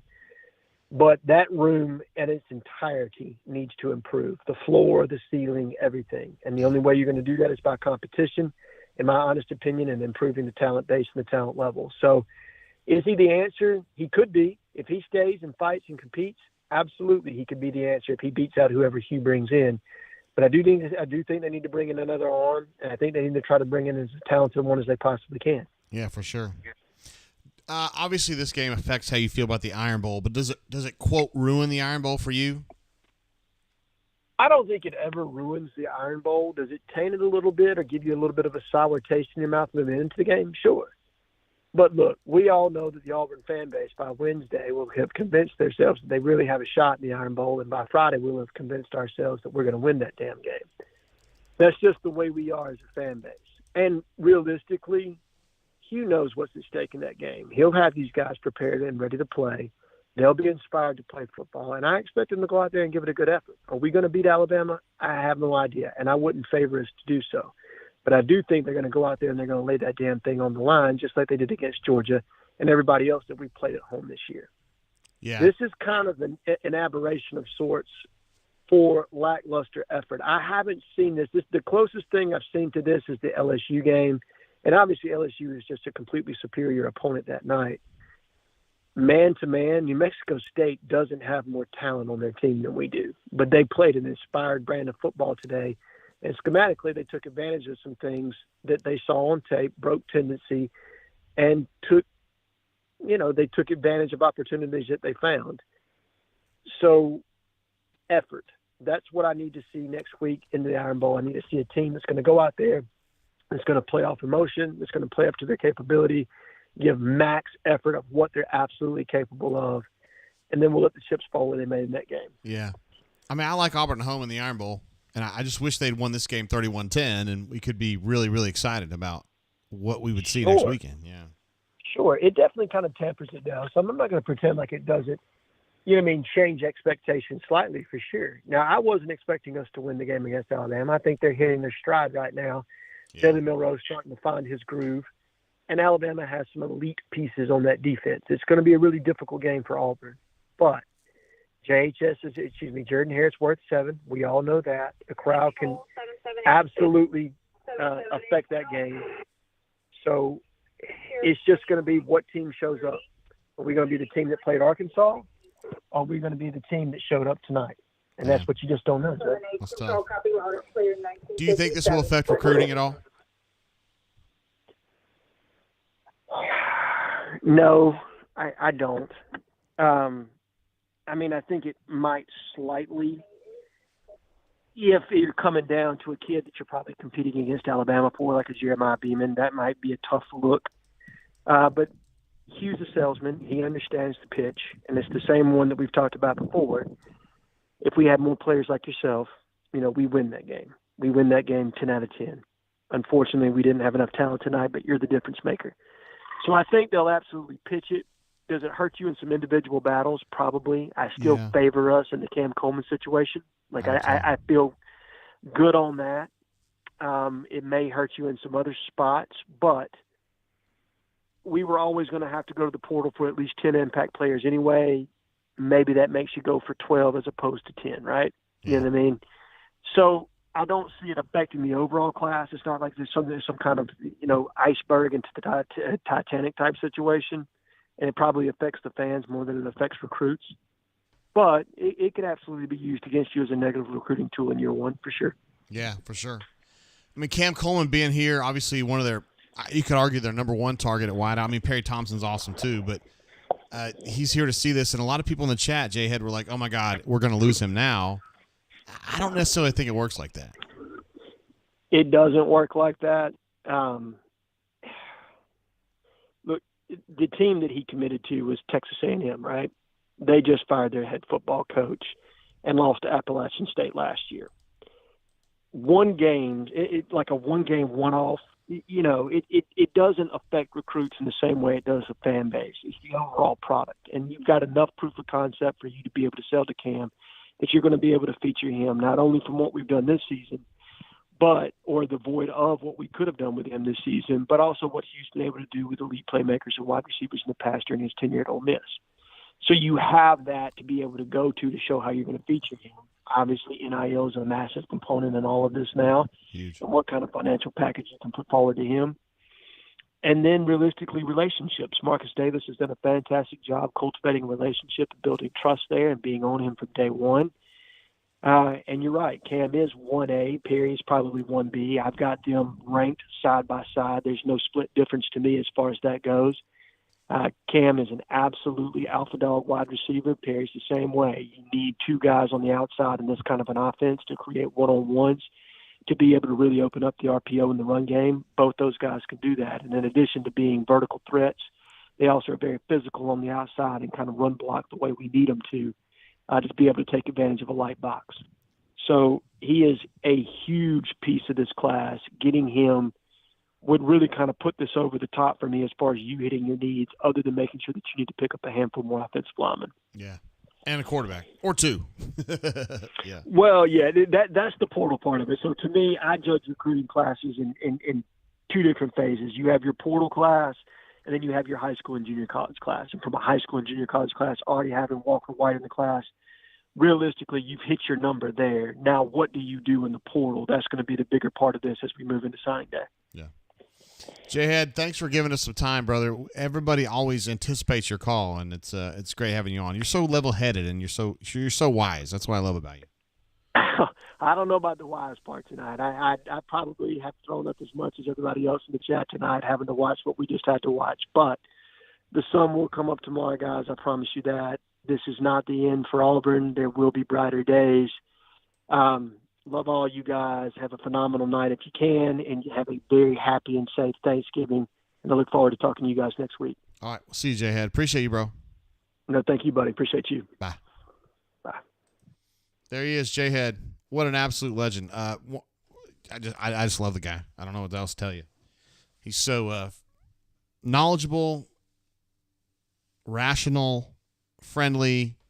He's just good. He's just good people. And, he kind of came of age at auburnsports.com, and we love him. I know he does a show with Jay Lee and Cole, who's a really good friend. Cole's a great friend, actually. And Jay Lee is, too. So I definitely pull for those guys. It seems like damn near everybody on the Auburn beat has worked for me at some point or worked for us at auburnsports.com. Not Jason, but others. Not Philip, but others. So, yeah, we love that. And J-Head certainly, although he was never an employee of mine, we love J-Head. It was interesting to me that his most disappointing part of this game was the lack of discipline, particularly up front, and just not being in it. That lack of, like, I'm not trying to put words in his mouth, but, like, emotional investment. Like, they just kind of, Auburn came out of the gate just kind of mushy, like, didn't seem to be taking the game seriously. And then as the game went on, it was like, okay, when are they going to kick in? When are they going to kick in? Never happened. It never happened. I never felt, not even like third quarter, fourth quarter, that Auburn was like putting the foot down and saying, yo, we got to do this, you know? I never felt like that happened.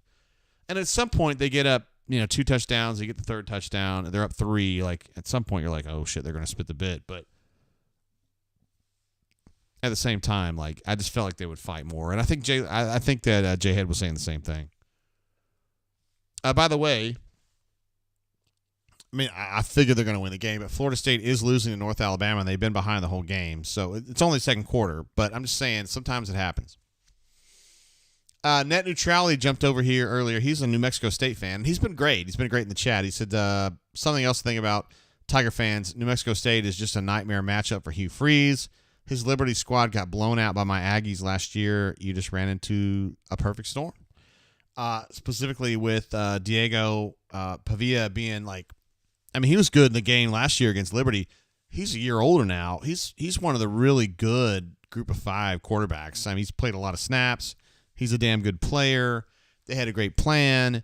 He had the wideouts to catch those quick passes. Like, this is a totally deserved W for them. And I, as an Auburn person myself, as an Auburn spectator or commentator, I'm here to talk about the drudgery and the sadness of losing to a team like Mexico State at home. But I mean, we got to give them credit, man. This is not a fluke. They came in here and just beat that ass. I think D. Lucky said that word for word when he called in earlier. And a great win for New Mexico State, possibly the greatest win they've ever had. And that's great. Fresh Boy, Super Chats. Thank you for that. War Eagle 0008, who super chatted while we were about to start up with J-Head, said, I took my 1-year-old to the game, left after the Fairweather touchdown, What did I miss? Word amigo. Love it. Not much, really. Not much at all. Burner51 jumps in. Appreciate your super chat, bro. I know you've been here with us all year long. We are used to the shit. Thanks for all you do, JG. We give you an applause for that. For Auburn fans who continue to hang in year after year when things get really kind of weird. Auburn fans, to me, are kind of like England soccer fans. Fatalistic, but deservedly so. Every time they get close, they tend to trip on their dick. Not the fans, but Auburn does. And it leaves Auburn fans just, God bless. You know, I mean, like in 2017, they had a really good team, and like Gus just ran carry on to the ground, and he got hurt, and they couldn't. Yeah. You guys remember the story. You were there. You remember. Casa DP jumps in with another super chat. Says, Thorne is no longer oozing machismo, unfortunately. Of course, Casa DP he's big on equivalating. He thinks that Peyton is a lot like Razor Ramon from NWO fame. So, when he was playing so well against Arkansas, Vanderbilt is okay, but Mississippi State, it was like Razor Ramon, woo! And then like today, it was like old Peyton, and it was sad.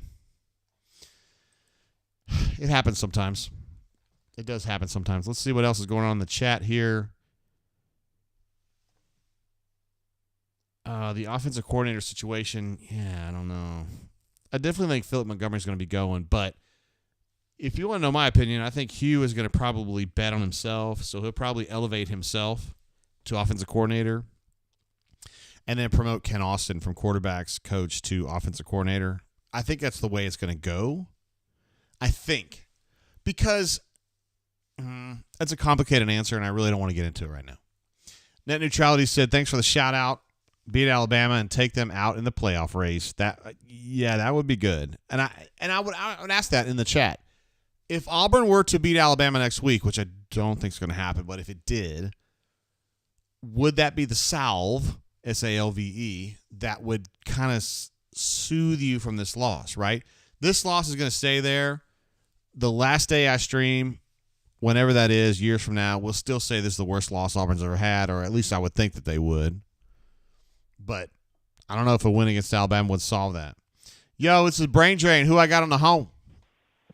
You got Jay Olive Sr. Hey, what's up, bro? How you doing? I was doing great when I woke up, and then I had to witness that.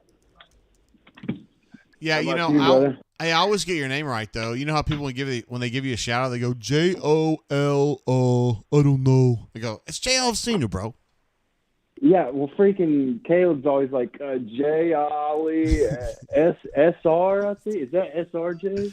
Why is it so hard, bro? I don't know. I don't know, brother. I don't know. Getting my name right is just like Auburn putting consistent wins on the table in football, I guess. That doesn't happen very often, does it? No, it doesn't, unfortunately. What are you most pissed about right now, Jay Olive? I think for me, I respectfully disagree with J-Head. I know he's a legend. I know we all love him, and I know that he's basically the GOAT. But Hugh had all this momentum, positive momentum. I mean, you just reel off 3 really good wins. I know that they're not like top tier of the conference wins, but still, from where we were before, you know, there were a lot of people, myself included, that were like, I could see us, you know, winning the next 3 or losing the next 3. I could see it either way. And to pull off those, you know, we had some really good momentum going. And then tonight, you crash and burn. And it wasn't even a crash and burn necessarily. It was just a complete and total, like, we didn't care to even be there. And to me, that looks worse than necessarily just getting your ass kicked. It looks worse when you look like you don't care. And, I mean, you saw it in the players. You saw it in some of the coaches. And, you know, whenever you crash and burn like that and you kill any momentum that you have, I completely agree with J-Head as far as that's going to hurt you in some individual battles. But Yeah. I mean, it's also going to allow other coaches that, you know, that maybe some of the kids that are on the fence, the Carters of the world, and I'm not saying he's about to flip, but some of those kids that, you know, at times have been able to sway either way, and, you know, it's going to allow other people to now pick it, you know, where truly is Auburn headed. That was at home, Jay. It wasn't like it was on a neutral field. It wasn't like it was, you know, at their place. That was at home. We just got beat by New Mexico State at home, and not just got beat. We looked like we didn't even care to be there. That's true. I can't argue with anything you said. I don't understand it. How can that happen? Well, I think whenever Hugh was putting together this roster, number one, you know, obviously Thorne wasn't, you know, the first choice. Hell, he wasn't the second or third choice. But considering the production that he put together at Michigan State, you know, he did have a really solid year a couple years ago, and then last year kind of looked like, you know, it looked kind of like the regression, but, you know, there were a lot of inside factors within that program that, you know, kind of made it look like, well, that's a forgivable year. So when he comes in, and I'm even guilty of this, Jay, when he came in, I'm like, this dude is going, you know, this is going to be what we need at the quarterback position to at least bridge the gap until we get some better players in. Like, he's experienced enough to kind of at least help bring us along to be competitive in games that we probably shouldn't be competitive in. And all the additions on the offensive line, I thought that would at least give us a fighting chance as well to, you know, be able to do some things on offense that Hugh likes to do, and Montgomery as well. But, you know, I honestly don't know where you go from here. Clearly Ashford's not the answer. Garner, I think if the coaches even believed that he was a viable option, you would have seen him more so this year. The coaches don't believe in him, and you know, I think where you go from here is, I mean, I know that some guys are probably going to want to kill me in the chat and want to kill me on the board, but you're going to have to overhaul your offensive staff. I think Thornton's worth saving. I know the offensive line didn't look great tonight, but I think he's worth saving. I think it's a who's who as to who stays for the rest of the staff goes. I mean, the rest of them could leave, and I honestly wouldn't care. And I know it's a little harsh. I like Monty, but he and Hugh just are not in sync, and days like today it shows. Yeah. That they're schematically what one likes to do doesn't mesh well with the other, and whenever you get down a little bit and you have some adversity, it doesn't really it just doesn't, it's not cohesive at all. Yeah. And it's a mess. I think, you know, that's huge, as you know. I mean, you've been around the game long enough. I mean, your OC and your head coach, especially an offensive-minded head coach, they have to be in sync. Even if they're not wanting to run the exact same stuff, they have to at least be on the same wavelength. They're not in the same chapter on the same book, and I think it's clear. And the reason why I'm saying I think you keep Thornton is because there's a trust there between you, and if you force Thornton off the boards, or out of a job there, the only person that I would hope we would bring in is you know, who succeeded him in Ole Miss, but that's not a foregone conclusion either that he would even be willing to do that. And plus, I think he would want to do something more like an OC role. And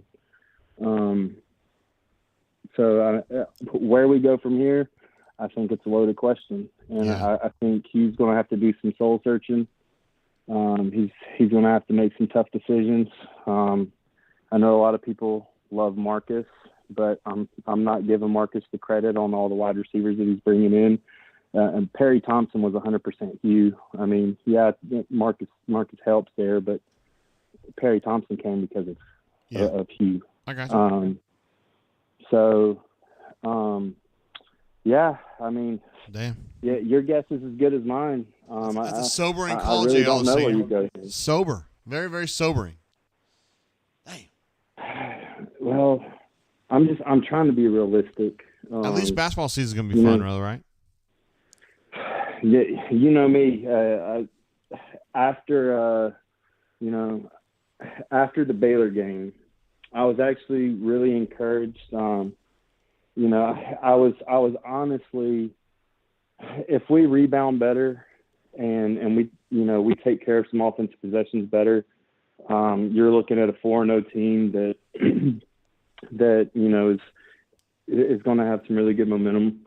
And I think what we did at the Legends Classic really shows. Yeah. I know we didn't beat world beaters, but yeah, I mean, we did what we were supposed to do. And when you do what you're supposed to do, that belief starts to set in. And when Bruce starts to believe in his guys, and he lets them play free, and by all accounts, those guys are playing free right now. They're not constrained to any type of ill will right now, and they're playing free. And that's when Bruce's teams are at their best. Yeah.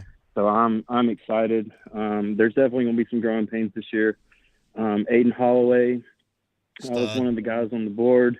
He is. I was worried about him being, asked to run the point because he's never truly done it.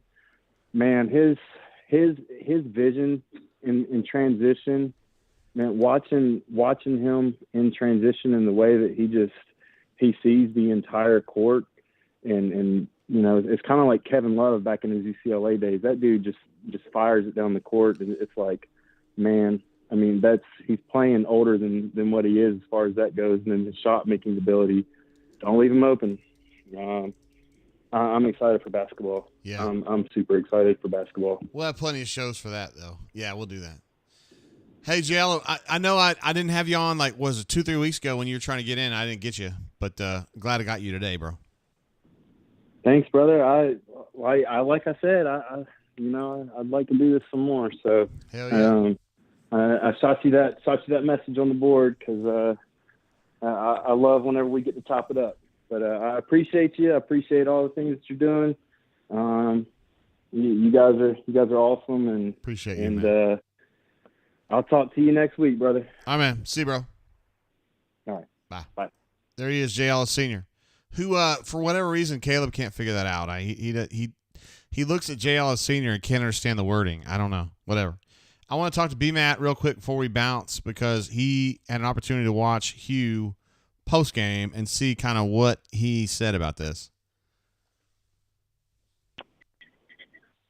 What is happening? What up, B-Matt? Where are you, on a stairwell? No, I am walking back to my car. We have to park in the hayfields now, so I'm taking that little stroll back from the stadium up Donahue. Damn, the cops are after you too, bro. That's terrible. I've already outrun them. They're nothing to worry about. So, hey, so our boy post-game. Caleb, however, have we discussed our boy Caleb? No, I don't want to bring that up. Oh, okay, all right. We don't know how he feels about it. Gotta be careful pulling out of your apartment the correct way. You do. Listen. Yeah. So, what was Hugh like after the game? Despondent. Yeah. Despondent. Didn't wasn't cool or anything, but definitely extremely disappointed. Shocked by the lack of effort. I thought one of the things he said that really stood out to me was the receivers looked like they were running in slow motion, and there was very little protection up front. There wasn't enough protection up front. I mean, if you look at this game, there's no area you could say, well, this is why they lost. I mean, New Mexico State came into Jordan-Hare Stadium and dominated Auburn every phase. I know. I saw it, and you did too. It wasn't a close game. I know, it wasn't not at all. 3 touchdowns. Well, it wasn't even that close, to be honest with you. Yeah, it's crazy to think that just happened, right? Yeah. 4 hours ago, I'm strolling into Jordan-Hare, expecting Auburn to win a 4th straight game, going to the Iron Bowl with a whole bunch of, confidence and excitement. And, man, next Saturday was going to be insane. And now I'm walking out of here with one of the worst losses, right? And yeah, in Auburn history, I'm not saying it's the worst, but it's one of the worst home No, losses. it might be the worst. Yeah. Well, I mean, you got to go back to Black. What was that, Black Friday? What was that? Was it 2001 when Alabama came to Jordan-Hare and beat the crap out of Auburn? Yeah, 41-7. That was pretty bad. Yeah, that was bad. And hey, that it's a different level when it's that team to it too. And then of course there was what was a little Auburn Arkansas running back Fred Talley. Yeah, ran up and down the field. But those are SEC that teams, was around the bro. same year. Yeah, I know. You got to go back to Brett Favre and Southern Miss. Beat Auburn in back-to-back years. I think it was 90-91 or 91-92, somewhere right in there, 89-90, right in that area. I remember being in Jordan-Hare for both those games and being pretty shocked about that. What do you mean? You were in there? You were a sports reporter back then? No. I was just a recent graduate. I know. You were up there. You were probably drinking a little bit, weren't you? Yeah, definitely. Obviously. Yvonne probably snuck a flask in there, below her skirt, like we did back in the day. I probably stirred up some drinks with my paper shaker and the wooden handle. Yeah, yeah, that's the way it went down. Damn. Good old days. I didn't think we were going to talk about Yvonne's skirt on this show, but that's fine. That's cool. You never know where we never know it's going to go, buddy. Hey, were the players, were they despondent too? Extremely. I think I heard they won more than us 3 times. I heard, I can't believe this happened. I heard, I don't know what to say. I mean, it was just like, they're at loss for words. Absolutely stunned, That's tough. think. And my overall feeling about this team right now is it has such a small margin, right? Because this is the same exact team that went to Arkansas a week ago. They kicked their ass. An Arkansas team that had gone to Florida, they kicked their ass. I know. I know college football just happens, but with Auburn, you got to be fired on every freaking cylinder, and you got to be up for every single game where this can happen. And that's what happened to Auburn today, right? Yeah. They don't have the talent, not close to the talent, or depth just to show up and beat a team like Mexico State, who is a pretty good team. And, boy, did that show today. Woo. Sure did. God bless. So, does this change how you feel about the Iron Bowl? I mean, does this, in your mind, does this drop Auburn a little bit? It does. It's got to, right? It kills the excitement. This is going to be the 7th win. It was going to secure a bigger bowl game for Auburn. Now you're back in the six-win bowls, right? Maybe they can pull off the upset. I don't know. And it just takes away a lot of that excitement that you're going to have. It's still going to be big. People are still going to show up, and it's still going to be loud and tough. But there's not going to be the belief and all the confidence that you would have had going into this game, for sure. I mean, for sure, it's hard to get over a loss like this. Yeah, I when know. It's one of the worst losses in your school history. You don't just bounce right back from that, right? No. As a fan base. So. Excuse me. All right, B-Matt. Hey, get safely back to your car and just be the legend that you are until I see you on Monday. Yeah, I'm almost there, man. I'm crossing the street right now. About to head over here to the parking lot and hop in the old road. All right, brother. Appreciate you. Be good. Peace out. See you Monday. There he is, B-Matt, the legend that he is, the doer of many things. Yes, sir. We also had a super chat. I think I called this one out. Cassidy P says Thorne is no longer oozing machismo, unfortunately, though is absolutely true. And also he jumped in and said, Drain makes me glad I only saw the last 7 minutes. Yeah, it was pretty bad.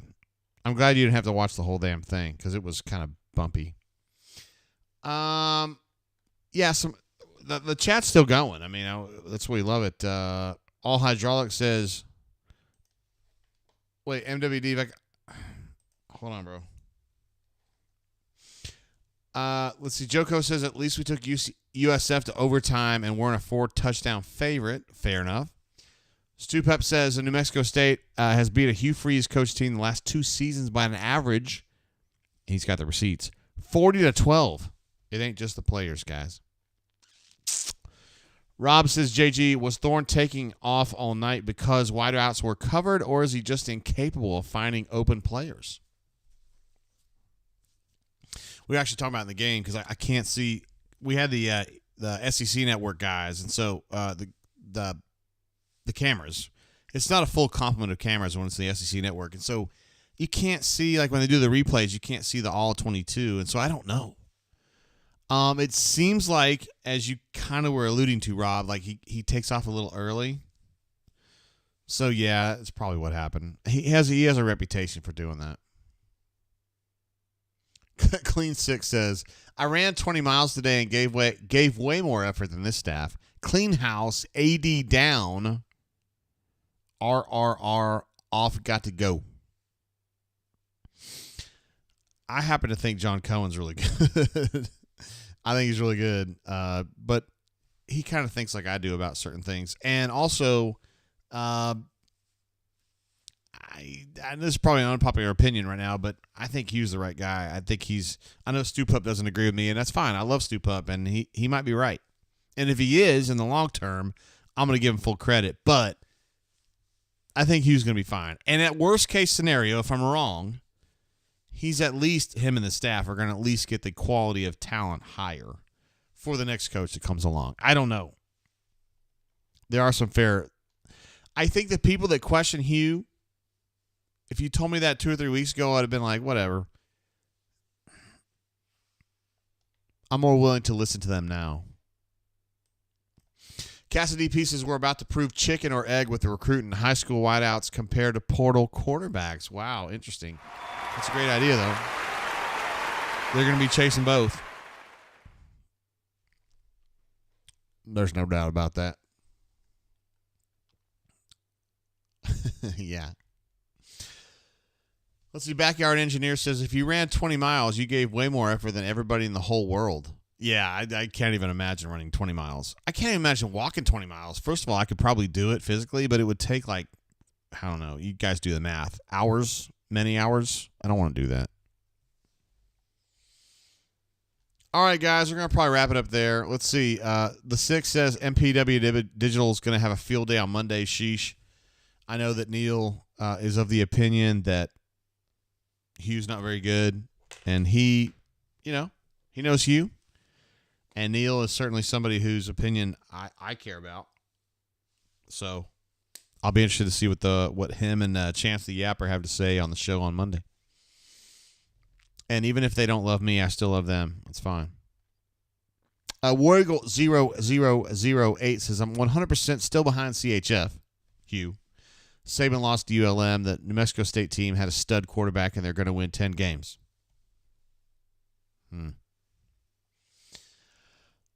I don't disagree with you on that. I wouldn't do it. The 6 said he did his 20 miles in under 4 hours. Marathon in Huntsville in 3 weeks. Oh, he's getting ready. I can't imagine. 4R Tiger says, I just got here. Can you summarize 6 hours? I can summarize 4 hours and 39 minutes. Let's see. How can I do this most efficiently? 25-point favorite, shitty start, shitty middle, shitty finish, 31-10, pain. How'd I do?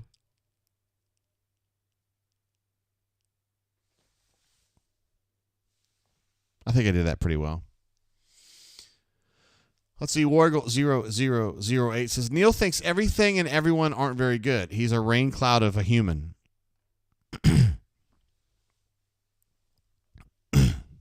Neil's somebody I used to know, and I liked him when I knew him. That's all I'm going to say about that. Chris says, Hunter had 3.4 yards per carry tonight. This isn't going to win many games. That is kind of true. I feel like he should have. I don't even know if it matters anymore. I feel like he should have been used more. 8 carries for Hunter. I feel like he's better than that, but whatever.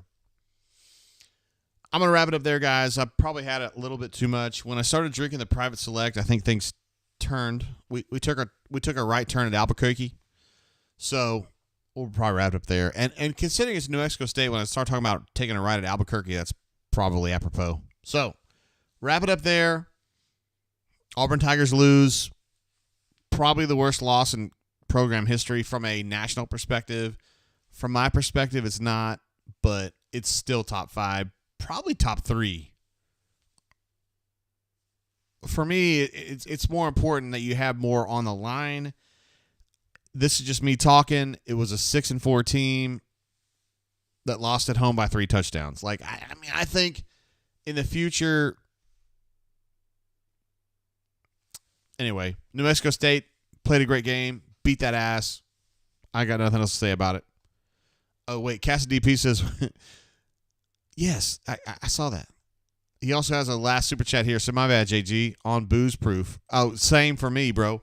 I stepped it up when I went to the Maker's Private Select at whatever it is, 109.7. I didn't realize I was drinking that much stuff.